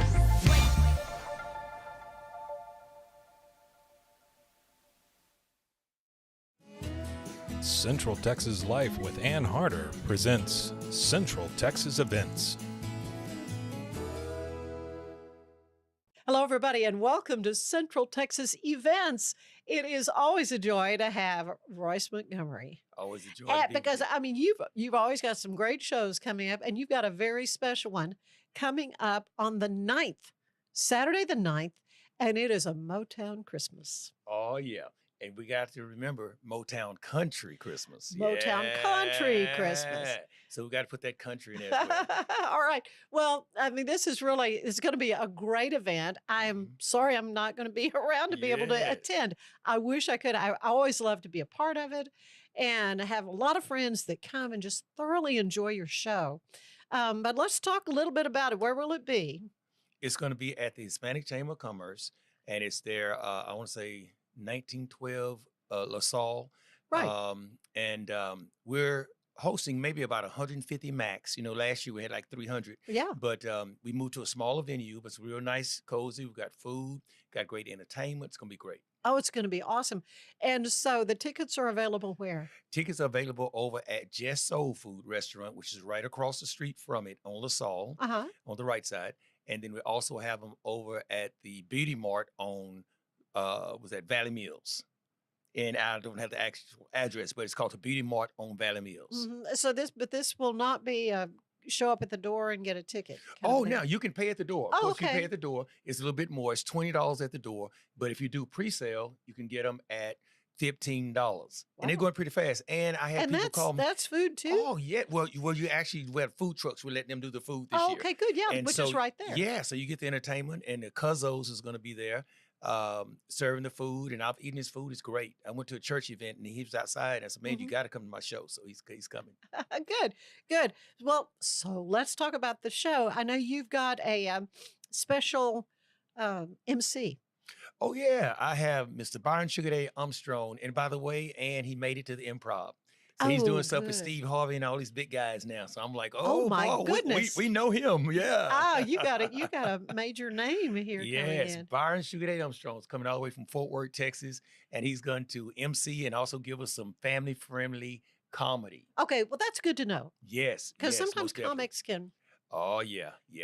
But you're not gonna. No, you're not gonna have that. No, never. Okay. So you're gonna do some Motown now. I'm gonna do some Motown Christmas, and we have Colton Benton is gonna do some country for us as well. And we've just hired a musician out of Belton yesterday that's going to be doing our guitar. He sounds like Jimi Hendrix. Really? Oh, wow. He's good. He's good.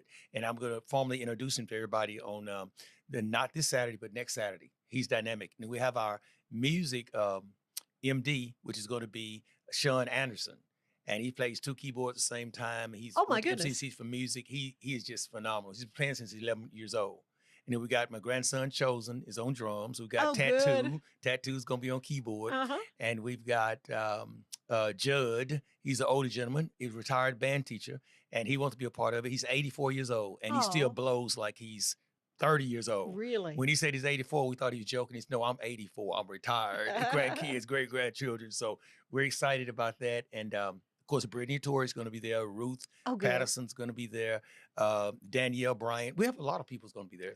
And a great variety of music. Mm-hmm. What a wonderful way, though, to kind of get into the Advent season as we're ready to welcome Christmas. It's kind of been a little bit longer season since Thanksgiving came so early. That's right. That's right. But this is just such a wonderful way. You know, and Royce, a lot of people, and they've got everything they need. They want to give experiences. Yes, that's the key thing. And so wouldn't it be great to gift or take some friends together to see a Motown country Christmas? And it's reasonable. Everybody said, why are you doing so cheap? I said, because the first thing when I came back from Branson, everybody said, well, man, we can't afford to go to Branson. Can't afford to go to Las Vegas. Can't afford to go to Dallas, Austin. It's expensive. We need something in Waco. So I said, well, let me go ahead and get the tickets reasonable to where nobody will have an excuse about not coming.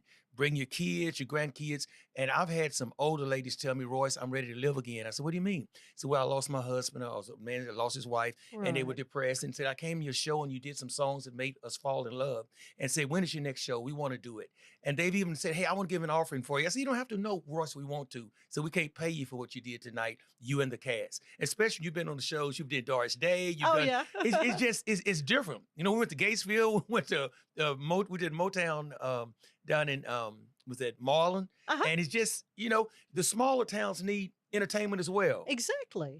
Exactly. And you're providing that. You're also an entertainer with Lucas Artists. Most definitely. Yeah, I'm always going to River Oaks and going there to Austin, and it's fun. Yeah, Mike Lucas is a great guy. I'm pleased to say I'm with his group of entertainers too. And it's just an honor for me to get to do that. But Christmas season is just special. It is. It is. Mm-hmm. It really is. And I think this show, we're so excited because there's a part we have Evangelist Deborah Wilson's, and this is the part that touches me. I mean, we got happy just doing the deal yesterday at rehearsal, but the song we're going to do is called Can You Reach My Friend? And it's so many people that have fallen off the wagon. They want to come back and get their lives back. Right. And so we're going to dramatize it. And it's pretty much about a man who's trying to make a decision. He wants to do the right thing, but he winds up doing the wrong thing. And she's asking God, can you help my friend? And so you got to come see the rest of it. It's wow. Moving. It's going to be moving. Yeah. Yes. Yeah. So it's a night of great entertainment and inspiration as well. Oh, yes. Yes. It's going to be great. Okay. So again, how was a good way for folks to be able to get tickets for Motown Country Christmas? Mm-hmm. Now, they can call me at 254-339-2222. And I'm doing a courier service. I've delivered tickets yesterday because I want people to come. So I will deliver them to you anywhere between Waco, as far as Hewitt, Woodway, Bellmead. We'll bring you the tickets, or you can go to Just Soul Food on LaSalle Street. It's a great restaurant. And then also you can go to the hair place, what do you call it? Beauty shop, Beauty Mart. Beauty Mart, and you can get your tickets, and they are $15, and they're going pretty fast. People I'll been bet calling. they are. You only have a limited number. A limited number, but we're going to have seats there, we have tables, and if you want a table, a group of people, you can do it. And I thank God, there's a friend of mine that always supports Sandy Ray and her husband. Yes. They always come buy a lot of tickets, and they bring their friends. Well, that's who I was referencing as a friend, because we can let her know about it. Yeah. And they just love your shows. Oh, God. We're friends, real good friends. Yeah. I thank God for them. I also just quickly want to put a plug in. We found another location that we're going to start using in February. So I'm putting my dibs in on you early, and Okay. it's going to be February the 8th, and we're going to be in Hewitt this time. We've done East Waco, we've done North Waco, South Waco. Now a friend of mine bought a church in Hewitt and turned it into a event center. It's right across from IGA. I know exactly where that is, yeah. And it's beautiful. I saw when the guys were bringing in brand new chairs, brand new everything, chandeliers. And so we're doing a Valentine's show. It's going to be February the 8th, and Ann Harder hopefully will be there if she's not out across the country. I will hopefully be there. Yeah. That just sounds so great. And it's wonderful. And that part of the Waco area, really doesn't have a lot of that kind of thing. Not really. We went to the barn. We had a great time there. Right. That's an arena. And but Hewitt though, I'm excited when she showed me. I said, "Hey, let's do it." I said, "Royce, will you help me?" I said, "I'm there."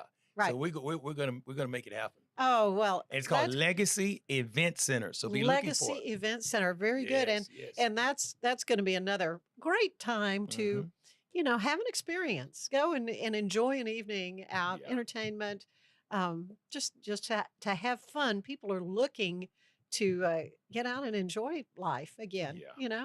Got to do it. And life is so short, and we're losing so many people so fast. And so this year is kind of sentimental for us because you remember Day Trey used to be in all of our shows, and so I miss him. I went down to the place to try to buy some suits and stuff a while ago, and got kind of sentimental because he's always buying suits there and selling tickets for the show, and it's gonna be different without him. So I'm doing a special tribute to Day Trey White, and also to Ann. Not Ann, but Ann, Mary Ann. You remember Mary Ann Glasker? Used to sing all the time. She passed away too. Oh so my those two passed away from our church, and so people just leaving. Doris Merle, all the main people that kept our church going.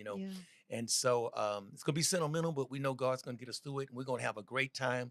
We may come in and laugh a little bit, cry a little bit, but I tell you, when we leave, we all gonna rejoice. Gotta rejoice. And guess what, Ann? We got a choir we put together too. Good. Finally, and the church out in Robinson donated the robes, beautiful green robes. Oh, good. First Baptist in Robinson donate the robes. So we're going to use those robes. And God, we're going to blow the roof off of it. Oh, that's coming up. So this is coming up on the 9th of December at the Hispanic Chamber of Commerce on LaSalle, which is a beautiful, but very easy to find, easy parking. Oh, yeah. It's easy to lit get parking, into. Very nice, lit parking. Right. And so the food is going to be there for you, and it's just going to be a great evening of entertainment. So I know it's going to be awesome. I wish I could be there. I wish I could be two places at once. It's one of those you're things. You're going to be having fun though. Yeah. We've got some fun stuff going, but it's always a joy though to talk to you, Royce. Thank you so much. And we've been friends for a long time. I We're know going to be friends till Jesus come back. We're going to shout on the side one day. You bet. You bet.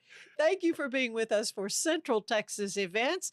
Thank you again. Thank you, Royce Montgomery. You are a joy. God bless you. Bye-bye. This has been a Rogue Media Network production.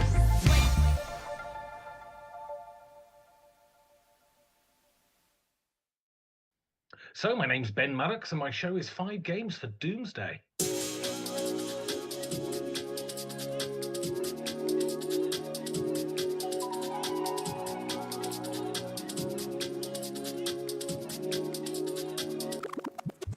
Hey, I'm Mike. Welcome to Podcast Diaries. These are the stories of podcasters who feel alone, just like you.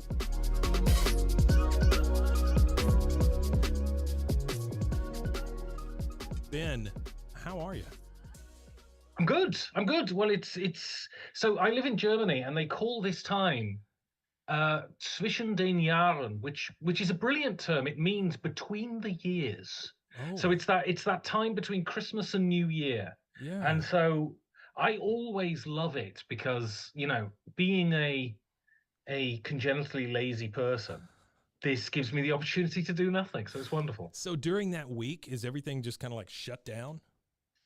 Well, so it's the 27th when we're recording this, and kind of businesses. So if you wanted if you wanted to get in contact with a haulage company or something, you're probably not going to have much luck. But supermarkets and restaurants opened today. So you go to the supermarkets, the 26th, everything's closed. 25th, everything's closed. So you go in on the 27th, and it's basically the German equivalent of Black Friday, essentially. Gotcha. Because people need their pumpernickel. They do. So your thick German accent is really coming through. That's right. So tell me where you're originally from, Ben. So I'm from the classic German town of Tenbury Wells in Worcestershire, England. Okay. So I'm from the middle of nowhere in England originally. Yeah. And it's I was back there about a month ago actually, and it's beautiful. It's really chocolate box country. But if you don't like sheep or alcoholics, it's not the place for you. What if I combine the two and I like alcoholic sheep? Well, then get there, because it is your place. Also, the town I come from is only a population of 3,000. Oh wow! Yeah. But it is, strangely, the mistletoe capital of Britain. The mistletoe capital. Mistletoe capital of Britain. There's a mistletoe market there every year. That is the biggest mistletoe market in the country. Well, sure it is. For some reason. Why wouldn't it be the biggest mistletoe market in the country? Wait, are there other mistletoe markets in the country? Well, this might be it. Okay. It might be, 2 stalls, 3 clumps of mistletoe, but there are no more mistletoe. They're the biggest. Yeah. Exactly. So tell me what do you do in real life? What do you do in the actual world, if you're willing to share that? As little as possible. Okay. But so my training, my profession is I'm an actor. Oh. And I split my time at the moment. I have, even though I'm far too old for that, I have this sort of millennial patchwork profession thing. So I'm partly professionally podcaster, voiceover artist, actor on the stage, and teacher. And at the moment, I'm currently actually, fascinatingly enough, a podcast consultant. I'm teaching someone how to launch a podcast at the moment. Wow. Well, good for you. Yeah. Good for you. What can I ask what the podcast is about? What they're doing? Yeah. Yeah, it's a science podcast, which is great because I'm completely science illiterate. But what I do know is how to navigate editing shows. I know how to navigate, and I think this is the thing that he wants the podcast to be good, essentially. And I think the big problem people face, well, I know the big problem people face when they first start a show, I think, is they think it's just a matter of turning on microphones and speaking into them. And that kind of effortlessness is actually born out of, a lot of work and a lot of effort and being on. I'm an actor, so I've been an actor for 25 years. So, and my demeanor in front of a microphone is completely different to my demeanor, when I'm just sat around speaking to friends, and people kind of don't understand that. They think they turn on the mic, talk like you talk, and it's going to be amazing. Right. And I think my sort of skill in this venture that I'm doing, it's the first time I've done it, actually. I was approached by him for it, and he got some funding for it, is that I understand sort of the logistics, how to get a podcast up and all of that sort of stuff. But also, I think I'm quite good at teaching people how to address a microphone and how to speak into a microphone to make yourself sound interesting, because it's fatal. You listen to so many shows, I think, especially within the board gaming one. Yeah. You listen to so many shows and you think, oh, my life, that's and what's interesting is those board game shows, actually, if you go back 6-8 months later, maybe a year later, they're vastly improved because it's something you can learn. And my goal being a podcast consultant, I guess, is to try and reduce that time from being boring to being interesting as much as possible, I suppose. That's a tough thing to teach. To be able to get people to basically evolve more quickly. Yeah, it's fascinating, actually, because being an actor and having gone through acting training, there are technical things you can do. There are simply things you can do with the way you manipulate your face and the way you manipulate the resonance of your voice to just make yourself sound more interesting. And these are these are things everyone can do because it's just a matter of doing certain things while you talk. Certainly. Of course, that's not the whole thing of it, but you know, so much to do with the sound of the voice is to do with where you position the voice in your body, the way you're using the bones, especially in your skull, to resonate the way your voice sounds. And you can make your voice sound bright, and you can make your voice sound dark. And these are techniques that everyone can learn, essentially. Right. And then, you know, and the beautiful thing about a podcast, as opposed to presenting something or acting,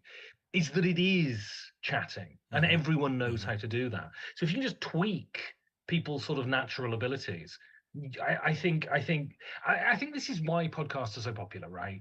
Is because it feels like that you're sat in a room with people listening to them having a chat, as opposed to a presented, produced show. Right. And there is, I mean, I'm sure part of the attraction of podcasts is people listen to it and think, God, I could do that. Yeah. And, you know, I think there's a bit more to it. There's a little bit of that. They put themselves in that seat. It's why I'm a big fan of audio, though, as well. Right. We do a lot of video stuff here as well, but I think it's a bit lazy sometimes to just turn on a camera rather than to try to get my point across in audio, or to be able to use sounds and music and things like that to elicit feelings and stories in people's brains. Right. I am a big fan of that. You know, it's why people love reading. It's why people love anything like that.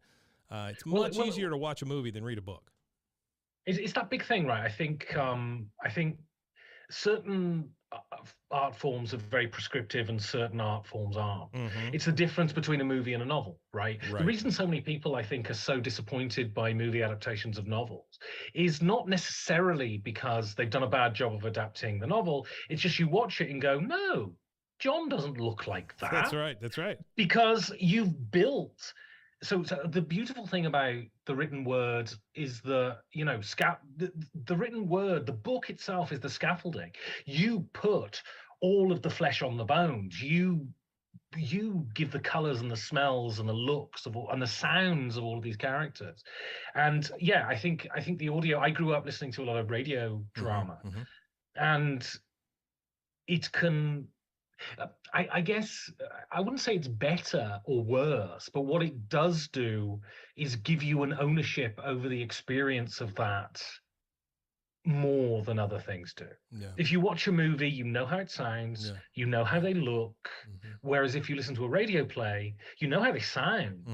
You kind of get a feeling of where they are, but the way a building looks, the way the character looks, what they're wearing is your invention. I think that's a wonderful thing. I would much rather watch a horror movie that keeps the creature away from me for an extended period of time, so that I'm able to make this grotesque thing in my head that no one else thinks.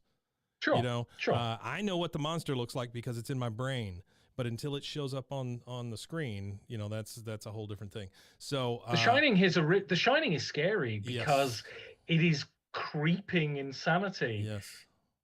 That's invisible. That's why The Shining's scary. I watched a horror movie recently, which was absolutely horrendous. I watched Terrifier 2, which is very gory. I mean, gory to the point of absurdity. Yeah. But it's really dull. It's just really dull. There are no characters. There's no story. There's no tension. There's just boring, boring, boring, blood, boring, boring. Yeah. And, you know, the greatest horror films certainly are where the creature is in the corner of the room. I think one of the most arresting scenes in horror, in the canon of horror, is the last shot of the Blair Witch Project, where she runs down into the cellar and you see the guy standing in the corner.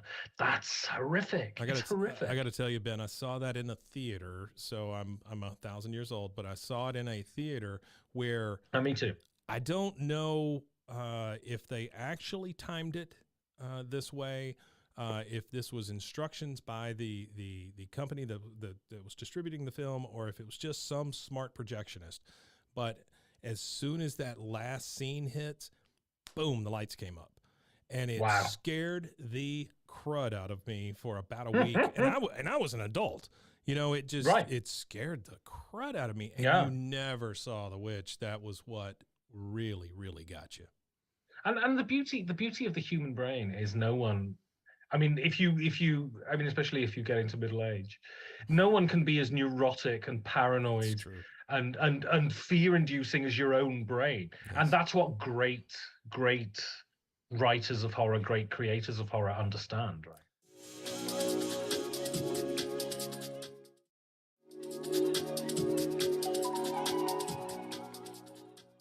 So Ben, tell me about your show. What is it? Where'd it come from? So the show, I shamelessly stole the format of BBC Radio 4. So the show is, I interview board game personalities. These may be designers, these may be content creators, artists, people who are interesting people who have an interest in board gaming, for instance. Yeah. I interviewed Craig Silverstein, who is employee number 1 at Google. Mm-hmm. And he's a board gamer, but his story is not really attached to board games. It's attached to writing papers with Sergey Brin and being the first person Google ever employed, you know. Sure. And so the premise is essentially there's been an unknown apocalypse. You've had to flee to a cabin in the woods, and you can only take 5 of your games with you. Which games do you take, and what does that say about who you are as a person? And so essentially I go through people's biographies and I ask them about their lives. And some people are, you know, intimately involved with gaming. Right. And so the conversation is very much about gaming. Some people aren't. Mm-hmm. And you talk about their lives outside of that. And I always try to have a section in the show in which I talk about a general topic, whether that be a gaming topic or whether that's something, you know, something related to them. So the last show that aired was a guy who's a critic for Empire magazine, which is a film magazine. Yeah. And he's been a critic for 20 years. And so a part of the interview was talking about the role of the critic, why a critic's important, why aren't critics the parasites that a lot of people paint them as, you know. And so that's the idea. And I guess, so this is going to sound very highfalutin, but when I started the show, I sort of thought about the early days of literature, especially novels. And, you know, wouldn't it be wonderful to have an interview with Cervantes? You know, wouldn't it be wonderful to have an interview with Lawrence Stern? Yeah. And, you know, you're never going to get to hear those because of the time and the technical limitations and everything.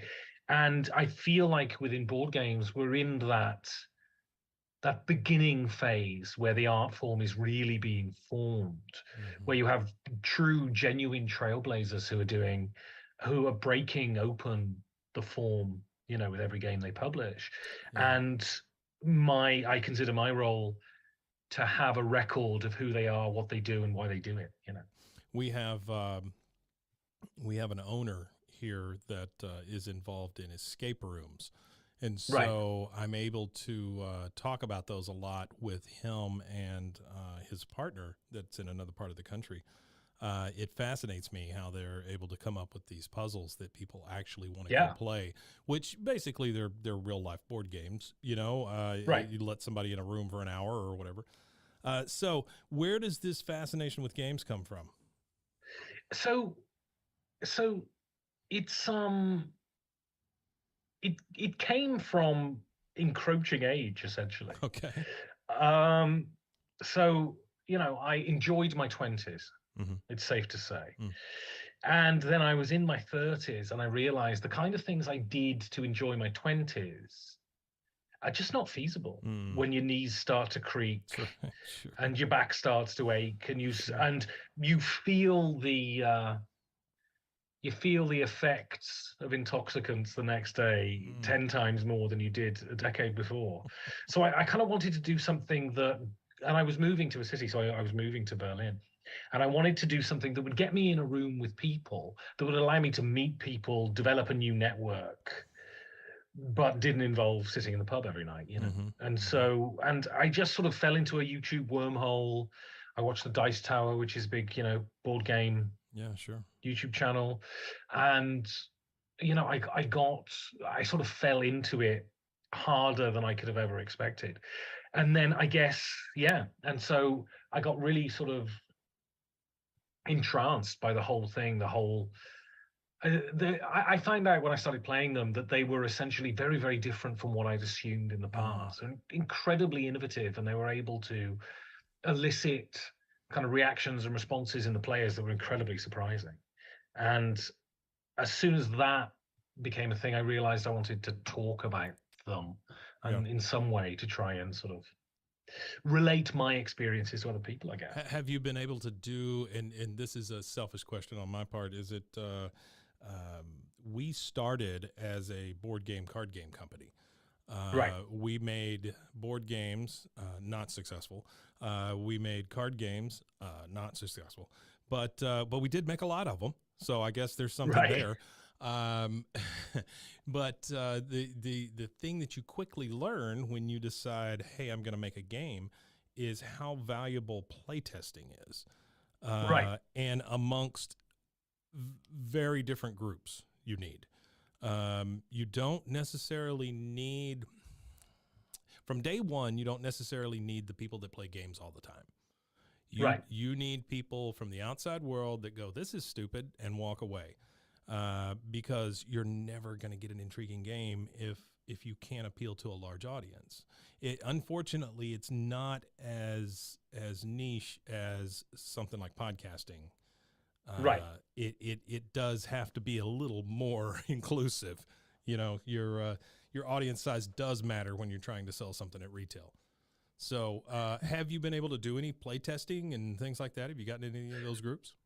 Sure, I know a lot of designers because my show is based on talking to designers, and I get the feeling as well, because I want to talk to designers about their whole life rather than just the game they're releasing now, the Kickstarter that's coming up. You know, they seem very receptive to talking to me about stuff, and so I ended up sort of getting very much into the community, and you know, I don't design games myself. It's completely out of my mental capacity. But you know, I see the process a lot. And I think what's interesting about the play test process is firstly knowing who your game is for. And then secondly, I think it's a kind of drop a stone in a pool ripple process, in that you start with yourself, then you go to people who know you, that you rely on, and as the game gets closer and closer towards publishing, you go out to further and further circles, people who are maybe outside of the initial demographic that you see it for. Because I think if you can get it to work with people who don't know you, who have no interest in whether you're happy with their feelings on your game or whatever, then that becomes valuable. Matt Leacock, the designer of Pandemic, is fascinating. His process is, so often the process with playtesting is that you'll playtest the game and the designer will give you a feedback sheet.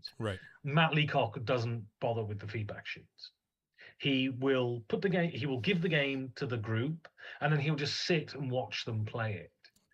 And where people react with joy, he'll note that down. Where people look bored, he'll note that down. And he's very much about looking at the reactions of the people, rather, because I mean, and I tend to agree with him, because I think people want to sound cleverer than they are, and they want to massage their experience to make them look better than they are, right? So it's not dishonesty necessarily, it's just a massage of the truth. Whereas I think when you see the raw reaction of someone, you can judge that yourself. I'm sitting here listening to you about that process, and I'm like, well, that's the way I would do it. I would want to see people's faces. You know, I would want to see their body language. I would want to see, or I'd want to hear the inflection in their voice, instead of just being written on a page somewhere to tell me what's wrong with my game, because chances are they're not going to tell me the real reason. Sure. And also, I think if you're playtesting with gamers, every gamer kind of has an aspiration to be a designer at the same time. And so they might not tell you what's wrong with your game. They might tell you what they would do if they were designing that game, which I mean, it might be useful, but I don't think that's the purpose of playtesting, because you're designing your game. You're not designing someone else's. Yeah, good luck selling to that one guy. Right. You know? Exactly. So tell me where the motivation comes for the show in particular. So originally I had a previous project which had its issues, and I wanted, because I often don't play well with others, I wanted to do a project that I was in total control of. That I wouldn't run into the kind of roadblocks you do when you have to work in a team, right? And I had a sort of fixed idea of what I wanted to do, and that enabled me to have, because I think a one-person podcast is an incredibly difficult thing to pull off, because it's not why people listen to them, I don't think. But having rotating guests on means that they don't really have a stake in the editing, how the show sounds, what the trailer is for the show, things like language and stuff like this. I'm very keen on people being able to say exactly what they want to say. So I've always been very much sort of, you can use 4-letter words if you wish. And I know that's an issue for people.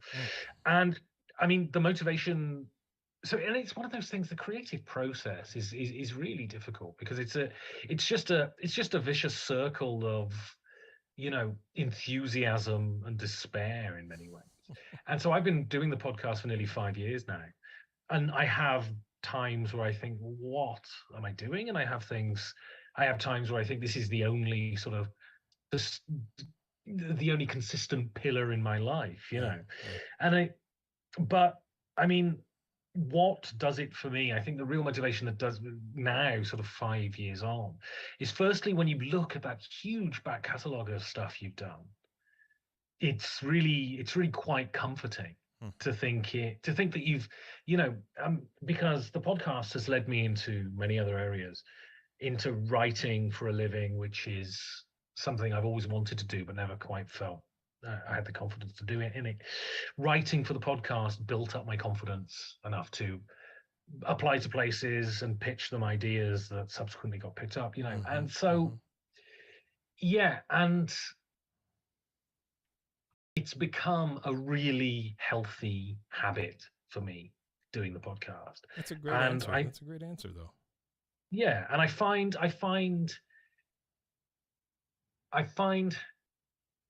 having an episode download on my podcatcher a really satisfying thing. This month we're recording in December, and me and a friend of mine for the show did an advent calendar, which meant daily episodes up until Christmas Day, and that was really great. And I think people really liked it, and it helped with downloads, and I made more money and all of that sort of stuff. And I also, I'm not going to lie, I mean, part of the motivation is money. Yeah. I've always considered the show a professional venture, even when it wasn't yielding any money, and now it's yielding some money. I mean, not enough to live on, but it's yielding some money. And so part of that is keeping up with the content, making sure the content's good, and the bit I'm really bad at, which is sort of interacting with the community. It is, there's something wholly satisfying when you see that someone else is enjoying what you do. Right. And in this world, someone giving you $1 for doing a thing is approval of, that thing. And so I completely understand where you're coming from, but I love the fact that your first motivation is it's a healthy habit.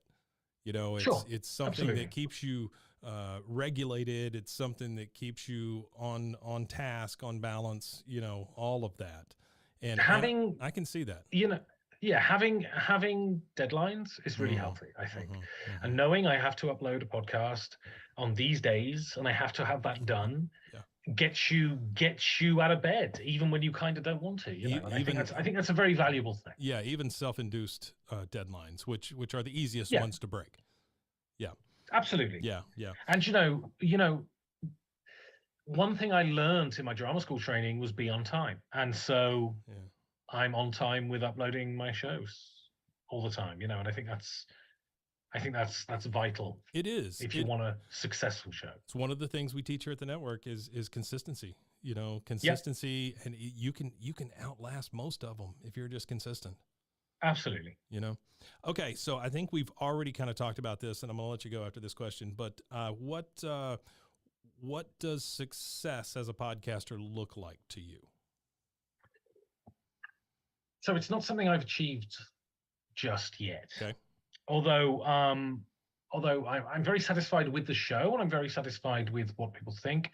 Success as a podcaster for me is supporting myself doing this. That's the bottom line. Yeah. That's why I continue to innovate. That's why I continue to do different things, because that's the goal. Yeah. Because working's horrendous, and if you can get out of having a job, that's the goal. Yeah. And so that's what success looks like as a destination.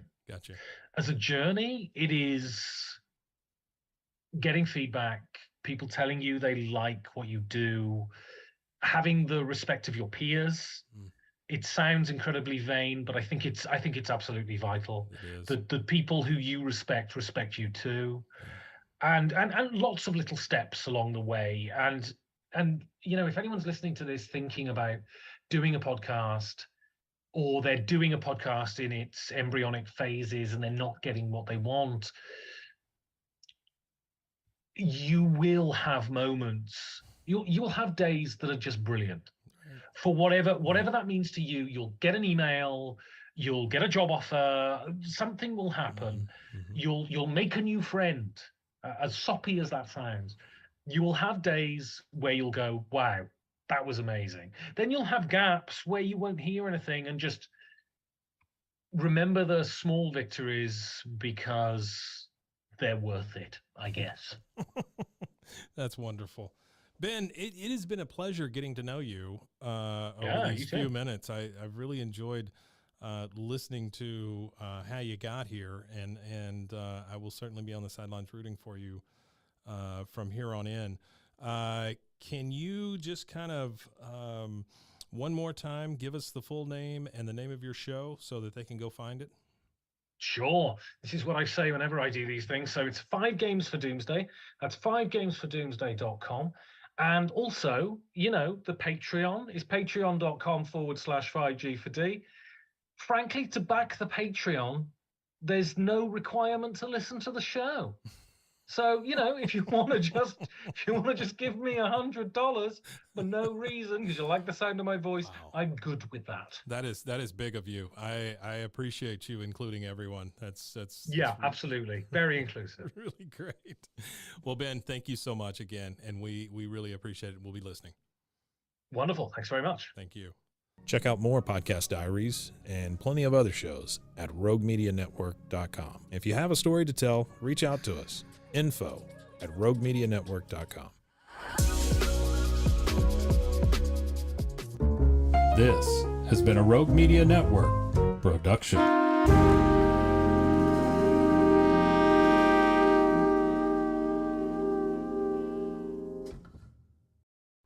My name is Isaac, and I have 2 shows. I have Broke Down at the Shack and 2 guitars and a mic.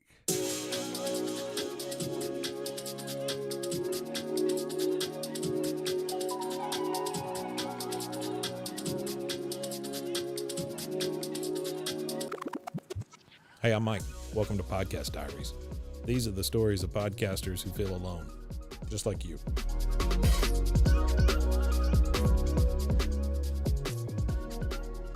Hey, Isaac. How are you? I'm doing good, my friend. Good, good. So tell me about yourself. Who are you? My name is Isaac Martinez. I'm a longtime musician.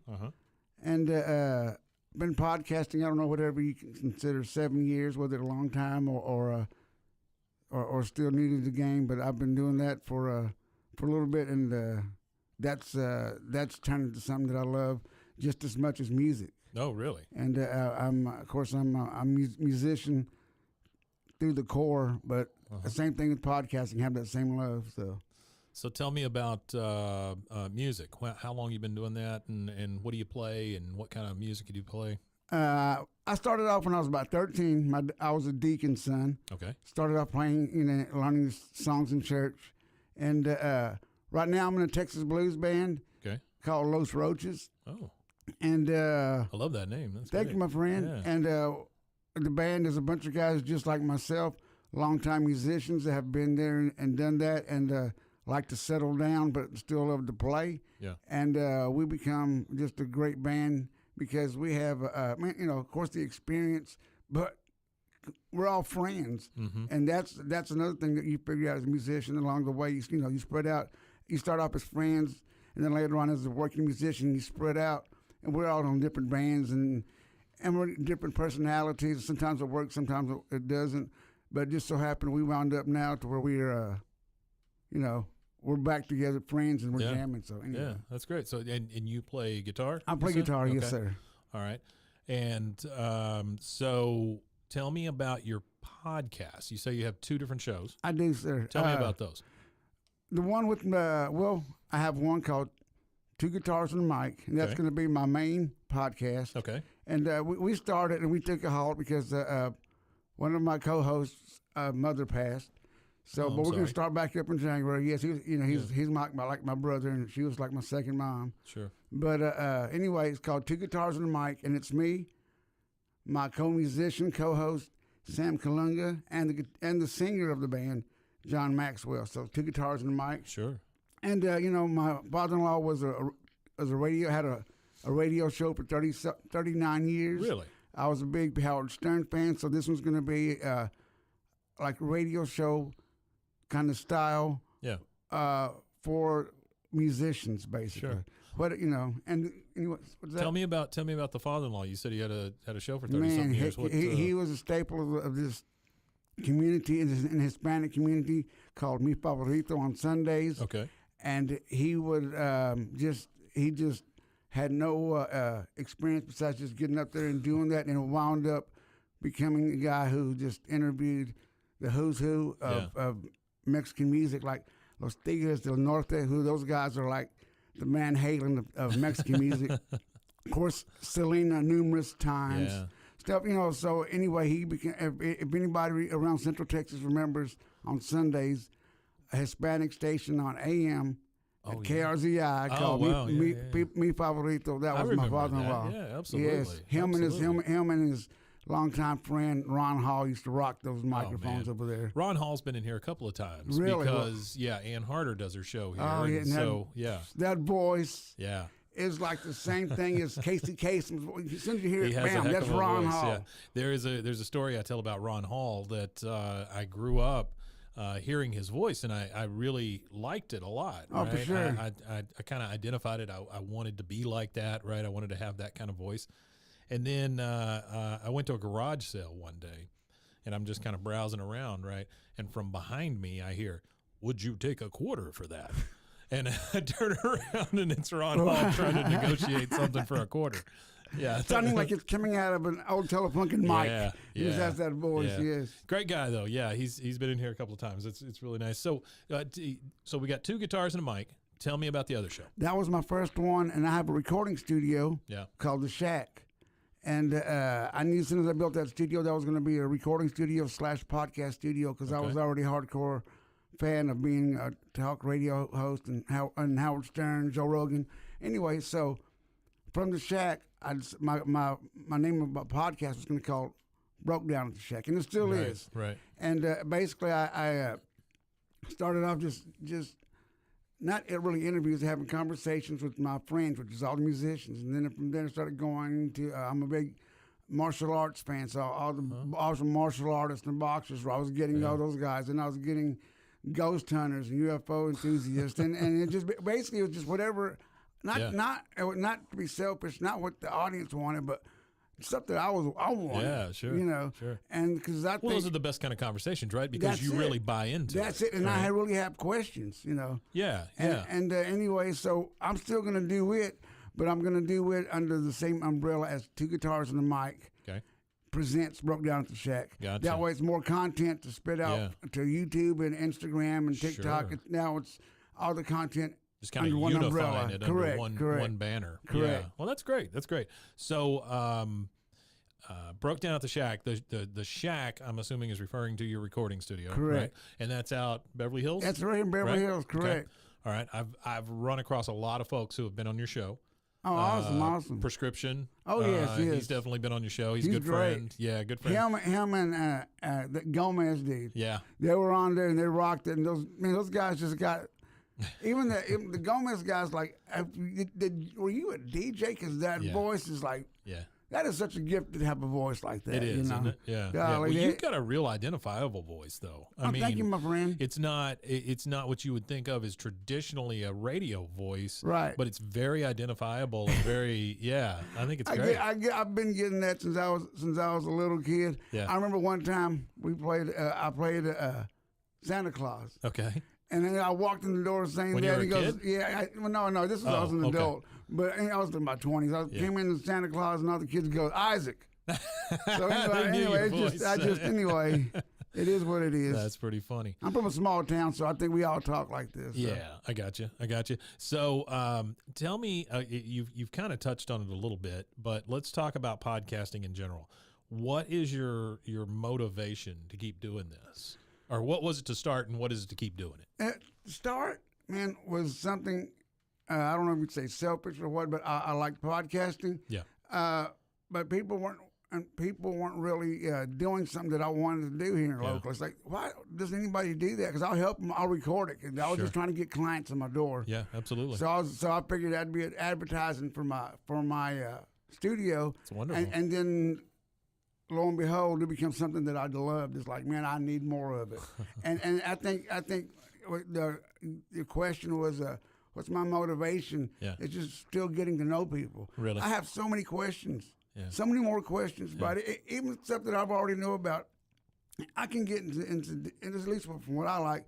I also love audio. You know, I'm a recording studio, and I can talk even to the smallest detail about tubes and transistors. Everybody else might not even like that, what the hell I'm talking about, but I do have questions about all that stuff because there's a lot of things in that fascinate me. Podcasting, of course, like I said, I'm a huge boxing enthusiast and martial arts enthusiast, especially I train jiu-jitsu, so I that's something that I always have questions about. You know, basically they're just, like I said, selfishly, there's questions that I want to know about, and I'm inviting the audience to check it out. While I'm asking questions. I don't think there's anything wrong with being selfish in podcasting. I think that's part of it, right? You get those little niche audiences that want to hear the answers to those questions just like you do. Yes, sir. You know, unless you ask them, well, they're out there asking them with no microphone. You know? I agree. Yeah. So talk to me about equipment a little bit. Like what do you record with and what do you use? Not music, but podcasts. Yes. I use the same equipment. Do you? Is it's just basically my main mixer is the Presonus 2442. Okay. Just the big console. Yeah. And I like it has everything you want on there. All your gates, compressors, all your EQs, low pass, high pass. And then, but that's just the standard what I use for podcasting. Because when I get in the recording, then I'm using my tube compressors. tube amps. Like I said, I just bought another one. Yeah. Yeah, you brought it in because you didn't want it to sit out in the truck. Yeah, that's great. Yeah, I love that. But anyway, that's true. But for podcasting, I just use that. Yeah. As far as recording it, I have an Apple, so I'm using Logic. Okay. And that's about as far as distribution. Yeah. I use BuzzFeed, Buzzsprout, excuse me, and the same old. I'm a big YouTube guy and YouTube. That's great. And also, I do this. I try to get up, and I have a couple of producers. Shout out to Gabriel and Lewis. They're my two producers. They, I kept asking them, I'm ready to get up on Facebook because those are just for my friends because I think you should do it. And another reason, I got a lot of dumbass friends that don't know how to go look. It's like just look at my YouTube page, but they want to see it on Facebook, so I still do it. But you know what? It's fun because sometimes. Not all the time. Yeah. I'll look down and see if there's any questions, and if it's something I'll ask, whatever. But if it's so much BS, so you get live input as you go, right? I do because I'm. That's cool. I've always been a live performer. Yeah. So live streaming makes total sense for you. It does because as far as recording it, I guess since I'm an engineer. Yeah. I was like, okay, lights are on, and now I got to be perfect. Yeah.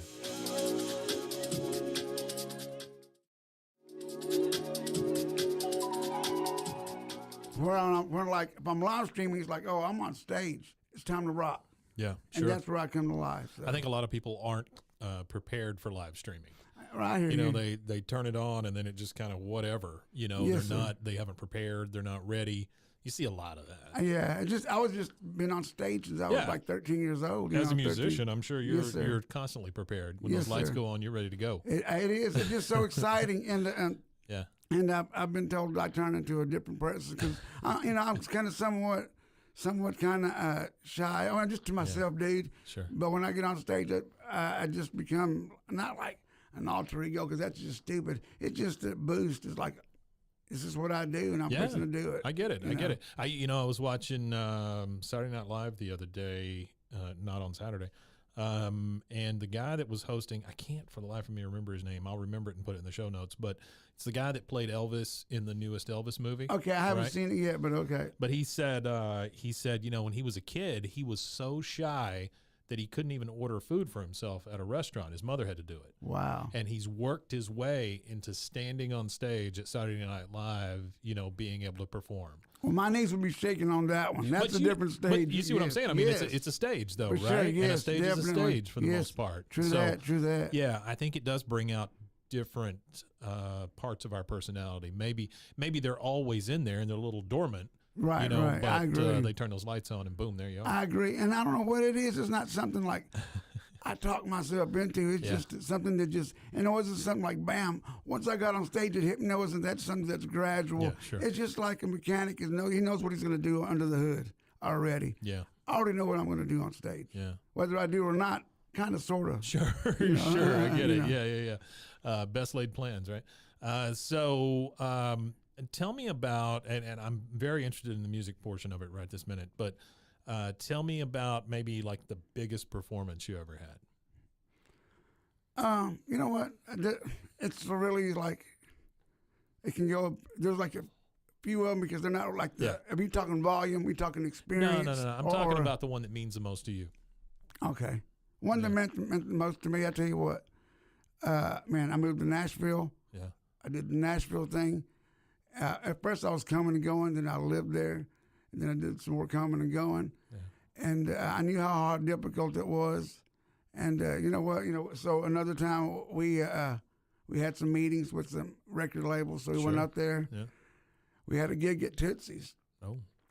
At 12 o'clock, and excuse me, it could have been 12:01-ish. Okay. Those are like the ones that you don't want those, because it means in the daytime, whatever. And they had us upstairs. It's like, oh, a record company's going to come see us play with like two people. Okay, whatever. It is what it is. And man, as soon as we played that first song, balls packed. People were all about it, and of course, all the record dudes were just like, they were, there was a couple of companies there. There were a few guys with their notepad, just like you would think they were doing, like whatever you imagine, that's what they were doing, and it was like they were impressed with that. But here's the deal: we were not even prepared for that. It was like, let's just roll the dice, and like bam, and of course the energy came out. And anyway, it was that one I guess was cool because those guys were my bros, and it's like, dude, look what we accomplished from just like, hey, let's throw some shit together and see if we can jam. Yeah. So what year was that? Man, I don't know. That's been that's a true musician. About 15 years ago. That's a true musician who can't recall the year, right? Right. I mean, yes, brother. Yes, that is correct. So tell me, okay, let's go back to podcasting. So you've been doing this for a little while. Yes, sir. What does success look like for you in the podcasting arena, in the podcasting world? What does success mean? Man, and I'm one of those guys that likes to aim high, but in this case, no. I just not going to be selfish. I've been there. I've been playing on the road for a long time, and there's like, just make a comfortable living at doing that, and I'm still got game plans on trying to get there. Just to where that's my full-time gig is like I open up my studio door and let's rotate. Yeah. And not just not just when I'm saying not just my studio engineering. Yeah. I'm talking about podcasting. That's what I want to be my main gig. Right. And I'm still working at that. I've been an athlete since I was a kid. We were all raised all the Martinez's, everybody knows the Martinez's. They're known for playing sports in my town. There was nothing to do. Yeah. So it's just a natural competitor in me. Not like, oh, I'm competing. It's like, I just like to work for something. Yeah. I like to work for something. Yeah. I can certainly understand that. Like, you don't necessarily know what the big thing is. Yes, sir. Right? Until it hits you. Yes, sir. And then you're standing in a room or you're recording somebody that you never thought you'd meet. I know. You know? I know. And then it's one of those things where you're like, holy crap, how did this happen? I know. You know, do they really know who I am? Because I really shouldn't be on the other side of this glass. Man, know? I know, brother. Yes, Yeah. yes, I can tell you that. I guess you know, kids call it imposter syndrome or whatever, and I guess there is a little bit of that. But I've always been one of those people that you just walk into the room and you try to own it. Yes, you know? sir. Yes, sir. It's just like a stage or whatever. Yes, you know? sir. I'm not a big performer or anything like that, but I've generally been pretty confident. Your voice is good. You've got also. I'm an audio guy. You've got that voice, brother. Have you ever a DJ? No, never DJ'd. But when I was a kid, that's what I wanted to do. Really, So man, that is a gift, brother. I told the last guy that I created this voice, and now I don't know how to get out of it. You know, so. But you know, and you know, but anyway, I didn't mean to interrupt. No, but you're good. talking about you accomplished. Yeah, and you accomplished that voice. That is something that man, people do not understand. There are people that can sing, and there are people that can try to sing. Yeah. But there's some like that's what they're going to do better than you because they were made like that, and your voice is it's just the way it is, right? Your voice is a guy that is gifted with a great voice. Mine is only child stuck in his room, you know, just had to have something to do. Yes, sir. So I hear you, brother. I love it, though. You know, I love it. So, how much longer you see yourself doing this thing? Till the wheels fall off, brother. That's a good answer. That's a great answer. Yeah. So, okay, if you could have anybody on your show, who would it be? Living or living or either dead? way. Yeah, either way. Oh, Let's go one living, one dead. Well, I'm going to go living and dead is probably my Lord and Savior Jesus Christ. Okay. All right. That would be the number one. That'd be a heck of a get. Yes, man, because I do have so many questions. And just saying that, I got to give myself goosebumps. Yeah. Because I know that's how strong he is. Yeah. I would just say, living human right now, man, even though people think I'm a huge fan, I am a big fan, but not what you think, but just because this guy's personality is so crazy. Probably Joe Rogan. Yeah. You know, and just hot, and I don't listen to him all the time. Yeah. Of course, I do listen to him. Yeah. Sure. But some of this stuff's over my head. He's too smart for me. You know, I'm a regular dude, but there's some guys that I do listen to because of him, because they're friends of him. They have good podcasts, you know. But probably him. He has so many great ideas. So you listen to podcasts regularly? I do. That's my new radio. I don't listen to music. I listen to podcasts. Yeah. That's crazy for a musician, though, right? Yes, sir. Isn't that nuts? Yeah. Man, you really got to bring it for me to say, man, let me, because I've just I've been there and done that. Yeah. That's just been my life. Yeah. Yeah. You know. I get it. Well, this has been wonderful. Nice you, little sir. conversation. Thank you, my friend. It's wonderful to meet you. Thank you, sir. You too, my friend. I think we'll probably do something together I would real love. soon. I love what you guys do. Matter of fact, I appreciate you guys have something going on here, like a meet and greet or something. Yeah, we have those probably a couple times a year. I've been interested in coming because I wanna see what's going on. I'd love to learn from you guys. Well, same here. And I'd love just to meet, like I said, just Andrew and Prescription. Those guys, alone, you've got some already couple home run hitters right there. Andrew's something else. Yeah, yes. Andrew's something else. He's been with us from almost the start. And also there's some other ones. I just like I said, I'll listen to some Prescription and some of Andrew's stuff. Yeah. And I know you do have other I guess artists. I guess you would call them podcasters. Little over 100 on the network at this point. Man. A little over 100 shows. I would say we put out probably 40, 45 episodes a week. Awesome, brother. That is amazing. And but like I said, I'd love to meet all of them because I need to start really. Yeah, man. I've been trying to get a podcasting community forever. Not just because I'm a musician. Man, I love my musician brothers. We got each other's back. Yeah. And I think that should be the same thing with podcasting. It should be having each other's back because I think I have so many ideas that we could do together. Right. Just me becoming a musician. Me being a musician. I'm always thinking you got the wheels turning all the damn time. Yeah. But I've also got so many ideas for podcasting. But anyway, it's hard to stop, isn't it? Yes, sir. Yes, sir. Yeah. Well, man, it was very nice to meet you. You too, brother. Wonderful to talk to you. You too, Give me brother. your full name one more time and the name of your shows. My name is Isaac Martinez. My shows are Two Guitars and a Mic, Broke Down at the Shack, and sometimes Fight Night at the Shack. It was wonderful to have you here, man. Thank you, brother. Thanks. Check out more Podcast Diaries and plenty of other shows at RogueMediaNetwork.com. If you have a story to tell, reach out to us. info@RogueMediaNetwork.com. This has been a Rogue Media Network production.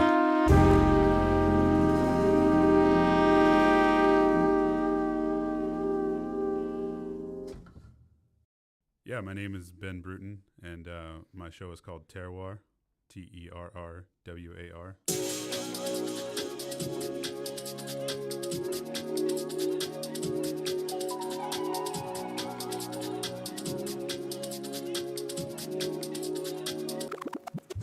Hey, I'm Mike. Welcome to Podcast Diaries. These are the stories of podcasters who feel alone, just like you.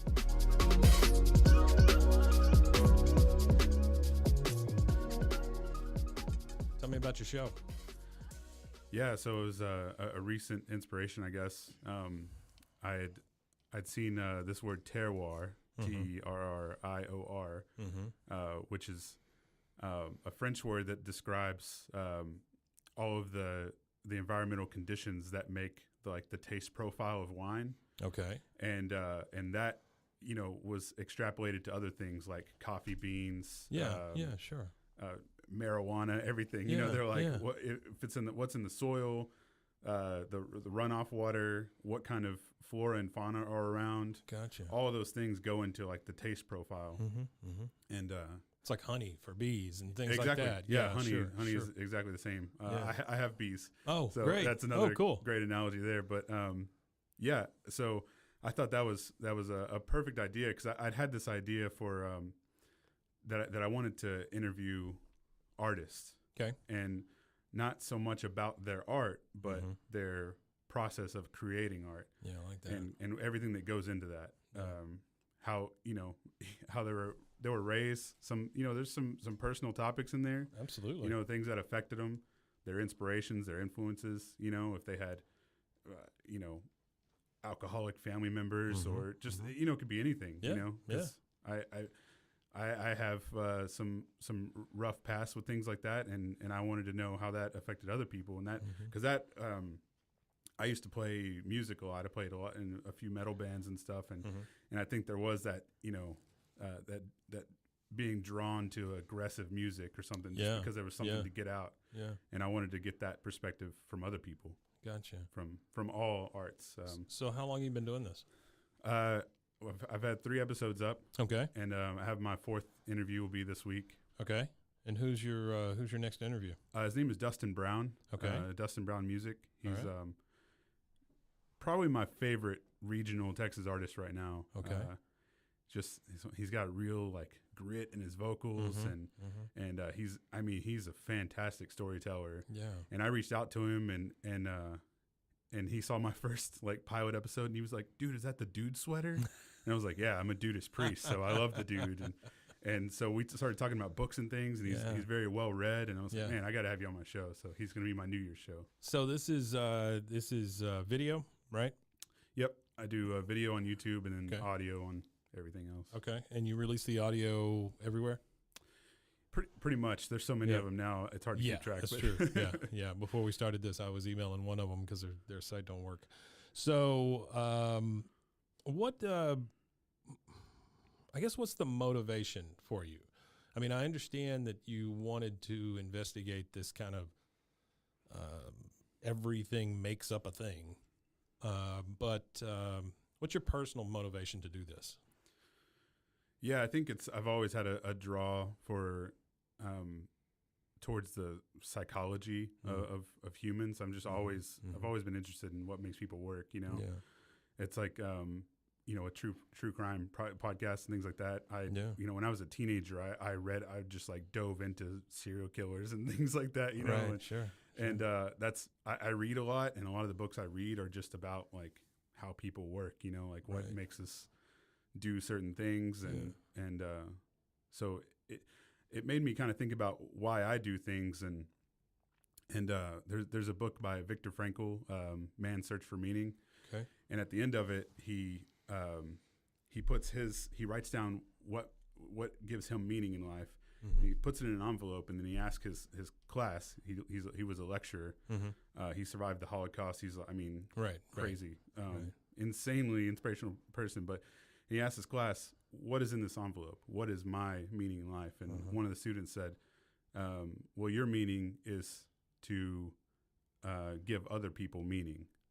Wow. And so I thought, wow, I think I've just always been I'm a serial hobbyist. I've tried to get into all these different things, and I was like, maybe that's what it is I'm drawn to find other people's meaning in life, or to push that, if I have an artist that's on and I really like them, I want to push them like, hey, you should, however you feel about life, if you're feeling down at any point, you should push past that, because you make great art, and I feel like you can make even greater art, an impact. So you were saying that, and it's funny. I watched. You ever watch Documentary Now? No. Okay, it's a fake documentary series that comes on AMC. It's with Fred Armisen and a couple other guys, right? And I think Seth Meyers writes most of it. But the last episode this season was all in French, number one, and it was about this word frisson. Frisson. I just watched this last night. Okay, so it's weird that you're talking about these kind of things, but frisson is it's supposed to be that feeling when you get goosebumps from something, right? And so you made me think of that whenever you're talking about everything coming into it and understanding your meaning and what's your purpose and all that kind of stuff. I think that all ties kind of together, right? I mean, why are we here? Why are we doing what we do? Why don't we do the things we don't do?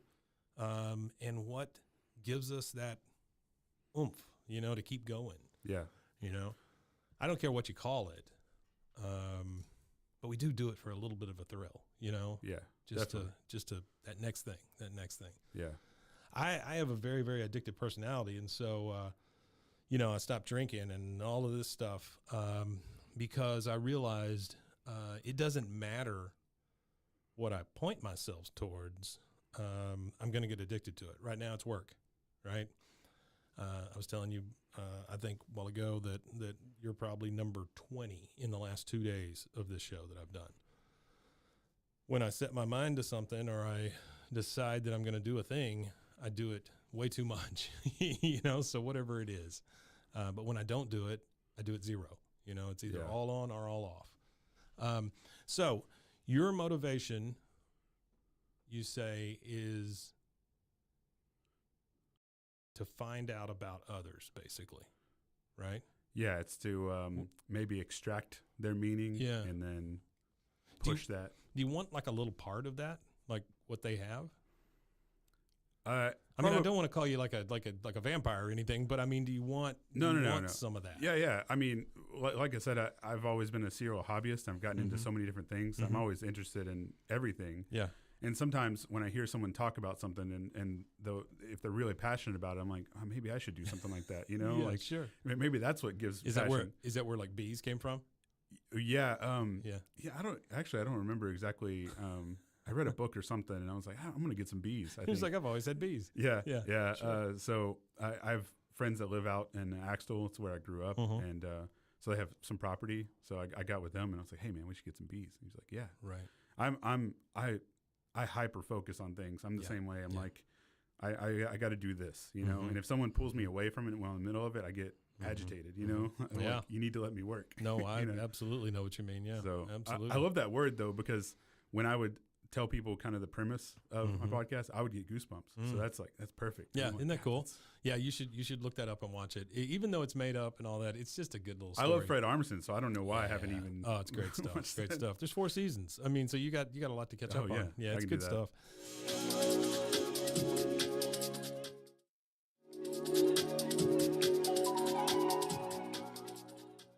Okay, so this podcast, you know, you say you've done 3. You're doing your 4th one. That'll be your New Year's episode.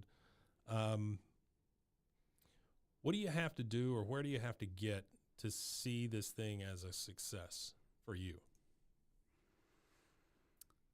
You know, I think going into it, I didn't really have anything like that in mind. Mm-hmm. I think I was just so interested in talking to people. Right. I enjoy just talking to people, hearing about their lives, what they do, what drives them. Yeah. So I don't know. Success is just to dig deeper, find more people. Mm-hmm. So far I have a list of people that I kind of sort of know, Mm-hmm. being a musician before and kind of being, having a sense of like knowing people in the local kind of regional area. Yeah. So I guess is being able to interview people I don't know more often, Okay. finding other perspectives. That's kind of my drive. It's just. So all the ones that I've done for this show, only a couple have mentioned money. And you certainly didn't even get close to mentioning money. I think this is a passion project for you, right? Yeah. Wouldn't definitely. you say? Oh, yeah. And that's kind of the way it feels for most of these folks that I've talked to. There's a guy that I talked to up in Canada. He's got 7 podcasts and works full time. I'm not sure how he does that, but all of them are serving others type podcasts, right? It's all about serving others. And it's been probably the most inspirational couple of days I've ever had, talking to folks all around the globe about why they do this and who's listening and does it matter. And I'm starting to come to the conclusion that it doesn't matter. We're not speaking into a void because we'll find our people, right? I was talking to a guy this morning about back in cave times, light a fire, tell a story. The people that want to listen to it will come. Maybe they don't want to be at your fire. Maybe they want to be at somebody else's fire. That's fine. There's nothing wrong with that. We don't need to pull them away from the other fire or anything. If we enjoy what we're doing and we have passion in what we're doing, our people will find us. Yeah. Definitely. And if not, well, hell, we're making ourselves happy, Yeah. And we only get so much time. So yeah, I don't think I think when you try to search for, or when you try to target specific crowds, I don't think it ever works out. You come off as inauthentic. Yeah. I think if you're authentic with what you're doing, then people will be drawn to that. Yeah. And if it's interesting topics, then they'll keep staying around. That's what that's the gist that I've gotten. And I hate to kind of unload on you from all these episodes, but a lot of them have been Zoom. You're here in the studio with me. And so I just thought it was a good time to kind of evaluate everything because you are kind of the example of what I'm talking about here with just, I do it because I love it, and that's admirable, very admirable. Appreciate it. It's tough to do because sometimes people don't always see it, people outside of us, family, friends, things like that, they don't always see that we're doing it just for ourselves, and sometimes that matters. Mm-hmm. I often give the explanation or the whatever of when you get on an airplane, there's that thing on the back of the seat that tells you what happens when the oxygen masks drop. Well, there's one picture of a mother putting the mask on herself first, then putting it on her child. And I know this is not nearly that dire of a situation here, but I feel like we have to enjoy or save ourselves first before we can help other people, Yeah. And so I think these podcasts are the oxygen mask dropping down for a lot of people, and they're grabbing it and they're sucking up all the air they can so that they can help all the other people that are near them or around them or even people they haven't met yet. Yeah. So, okay. So what does the future look like with this thing? Well, I've got the next 2. I've got through March booked with guests. Okay. Doing once a week I'm not trying to overload with it, you know, because I'm prone to burning out with things. So I have to. That's the hyper focus, though, yeah, right? That's why I've made it a point to like, okay, Ben, you got to pace yourself this time. You know, just try to do it one guest a week. You know, because I have a kid and I have a full-time job. So what do you do, by the way? I'm an engineer. Oh, okay. So great. So tough driving those trains, huh? I'm a software engineer. I got you. Yeah. I have a cousin who does trains, and really, and he's always like, "Hey, when are you going to come?" You guys are on strike right now. Why would I do that? Come on. I'm sorry, I keep interjecting, but grew up with a guy who ended up being and this is a stupid comparison, but he ended up being the engineer of the tiny little train that used to be around Lions Park. So we had this little kiddie park, and somebody would drive the tiny little train. He would dress up like engineer, do the whole thing. Hey, you gotta he bought into the whole thing. Oh yeah, go all in. All right, software engineer. Sorry, go ahead. Yeah. So so that was my profession, I guess. But I'm halfway I'm an instructor and an engineer. Okay. I work for a company where we run engineering boot camps. Okay. So I build internal tools and things like that, but I also teach it. And that's the rewarding part is teaching, because our business plan with the company I work for is we try to find those who haven't had the opportunity. They don't have the money to go to college.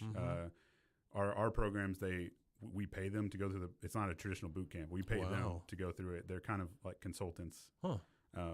But yeah, we try to get more females and minorities, because in the engineering field, I know you know this from your teaching experience, that it's male dominated. So a few guys out there. Yeah. So we're trying to bunch of white guys. We're trying to, sure. Definitely. We're trying to do what we can to kind of skew that, balance it. But it's a small company, so But yeah, that's a noble effort, though. So I feel I have rewarding work, my full-time gig, and then so I still have rewarding work as a passion project out of that. So I feel pretty good about life. It's really good, man. I worked in the oil field before, and I hated myself and everything. And so, it's a bad place to be. Yeah, man. Yeah, it was awful. When I was talking to somebody about this the other day, the negativity thing. You know, I was a very negative person for a very long time, and I do slip back into it every once in a while. And boy, I hate myself when I do it.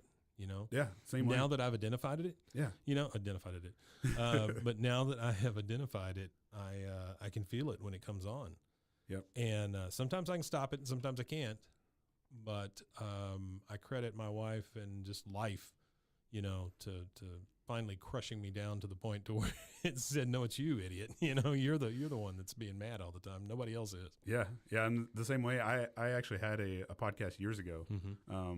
That it basically consisted of me and a couple of friends just talking trash about politicians and things all the time. Yeah. And it's like, if anyone deserves that, it's probably politicians, I guess. But it was still that thing where I was just like, at the end of it, I'm like, man, I'm kind of exhausted from being so negative this whole time. Yeah. So I just jumped off. They continued to do the show for another 30 episodes. Sure. But yeah, I'm the same way now. I just kind of, I guess. My wife and I have started going to comedy shows. Oh yeah, and that's down in Austin. Yeah, and I think going to those, we see enough negativity and we get that out of our system because comics are they're always trashing everybody. Yeah. It's good, for me to hear that from someone else. That's great though. It's like a really good catharsis for you. Just to get that stuff out. That's cool. Yeah. Well, I think it's really great that you've identified kind of who you are, and now you're going to work on the thing you love. That's not many people get that opportunity. Not many people identify where they are so that they can take that opportunity. Yeah, it's hard. It is. It's tough. Okay, so tell me one last thing.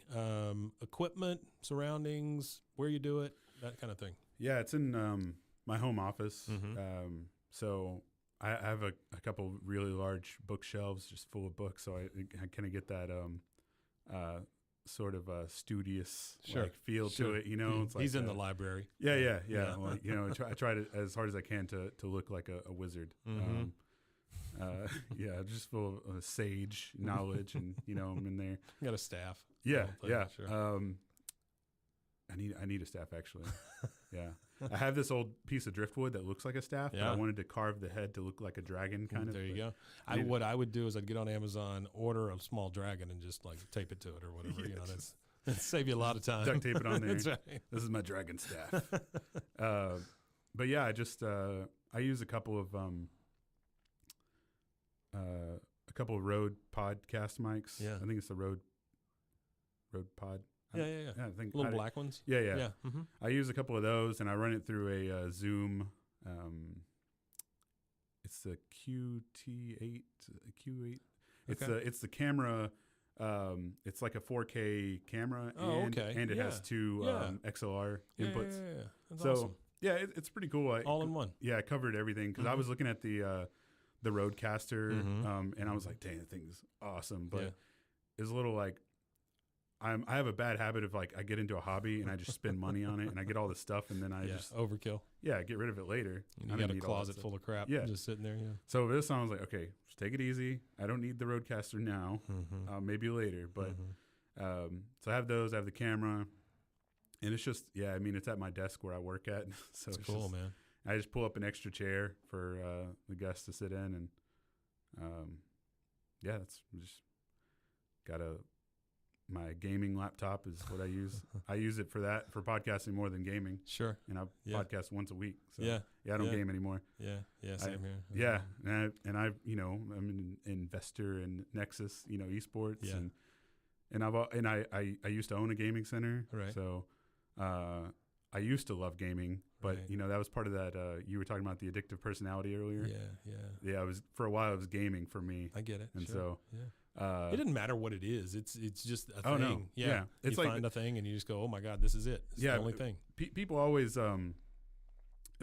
rag on those who are addicted to some kind of substance, but it's like, I mean, your TV or your cell phone or video games, it's all the same. It is the same. You have exactly you have no like you have no.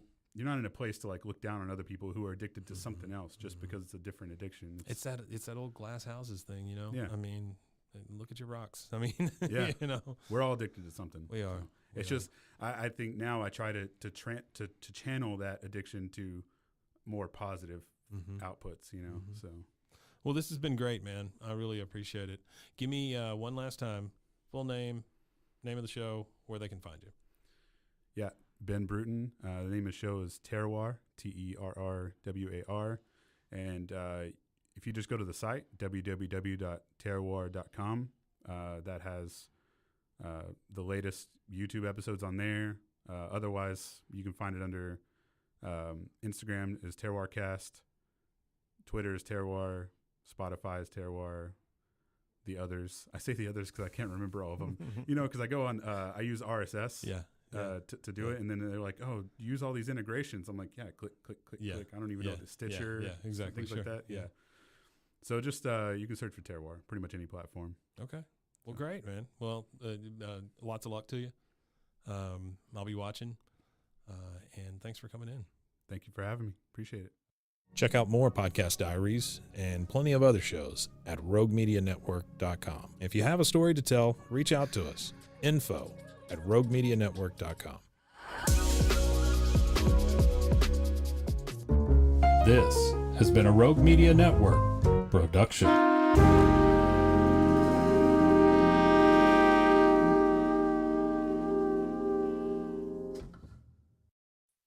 right, well, my name is David.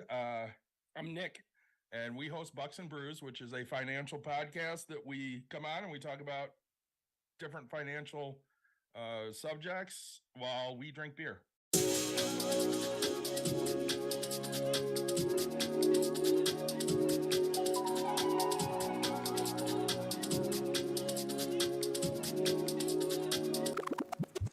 Hey, I'm Mike. Welcome to Podcast Diaries. These are the stories of podcasters who feel alone, just like you.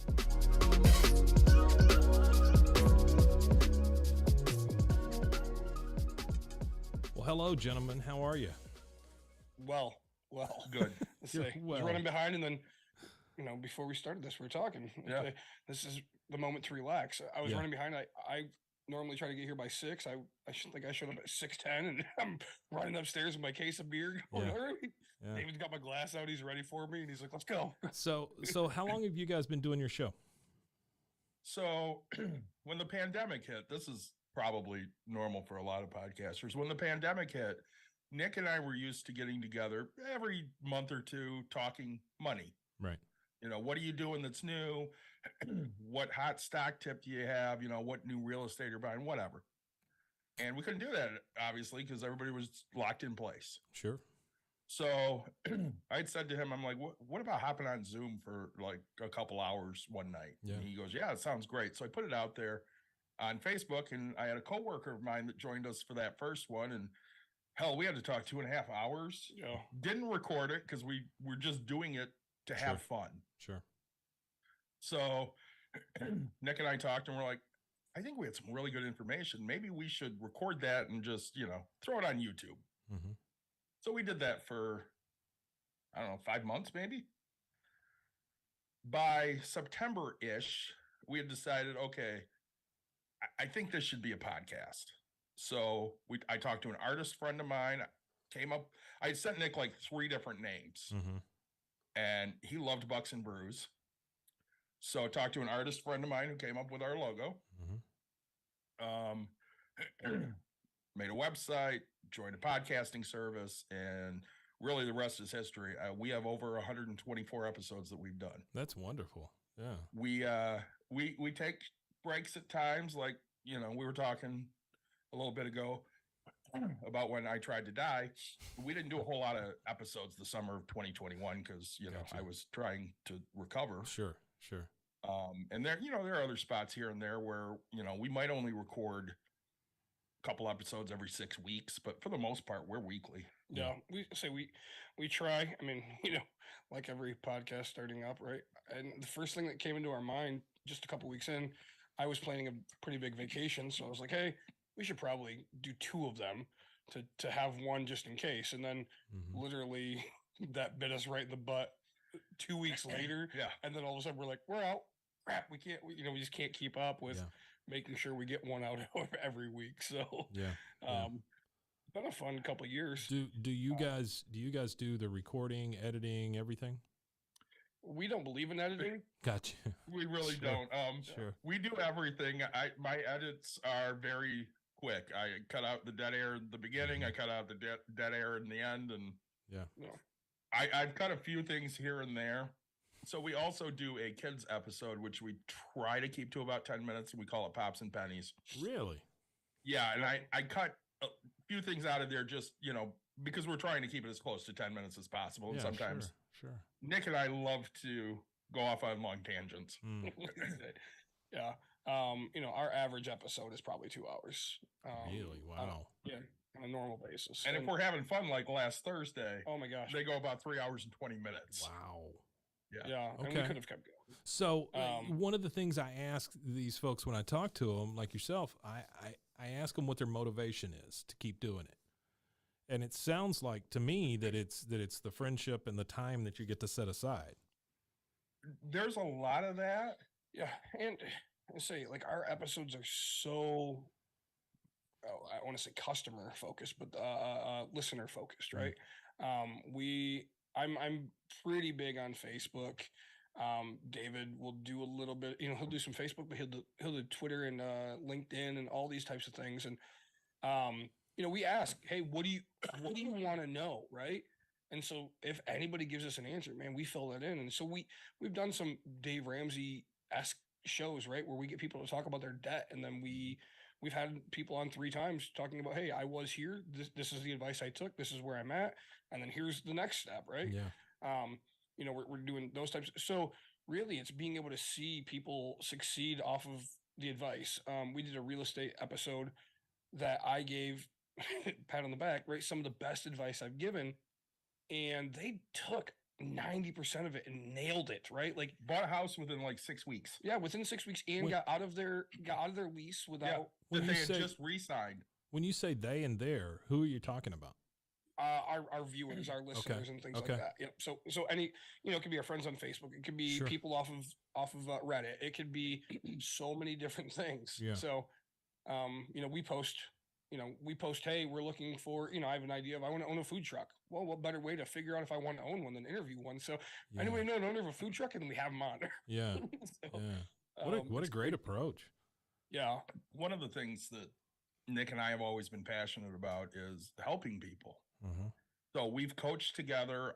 I've been a high school softball coach for 12 years. I've coached youth sports for over 20. Okay.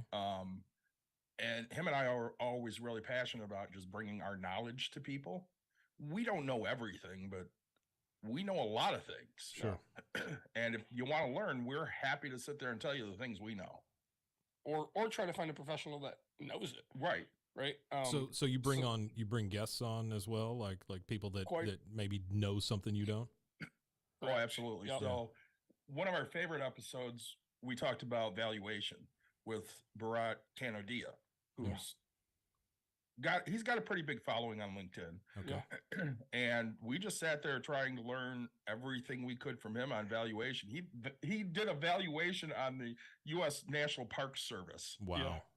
And we were just blown away at how cool that was. Right. I have change in my pocket right now, and we had a guy talk about coins. We don't know anything about coins or bills or anything. And actually, it's funny. I was going to tell David. I was going through a $50 roll, and I finally landed an $18 coin or a $22 coin, whatever. I had to figure it out. So right off of having this, I'm like, man, I finally nailed one. So yeah. Wow, that's nice. That's nice. So, any successes in the kids episodes? Lots. Really? Lots. So we have one viewer that's pretty like we put out one, and they're like, hey, my son wants to know about this, and my son wants to know about this, and so it's really awesome with that. Having a 7-year-old myself, Bucks and Brews is great. I love it as who we are, but we came up with Pops and Pennies. So now my daughter loves to go to school with pins with my face on it. Oh wow. And right, so we have stickers, we have all these things, and so my goal would be, I would love to see it where, gosh, if I could take this and go into schools and teach kids how to do this. But we've had a professional youth, financial person come on. DeAndre was great. And so we really do. The success that we see is the feedback that we get. I can't tell you if the parents are sticking with it or anything like that. Sure. But the feedback that we're getting and the things that we're constantly getting asked, I would say we're being successful in it. Well, and we get really excited when they ask about specific things. So this specific viewer goes, hey, my son wanted to know how Meijer is able to buy everything in the store without actually just handing over a bunch of money all at once. And we're like, yeah, that's a great subject. And we took it on for, I don't know, we probably talked 9 minutes on how stores buy merchandise. Yeah. And, and then they were interested in, buying stocks. And we talked about individual stocks isn't the greatest of ideas type thing, but unless you're doing it as a kid and you're planning to hold it for a long period of time, then go for it. Like, have fun. Don't try to pick which is the greatest. Just pick one and have fun with it. Right. Right. So you guys, you kind of alluded to a little bit of it, but what do y'all do in the real world? So I'm an analyst at a healthcare organization, the largest employer in the state of Michigan. I also am a co-owner of my wife's rage room that she has here where people come in and break stuff. Yeah. I coach high school softball. I co-host a podcast with this guy. I have my hands in a lot of things. Sure. Career-wise, so I'm retired. No, I am self-employed in real estate. Okay. So basically, I'm a landlord, flipper. I mean, if it's kind of real estate focused, I'm in it or around it in some way. Yeah. The only thing I would say, I don't do large commercial. Like I don't own a Walgreens, triple net leasing yet. Sure. So, sure. Actually, one of my goals this year is to buy some billboards or cell phone towers. Oh wow. Yeah.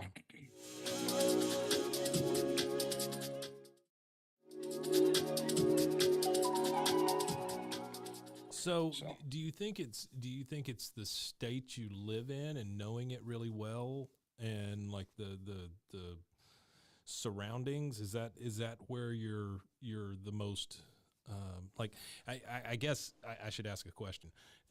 So living in Michigan, are you from there also?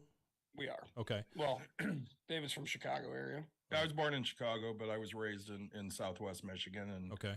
Nick was raised in West Michigan, and we're both located in West Michigan now. So do you think you're taking like local knowledge and using that to your advantage? In some instances, yes. Yeah. But in other instances, I mean, you know, Nick is very much self-taught. So he started doing real estate when he was 18 years old.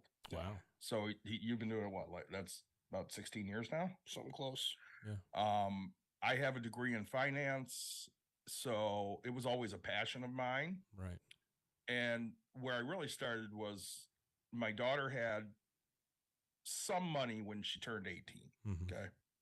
So I started investing what she had, and I kept paying all of her bills. And I did that for probably 5 or so years because I wasn't able to save when I was younger enough money to just pay for her college. Yeah, sure. So when we got to the point where she was going to college, she did community college, and I was able to pay for that. That's great. So she took money she made from working and I helped her invest it in different avenues, and she's probably got between all of her accounts around $60,000 of net worth. Wow. Which does not include the condo she bought all by herself. Yeah. Yeah. That's amazing. That's amazing. Yeah. So do you feel like the podcast almost sounds like it's I can't think of anything but religion, but it's almost like a driving force in your life, right? I mean, it's a reason for doing what you do. I mean, I can't say that for me, right? Because I do a bunch of real estate meetups. Okay. Example is I do a bunch of meetups. I've always been a giver, right? I give so much knowledge, and I had a friend call me out, and he's like, "Hey, man, when are you going to buy something from one of these guys? Like, ask a wholesaler to bring you a deal." And I was like, "What?"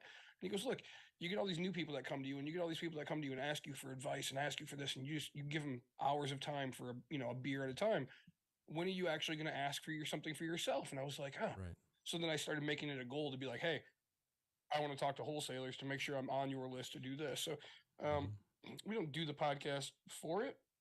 It doesn't force us to continue. It's just who we are as people. I mean, Gotcha. It really kind of is. And I mean, a lot of what our podcast has become is, we said it in the beginning, a therapy session. Yeah. We probably tackle mental health issues 4 times a year, 4 or 5 times a year, because I mean, we're battling our own issues, and we're honestly an open book. I mean, we don't hide anything from literally anybody. If they ask, we're going to give an honest opinion or feedback or whatever. Yeah. I mean, right. There's few things that you have to ask, but we'll give you the answer to, right? I'm not just going to walk out and, offer it. Right. But if it's, free knowledge that we've found, yeah, we're going to give it all day. And I was, we talked about it when I first started this real estate thing. I wrote my first lease on a lined piece of paper. Okay. Like, people have no idea how stupid I was and am, right? Like, it took somebody else to give me a lease to say, hey, this is what it should look like. And so somebody else's knowledge taught me that. Why wouldn't I give that same knowledge to the next person? Because, hey, you're going to be one door more successful than I was because you didn't make those mistakes right away. Granted, I got out of mine pretty easily, but, our goal is to give everybody in all different realms as much knowledge. And, there's certain episodes, gosh, like the coin one we studied for a little bit. There was a couple other ones. Like, we get some random people that want to be on, or, we talk to, and then we'll start studying their type of a thing. We're like, yeah, let's do this. We haven't done an episode, for an example. We know nothing about Bitcoin or cryptocurrency. Yeah. We've looked into it quite a bit, but we want to get a professional that actually knows what they're doing and knows how to mine it. We don't want to just get the person that's rich off of it. We want to get the person that can tell me what it actually is. So, right. And it's fun for us to learn that stuff too. So, yeah. I mean, we also do it to fatten our pocketbooks, which we make so much money off this podcast. Well, the other thing that's nice with us is we both come from very different backgrounds. Nick grew up poor. I grew up upper middle class, then became poor. Yeah. And we both dug ourselves out of the poor. Yeah. And I mean, I can't say we live comfortably, but we live okay. I mean, I can drink Bud Light once a week.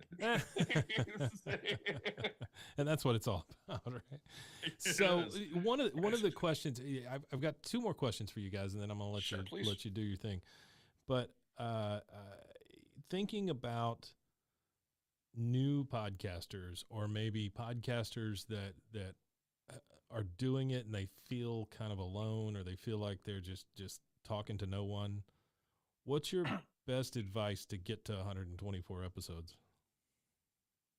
I think you really need to know what you're doing this for. Okay. So some of our episodes we've had 5 people listen to. Yeah. And I can't say we don't care, but at the same time, we don't care.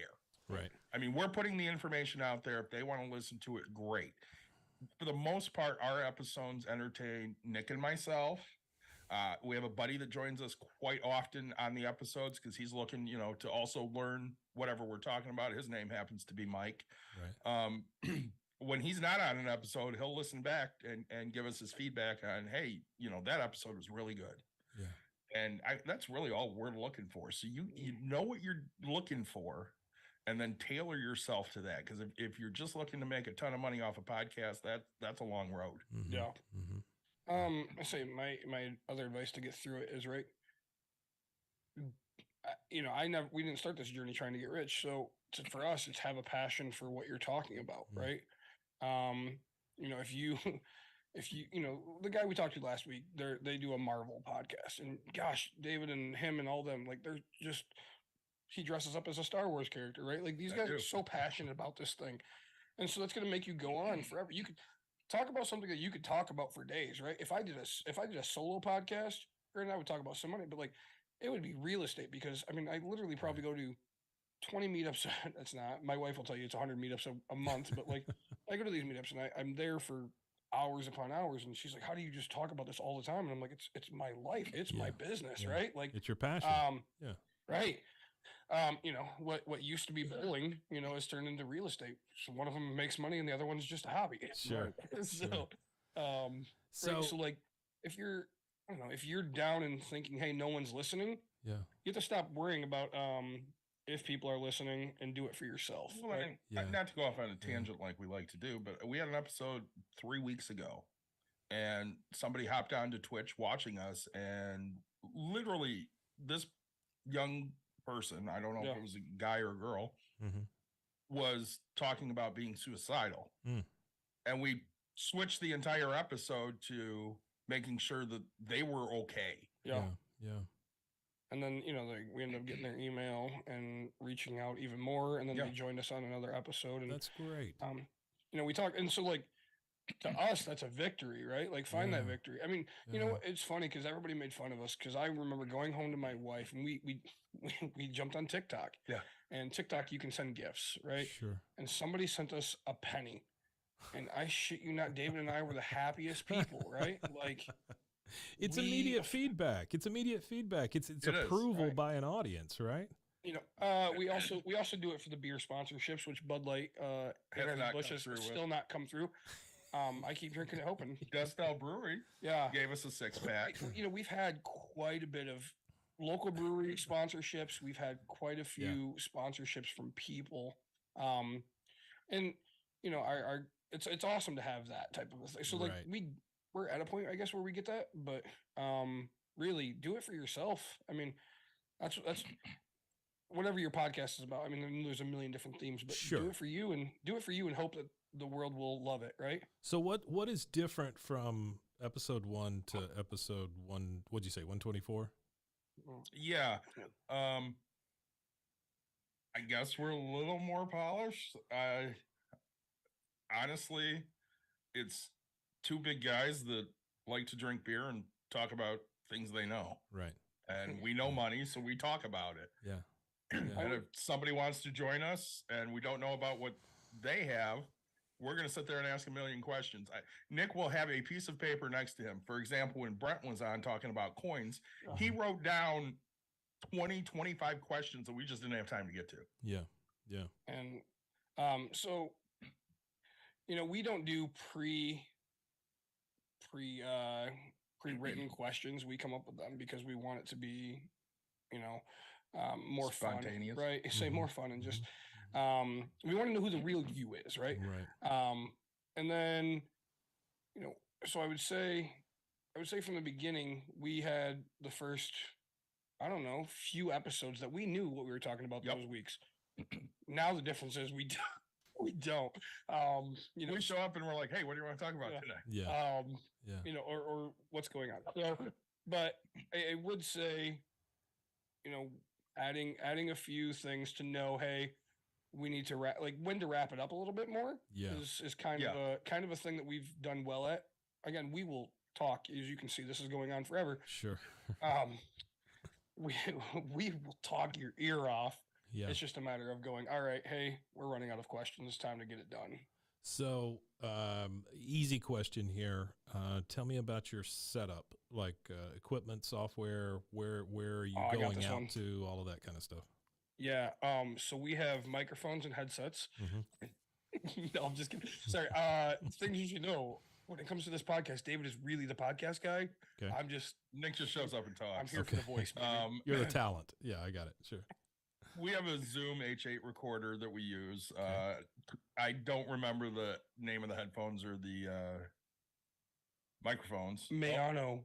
Mayano. Yeah, it looks that way. Mayano to you too, sir. We upload the episodes to Podbean and let it go out from there. Okay. So we're on all the services. We upload the videos to YouTube. So if anybody wants to look at our very handsome faces, they can.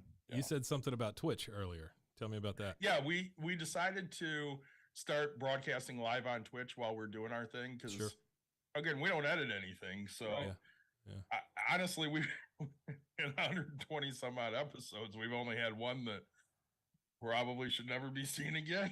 And, unfortunately, that was live on Twitch. Yeah, that's like, but no, we don't edit. But on that one, we did nothing wrong. Our guest was overindulged, very overindulged, and it was before we really started, which made it even more fun. And out of respect for him and the company that he has and stuff, sure, the few people that joined us live for that got to see it, but they, it's we're not that big where it's going to harm anybody in a sense. Right. We just haven't put it out, and we talked about it real quick because we're like, well, we don't hold anything back, but out of respect, we're not gonna put that one out there. So last question, and you guys have alluded to this, but I'm going to ask you one more time because maybe there's something else that comes up. What does success as a podcaster look like? Feedback. Engagement. Right. Yeah. Yeah. So that's at this moment, right? It's any bit of any appreciation, notoriety, being noticed, somebody that can see my logo, somebody that gets excited. Like, I love the fact that my daughter's excited about the fact that I'm on a pin, right? Yeah. She has no idea what I technically do. Right. Sure.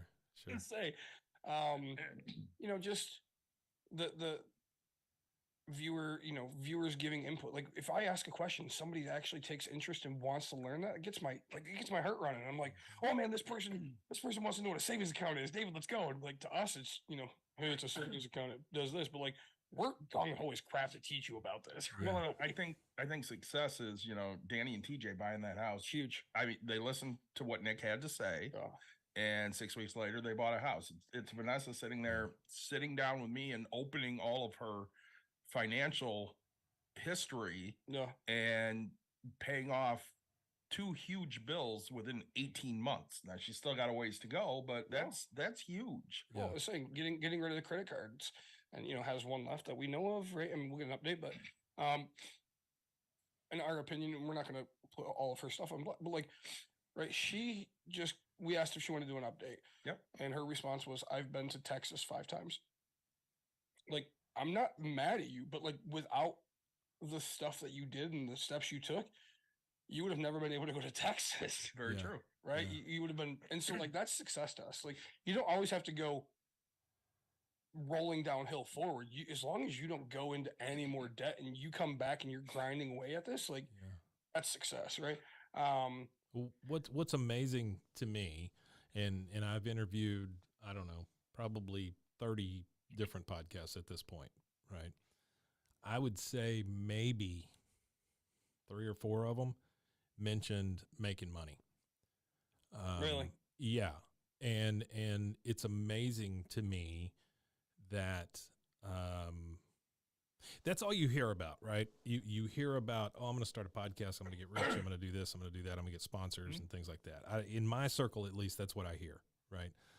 But what I've experienced is that most folks do this because they love it. And if you love it and you're consistent with it for long enough, you're going to outlast a lot of people, and you're going to make a lot of friends, and you're going to be successful. So whatever success means to you, you know, which is different. And you guys, you're almost on a mission, right? To save people from themselves financially. And I think that's fantastic. The fact that you can see visual evidence of what you're putting out into the universe, I think that is that's huge, and I congratulate you. I congratulate you on that, because that's a hell of a mission. Thank you very much. Well, you know, I want to add, it's not just saving people from that; it's also getting them to that next level. Like, David's kind of more of an anti-Ramsey because there you don't do the yell because they're the debt-free. It's not like we have people that are debt-free that are. I mean, one of our first people, multi-millionaire, probably, right? But probably. Like, we just gave so many other advice of like, hey, IRAs for this, do this, like we took their let's just say they were a millionaire now, or then they're 2 to 3 now, right? Because hey, we're diversified, we're going across the board. There's so many more options than just set it here. So you know, and it's all about the scales in itself. Like, we've had the poorest of poor to the richest of, well, not the richest of rich, but we'll have it someday. Yeah. Well, and you know, at the end of the day, we say it all the time: know what type of investor or financial person you are, and tailor yourself to that. Ramsey works for a lot of people because it's a simplified way to get out of debt. You know, when I talked to Vanessa about her debt, I said, well, let's just knock off the lowest stuff. And she goes, no, I don't care about a small win here or there. I want to get rid of the big stuff that has a high interest rate. And you don't meet many people that are willing to put in that kind of work. And she just jumped at it. Yeah. And that's you know, amazing. so it's seeing that.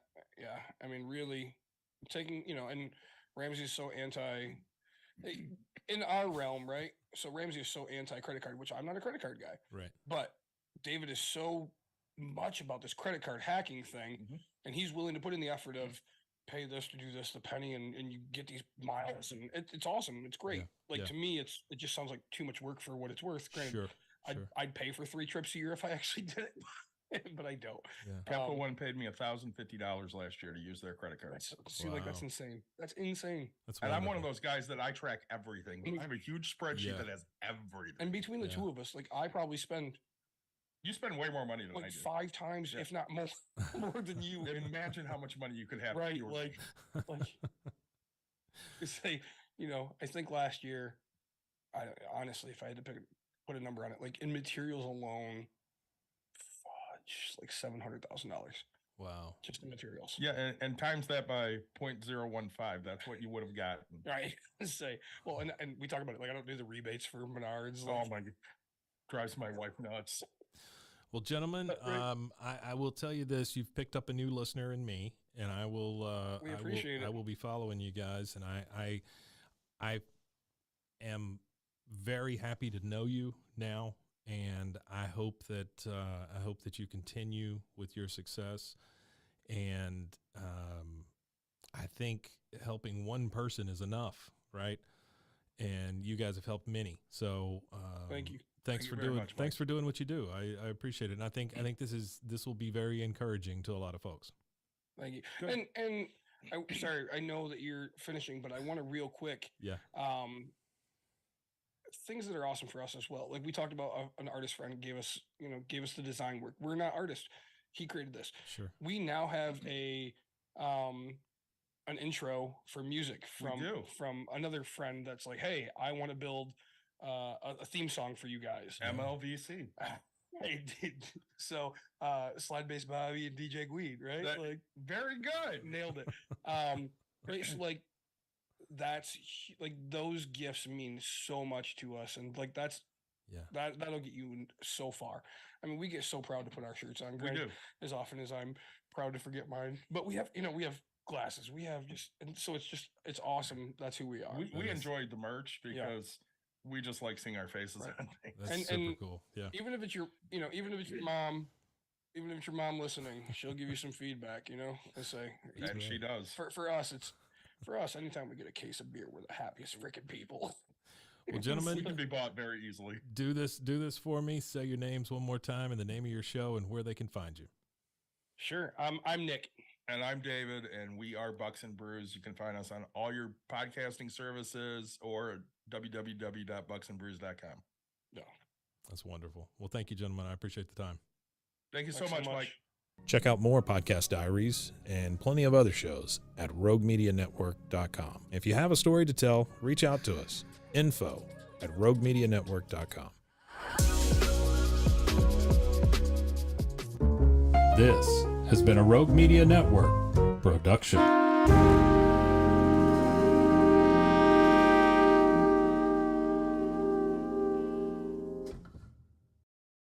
Hey, this is April Pullen. And this is Caroline Wolf. We are with Bloody Happy Hour.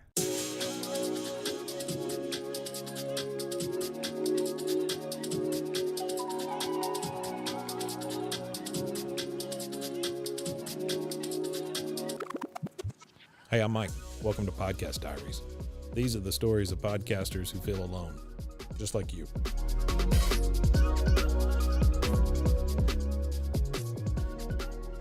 So, what's your show? It's called Bloody Happy Hour. Okay. True crime podcast. Yeah.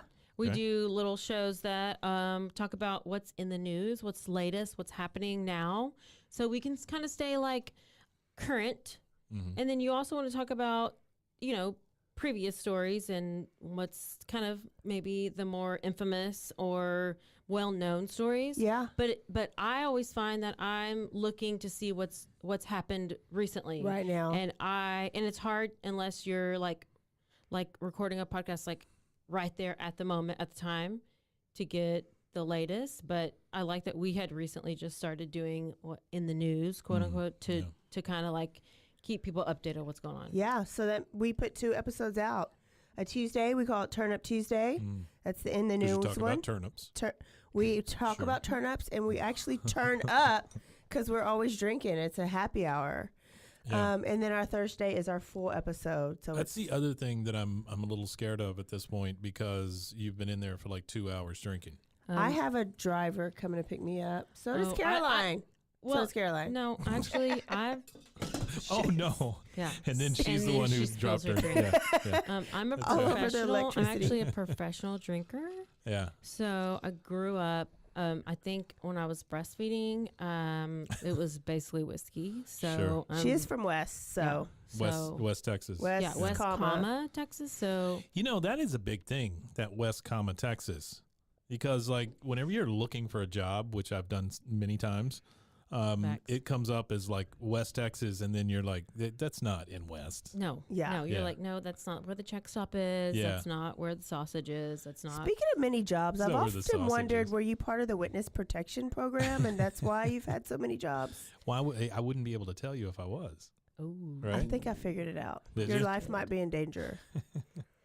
He has had trees fall on his car. It's very suspicious. That's true. I have. It's very suspicious. So this is your first foray into podcasting, right? This is the first podcast you guys have ever done. How long have you done it now?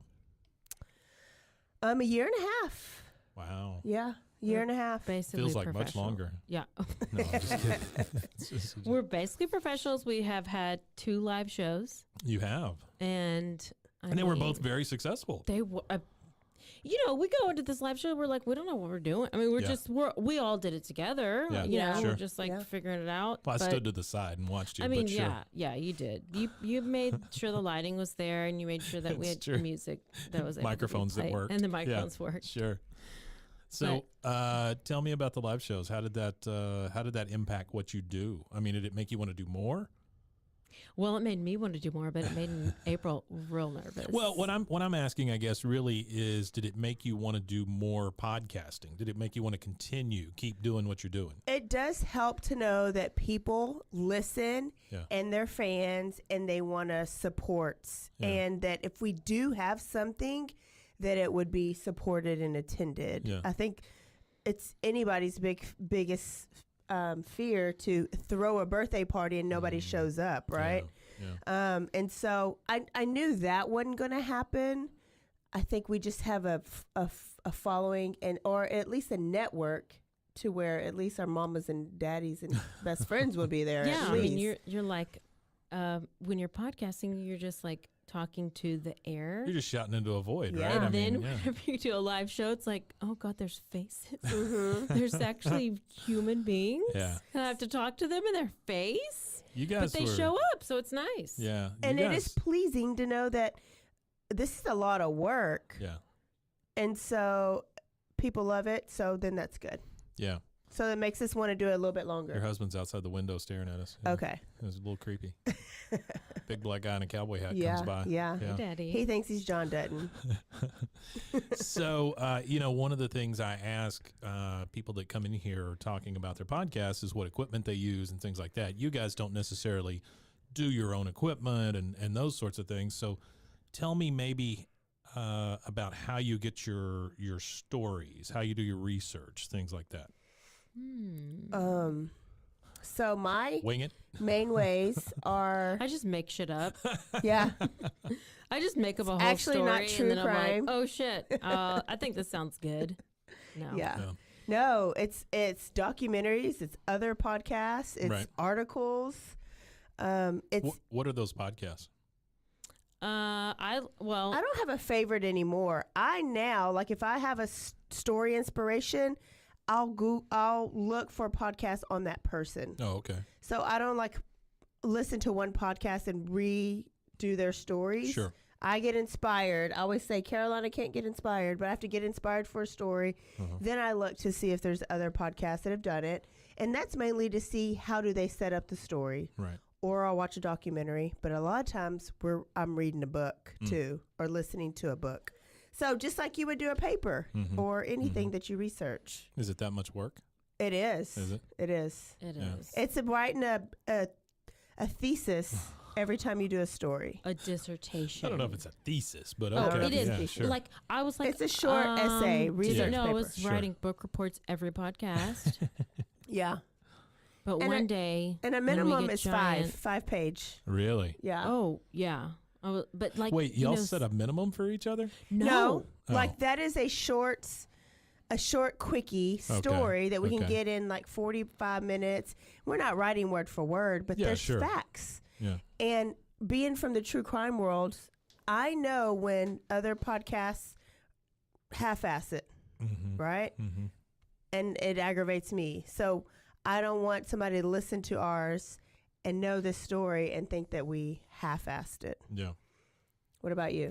I agree. I mean, it's hard to you go and I watch a lot of YouTube stuff, so I'll see maybe a video on this or this, and then you don't want to like cut some of the details out, but it's like you don't need every single detail. Yeah. But you want to get the full story. But Well, it's like making a documentary. Like those documentaries that you watch, you realize after a while, well, they didn't tell everything, but they couldn't. You know, they only had an hour and a half or whatever. Yeah. You can't. So, Caroline, I know you listen to a lot of shows, though. I do. So, what are some of those shows that you listen to? Like, oh gosh, I listen. Well, it's different. YouTube. I like My Favorite Murder. like I started off with Crime Junkie back in the day. I love Sword and Scale. These are just like random podcasts that I had listened to, but I don't really find the time to listen to those as much anymore because I'm doing more research on certain cases. So I'm not necessarily listening every week to those other podcasts that I liked. But there's different creators on YouTube that I will go and I'll listen to their stories, but they don't necessarily have a podcast. They just are the creators who tell their stories. So do you have a couple of favorites? Christina Randall, she's a good one. That Chapter, it's just called That Chapter. It's on YouTube. All right. Crime Watch. We watch Crime Watch. We watch True Crime Daily, which is okay. I don't know. And I watch a lot of trials, and I listen to a lot of LawTube and a bunch of LawTube. It's not. LawTube isn't like a thing. It's like a genre. Oh, okay. Okay. So basically a bunch of these lawyers who go on and they create their own YouTube channels and they stream these trials. Okay. And then, they stream the Johnny Depp trial. Yeah. They go back and cover different cases that are happening now, maybe that happened in the past. They'll cover all kinds of things. I mean, I don't even know how I do it. I have ADHD. I get overloaded. So. But don't you listen to a lot of comedy also? I do. Like Juicy Scoop? Yeah, she likes like celebrity gossip type stuff. I do. Do you get behind on those? Because I'm very behind on Juicy Scoop. That's what I was going to say. Like the bad part of it is you don't watch for entertainment anymore, like because you don't have time. Yeah. Where I have a lot of things I need to catch up on, but if I need to write a story, I need to prioritize that. It's kind of crazy though, right? I mean, you get into something that you really like because that's what you want to do, but then you lose all the other stuff because you're doing this thing. Yeah. It always becomes a job at some point. But it's nice. It's nice that there's two of us, and I like that we alternate back and forth because if we were to both have to write a story every week, that would be difficult. And it is, and it wouldn't be as good or as in depth. And so I like how we alternate because we can have we basically have 2 weeks, even though sometimes we just do it in like a couple of days. We have a couple of weeks to just like a paper figure out the story and like research it and give it what it deserves. Yeah.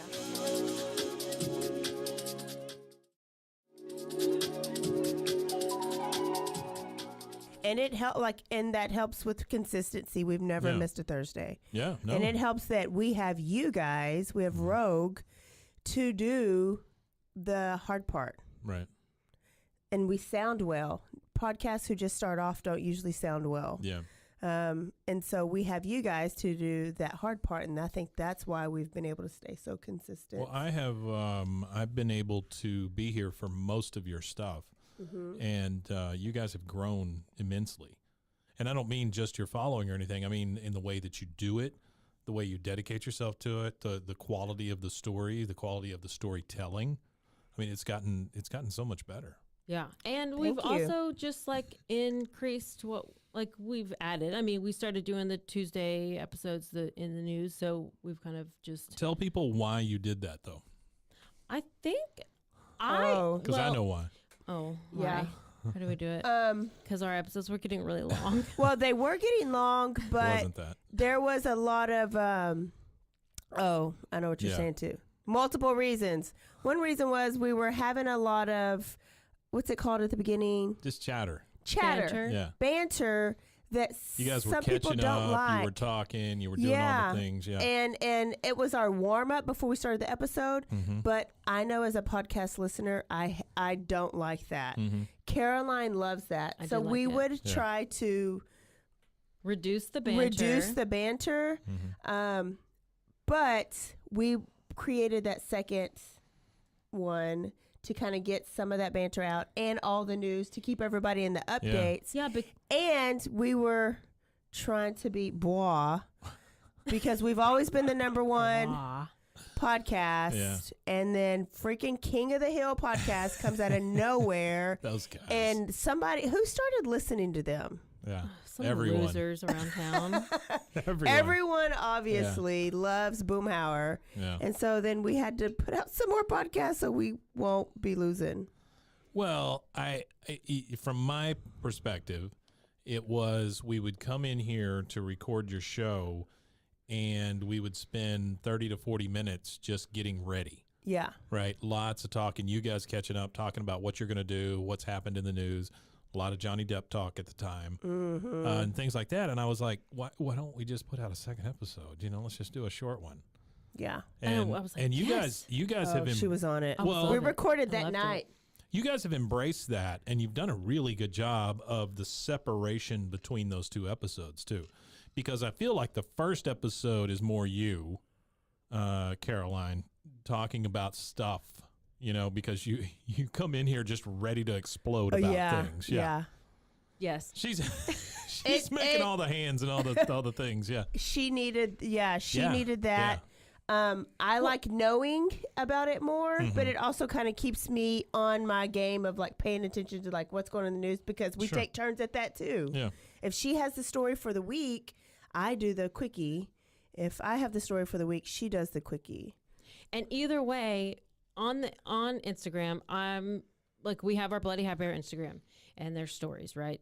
But I'm constantly checking for what's the update on this case? What's the update on this case? The Idaho 4, what's going on here? What's the latest? Yeah, when we sat down, you were like giving us updates on some baby that was missing. Yes. You get obsessessed. Yeah, so I'm like constantly like update, but that's because I also have like notifications set for certain different Twitter accounts and stuff. So I'm constantly keeping our Instagram stories updated, and so it's updated in my brain, and so then I want to come and talk about it to give everybody the latest update. Yeah. So we talked about how much work it is.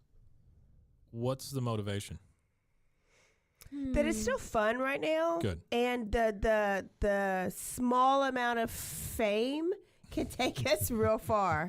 Like, small amount of fame, being somewhere in public and somebody recognizes your voice.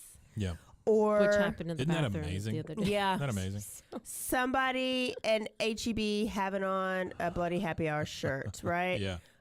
Or just whatever, or getting a random text from somebody you hadn't heard from for forever, or somebody you highly respect, right, that used to work for or work with, that listens and gives you a compliment.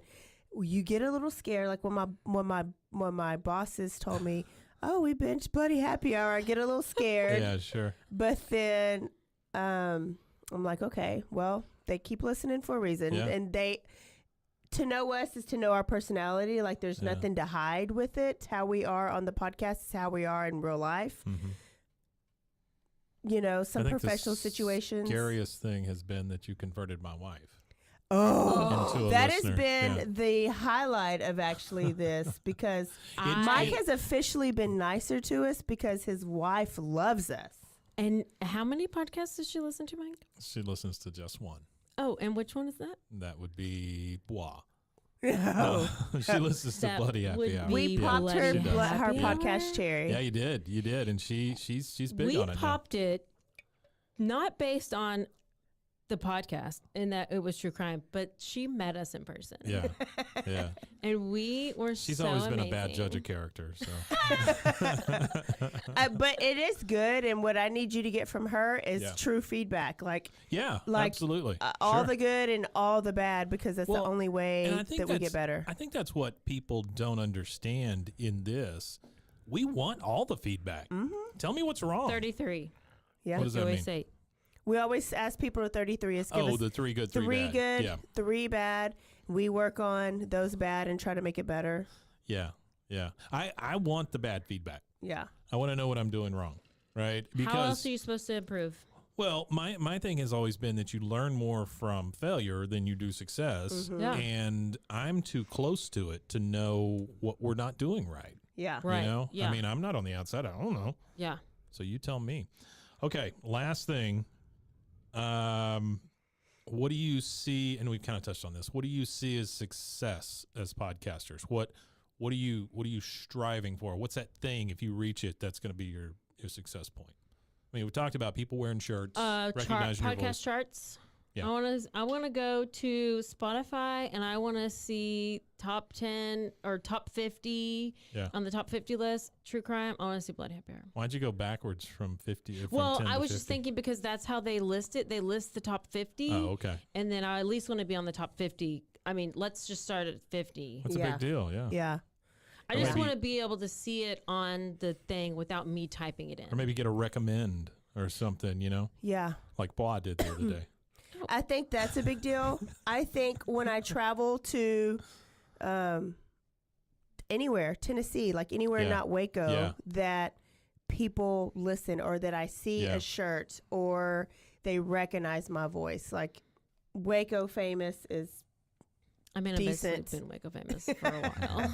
But nationwide, worldwide, because that means if we have enough listeners there and there and there and there, we don't have to do just live shows here. We can take those live shows absolutely there and there and there. So if you could go on the road with a live show, that would be a big deal. It would be a big deal. Yeah. Okay. Yeah. All right. And research and do a live show there on there. I also think when you get your own researcher, that is a big deal. Yeah. If you because all these other big podcasts, they don't always do their own. Let's thank our researcher. Let's thank our whoever person. It's their cousin. Yeah. I mean, but to have the money to be able to pay somebody to do that. Well, I will say that you guys are one of only 2 podcasts that have made money at live shows at Rogue. So, and you were the first ones to do a live show. To do a live show and make money at it. Oh. Yeah. Yeah. Who else made money? Good. Some of our thoughts. They like did that hoe over there thought? No. That's they are sommeliers, so it's spelled SOMM. They did a live show that included wine and some stories about wine and food and stuff like that. Yeah, they did real well. That's fun. Yeah. I mean, that's fun. Bless their heart. Okay, thought is that hoe over there. THOT. That's what that means. Oh, but you're thinking the other thought. That's not. It's not spelled It's not that the way, ratchet version of thought. Listen, I'm pretty ratchet, so bye. All right. And so is our podcast. One last time, names, the name of your show and when it comes out. I'm Caroline. Bloody Happy Hour is our show. Go listen to it on Tuesday and Thursday every week. Anywhere you can get your podcast. Okay. What's your name? My name is April. There you go. Stay aware. Stay alive. And always be DTF. That's our motto. Can we explain what DTF is? Okay. Listen, you need to stay aware because you need to stay aware of your surroundings, which I don't do much. Keys between your That'll fingers. help you stay alive. That'll help you stay alive. And if you're DTF, you're down to find the murderer. Down to find. That's something we discovered together also, wasn't it? Yeah. A lot of, we've had some reviews. Oh, you're DTF. They're like, this episode's great until you say DTF. It's not classy. Yeah, we're not trying to be classy. Down to find y'all. Let's do it like we all do it on the show. Okay, do it. All right, y'all. Don't forget to stay aware, stay alive, and always be DTF. Bye, y'all. Bye. Check out more podcast diaries and plenty of other shows at RogueMediaNetwork.com. If you have a story to tell, reach out to us. info@RogueMediaNetwork.com. This has been a Rogue Media Network production.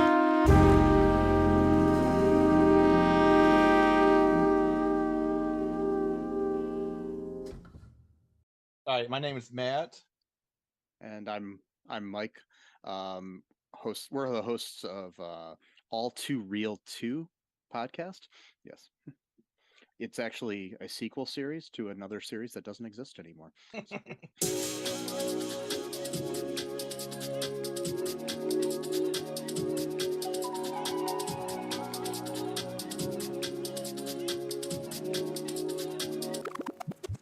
Hey, I'm Mike. Welcome to Podcast Diaries. These are the stories of podcasters who feel alone, just like you.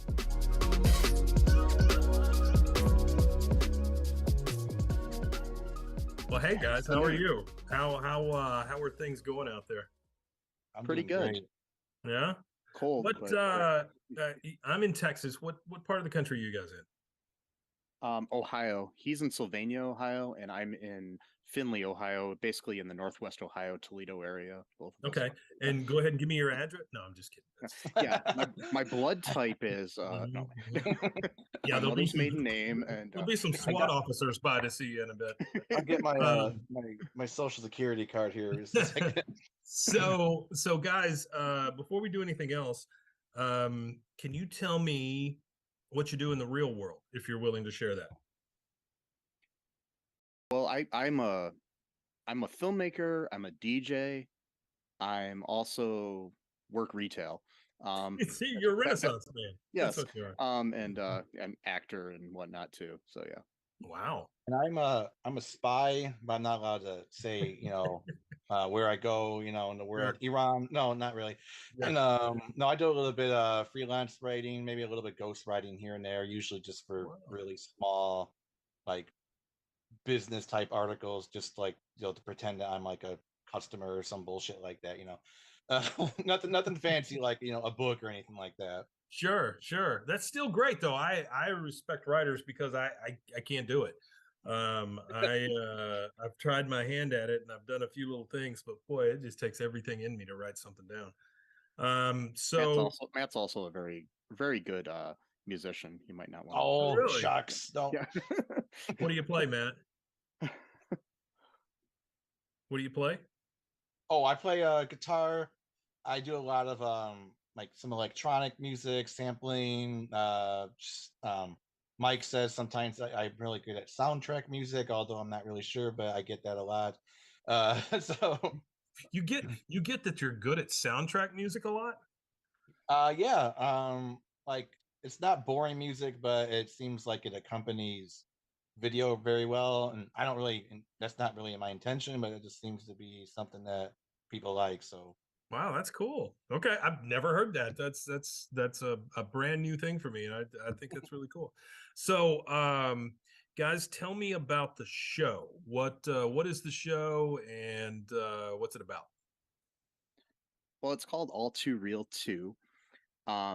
It's a pop culture podcast, primarily focusing on movies and TV shows. We tend to review them. We'll have interviews from time to time with people like in the past we've had Jim O'Hare from Parks and Rec. We've had Gregory Jabara from Blue Bloods, different people like that. We also, a lot of our focus is on failed things in a lot of ways. Like we'll have like direct to video sequels that we review. We also have pilots for shows that didn't last more than a couple seasons or one season. We'll review those, and then like we have a series that we're currently did an episode 4 of our Crisis on Infinite Films series where we talk about bad comic book movies. So things like that. So yeah, there's a lot of them. So we there's more fun to talk about bad things than good things sometimes. Yeah, 100%. Yeah, I get that. So this show, actually, I'm not going to be good with myself if I don't quiz you guys on one thing. So you talked about TV series and stuff like that were only on maybe once or twice or whatever. Are you pretty familiar with that kind of stuff, or? I mean, yeah. Oh, you want to go first, Mike? Oh, you go ahead. Go ahead, Matt. Well, it's more of like when we first started and stuff, I didn't really know a whole lot about this. It was kind of like a new territory for me. So it was like really interesting because usually I kind of study history and all this kind of stuff. So, Mike asked me if I wanted to do this, thing with them. I'm like, yeah, sure. It sounds cool. And I kind of just, for me at least, I kind of just learned as I went, just researched, read articles about certain things. And I kind of just, that's kind of how I learned. So like, I'm by no means like an expert or anything like that, but I do tend to read like a lot of articles before we, do an episode or whatever, just sort of like, to learn things. So there was one show, I'm thinking late 80s, early 90s, and it starred Adam West. He was like a detective. It was written by, I believe, Conan O'Brien. Yeah. What the heck was the name of that? it's on my list of shows that we're going to cover. Okay. Yeah, I'm trying to remember the name of that. All right. So it was called Look Well, right? That's right. There we go. Yeah. Yeah. It's one of and I haven't seen it in freaking forever, right? But I just remember when it was on, it was one of the funniest things I'd ever seen. It's on YouTube. Yeah, he hides in a trash can at some point, and it's just I just anyway. I think your concept's really cool. I would be able to buy into that pretty easily. So give me kind of the motivation of this show. What keeps you guys coming back and keep doing it? But and by the way, second question that will come first. How old is this show? We started in the first episode of the show was I want to say 2018 sometime. Oh, okay. We switched where we have the show stored, so I can't really find the right date. So, but we started out with another podcast called All Too Real, where all we were doing was covering films based on true stories. Okay. And we liked that, but we started this as just a fluke side project we were just going to do, and we ended up liking this more. Okay. So that's where the the origin of this comes from, because All Too Real too. Yeah, so it's because we just wanted to find a catch-all for all pop culture things, where we didn't have to stick to a specific topic each week, That's great. Yeah. That's great. So, but what makes you keep doing it? You can go ahead, Matt. Almost spite at this point. Yeah.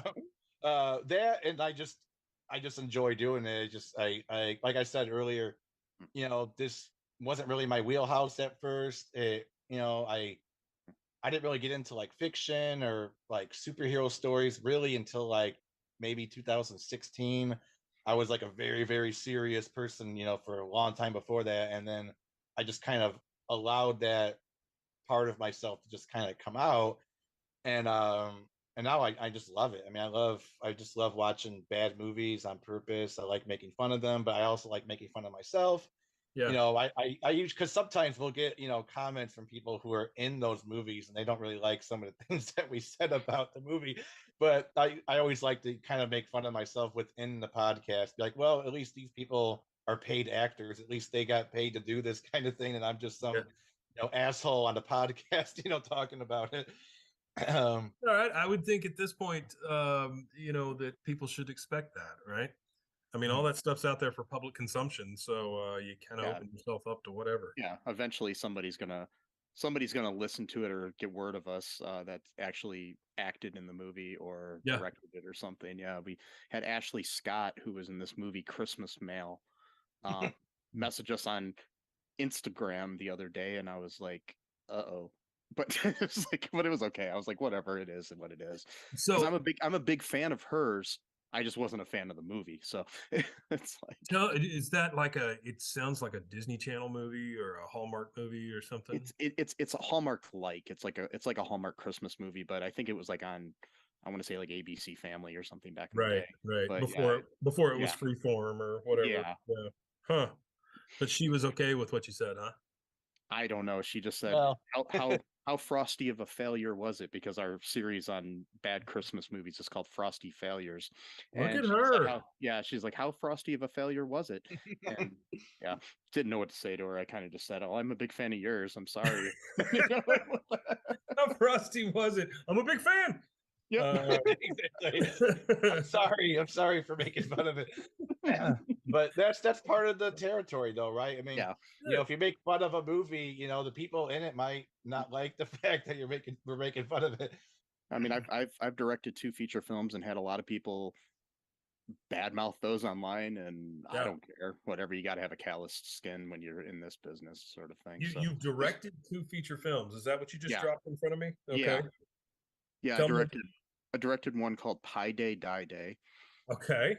Which, is a little horror comedy that takes place on Pie Day, in a small town in Ohio where people are getting killed, and we got to figure out who the killer is, sort of thing. And then one called Shelved, which is about a little elf on a shelf type of doll that terrorizes a family. It comes to life and terrorizes. Yeah.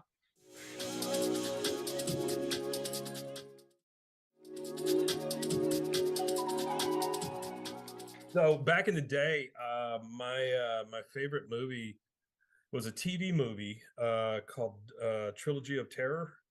You guys ever heard of that? I remember it. No. Yeah.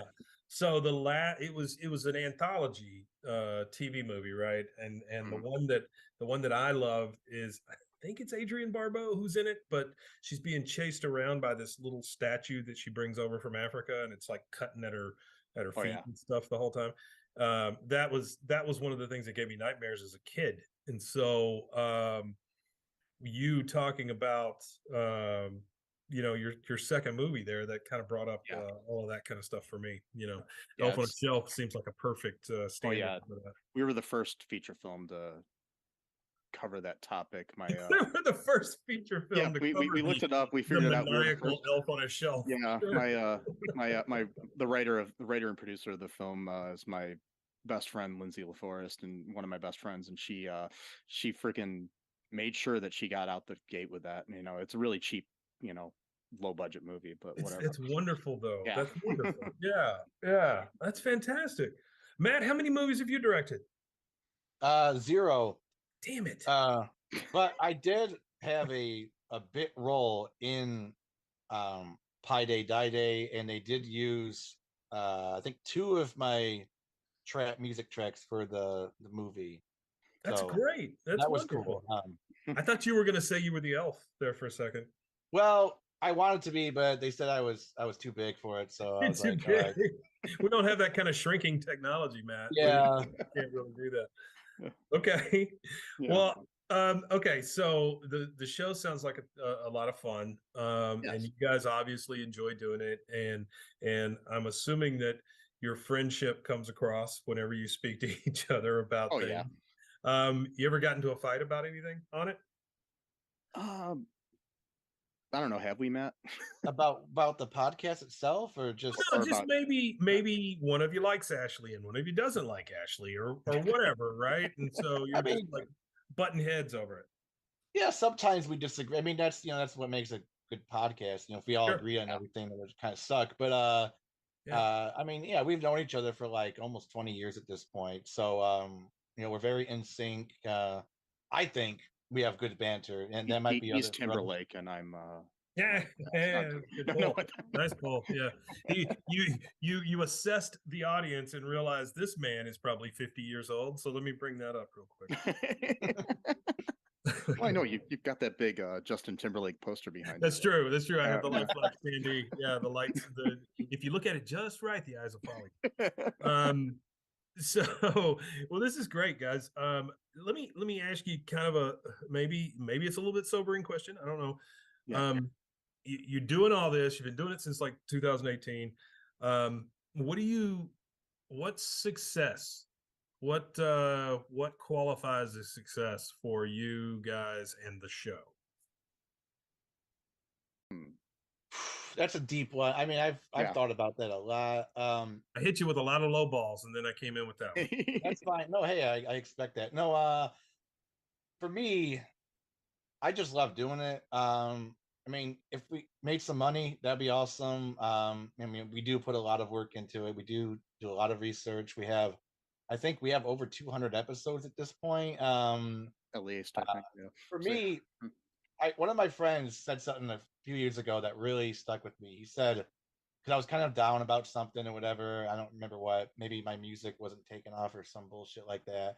And he says, Matt, it's impossible to not be successful at impossible to not be successful at something if you literally just keep doing it. Like at some point, just the sheer amount of work and content or whatever it may be, it's gonna reach someone at some point. And it might be 10 years, might be 20, might even be 30 years, who knows. But at some point, it's something's going to give. So that's kind of one of the things that sort of just motivates me for just keep going. I mean, besides the fact that I just love doing it, because I just love talking about bad pilot episodes or just whatever, I mean, not just to make fun of stuff, because some of the stuff I actually just really love, and I kind of make fun of it in almost a loving way sometimes too, where I'm not really like bagging on it really. It's just so for me, a little bit of money, sure, awesome, but to me, being successful at this would just be just not quitting, just doing it week in or week out, or however many times we do it a month or whatever, and just not not giving up because of discouragement, or this guy's podcast is bigger than ours, and blah blah blah. I try not to really think of that stuff. Yeah, I mean, I think that just making the content itself is success in itself. I mean, it's hard to know, even when you have numbers, who's listening, why they're listening, all that stuff. It's just out there. I mean, I'm happy if like 5 people listen, so it's just because because somebody's taking time out of their day, and we have like people that are actually loyal fans of the show that listen to every episode that I know about, and that's weird to me. I mean, there's only a couple of them, but I'm just like, so you know you make sure every Friday you listen to my show. It's just weird. You want to hear my voice every Friday. I mean, Yeah. doesn't that have a way of just blowing your mind? I mean, that's just it is amazing to me that this many people listen to my thing today. You know what I mean? It's just so weird. Yeah, I mean, sure, I'd like to have, I don't know, Mark Maron or Joe Rogan numbers, but that's never going to happen, So it's like, whatever, so. But they're probably inflated, so you're fine. Yeah, I'm sure. Matt, to your point, I've spoken. I think I told you guys this is maybe my 6th one today or something like that that I've done, and probably half of those times, the people mentioned the fact that you just need to keep doing it, and as somebody who runs a little podcast network in Waco, Texas, I tell my shows anytime somebody comes to me and starts a new show or whatever, or we have that talk, where they want out of their show or whatever. Man, consistency is the thing, right? If you just keep doing it, you're going to outlast like 3/4 of them. And then you got fighting numbers, right? You're in a point where maybe I can make a difference here. Maybe I can grow a thing. So consistency, stick-to-itiveness, and now I understand your first comment, which was you do it out of spite. Yeah. Oh yeah, Matt does it out of spite. I mean, I do it out of love and spite too. So sure. Well, you got to have a combination, right? Yeah, because I love bringing attention to even the bad movies. It's just interesting because, I mean, that's the other thing too. It's like these movies that sometimes nobody's ever heard of. Sure. I get people, we get people to listen to them, or we watch them and then listen to us talk about them sometimes too. So that's kind of fun to know that we're in this experience together. Like it's a communal experience of watching something and then talking about it, and we get responses on Facebook and other things too. So it's fun. So I've got one more question for you guys, and then I'll get you out of here. And this is individually. I want you to answer, okay? And I don't care who goes first, but so in doing this show, 200 and something episodes together, what is and Michael, for you, it is, what was the thing you were looking forward to the most to watch, and review, that was just the biggest disappointment? And Matt, the flip side for you, what is the thing that you were dreading watching or consuming or whatever, and then you ended up loving it? So whoever wants to go first. You want to go first, Mike? Because I got to really think about this. Yeah, I think the thing is, because we do review like current popular things too from time to time. And one of the things, like, I was really, really looking forward to Doctor Strange in the Multiverse of Madness. Yeah. And and I love Sam Raimi, like you've said that you do too. And there, see, yeah, I see your Army of Darkness poster and everything, and I liked the movie, but it disappointed me. Like it wasn't. There was so much more that could have been tapped into, and a more coherent story. Yeah, that was the one thing that disappointed me the most, I guess I should say. Okay, there's probably a few that I just can't remember because we've reviewed so many and watched so many. But the one that's sticking out to me is we reviewed the Marvel movie Man-Thing from 2003, I think is when it came out. And we actually reviewed that with a friend that unfortunately had passed away a couple of years ago. We all watched it together before, because we used to watch the movie right before we reviewed it, and then we realized after a while that we kind of needed to digest the movie a little bit before talking about it. So yeah, so we all watched it together, and I just did not want to watch it because I was not really into Swamp Thing, and Man Thing was kind of supposed to be somewhat similar, but it was so bad it was good. Like I loved it. Great. Those are really great answers, guys. Thank you so much for that. I really appreciate that. Yeah. Okay, so let's get out of here. But before we do, give your names again, the name of your show, and then anybody that wants to drop all the socials and all the stuff. I can drop all the stuff if you want to give your name, Matt, first. I am Matt, and that's my full name. I don't have a last name, just Matt. Just like Cher. Yep. And I am Michael E. Cullen II. He always has to one-up me. He's always got to one-up me. You want to talk about conflict? We'll get into arguments. No, just joking. But yeah, you can find us. We're on Facebook at All Too Real 2. We have a Twitter that we're probably not going to use anymore because I don't like the current owner. And we have a TikTok we don't use that much. We also you can find everything at alltooreal2.com. It's easiest way to find stuff. Yeah. And is that the number 2 or is it? It's ALL. The number 2. REELTOO.com. Oh boy, it really. Yeah, we messed with people here. Okay. Yeah, well, guys. Number one, thank you for your patience tonight. I told you I got a sick family member, and so that's why this one maybe doesn't sound the same as the other ones will. But I got to tell you, this is my favorite conversation all day. So, oh man, I appreciate that. I really appreciate you guys taking the time and talking to me, and we'll see you guys soon. Awesome. All right, man. Thanks. All right, thank you.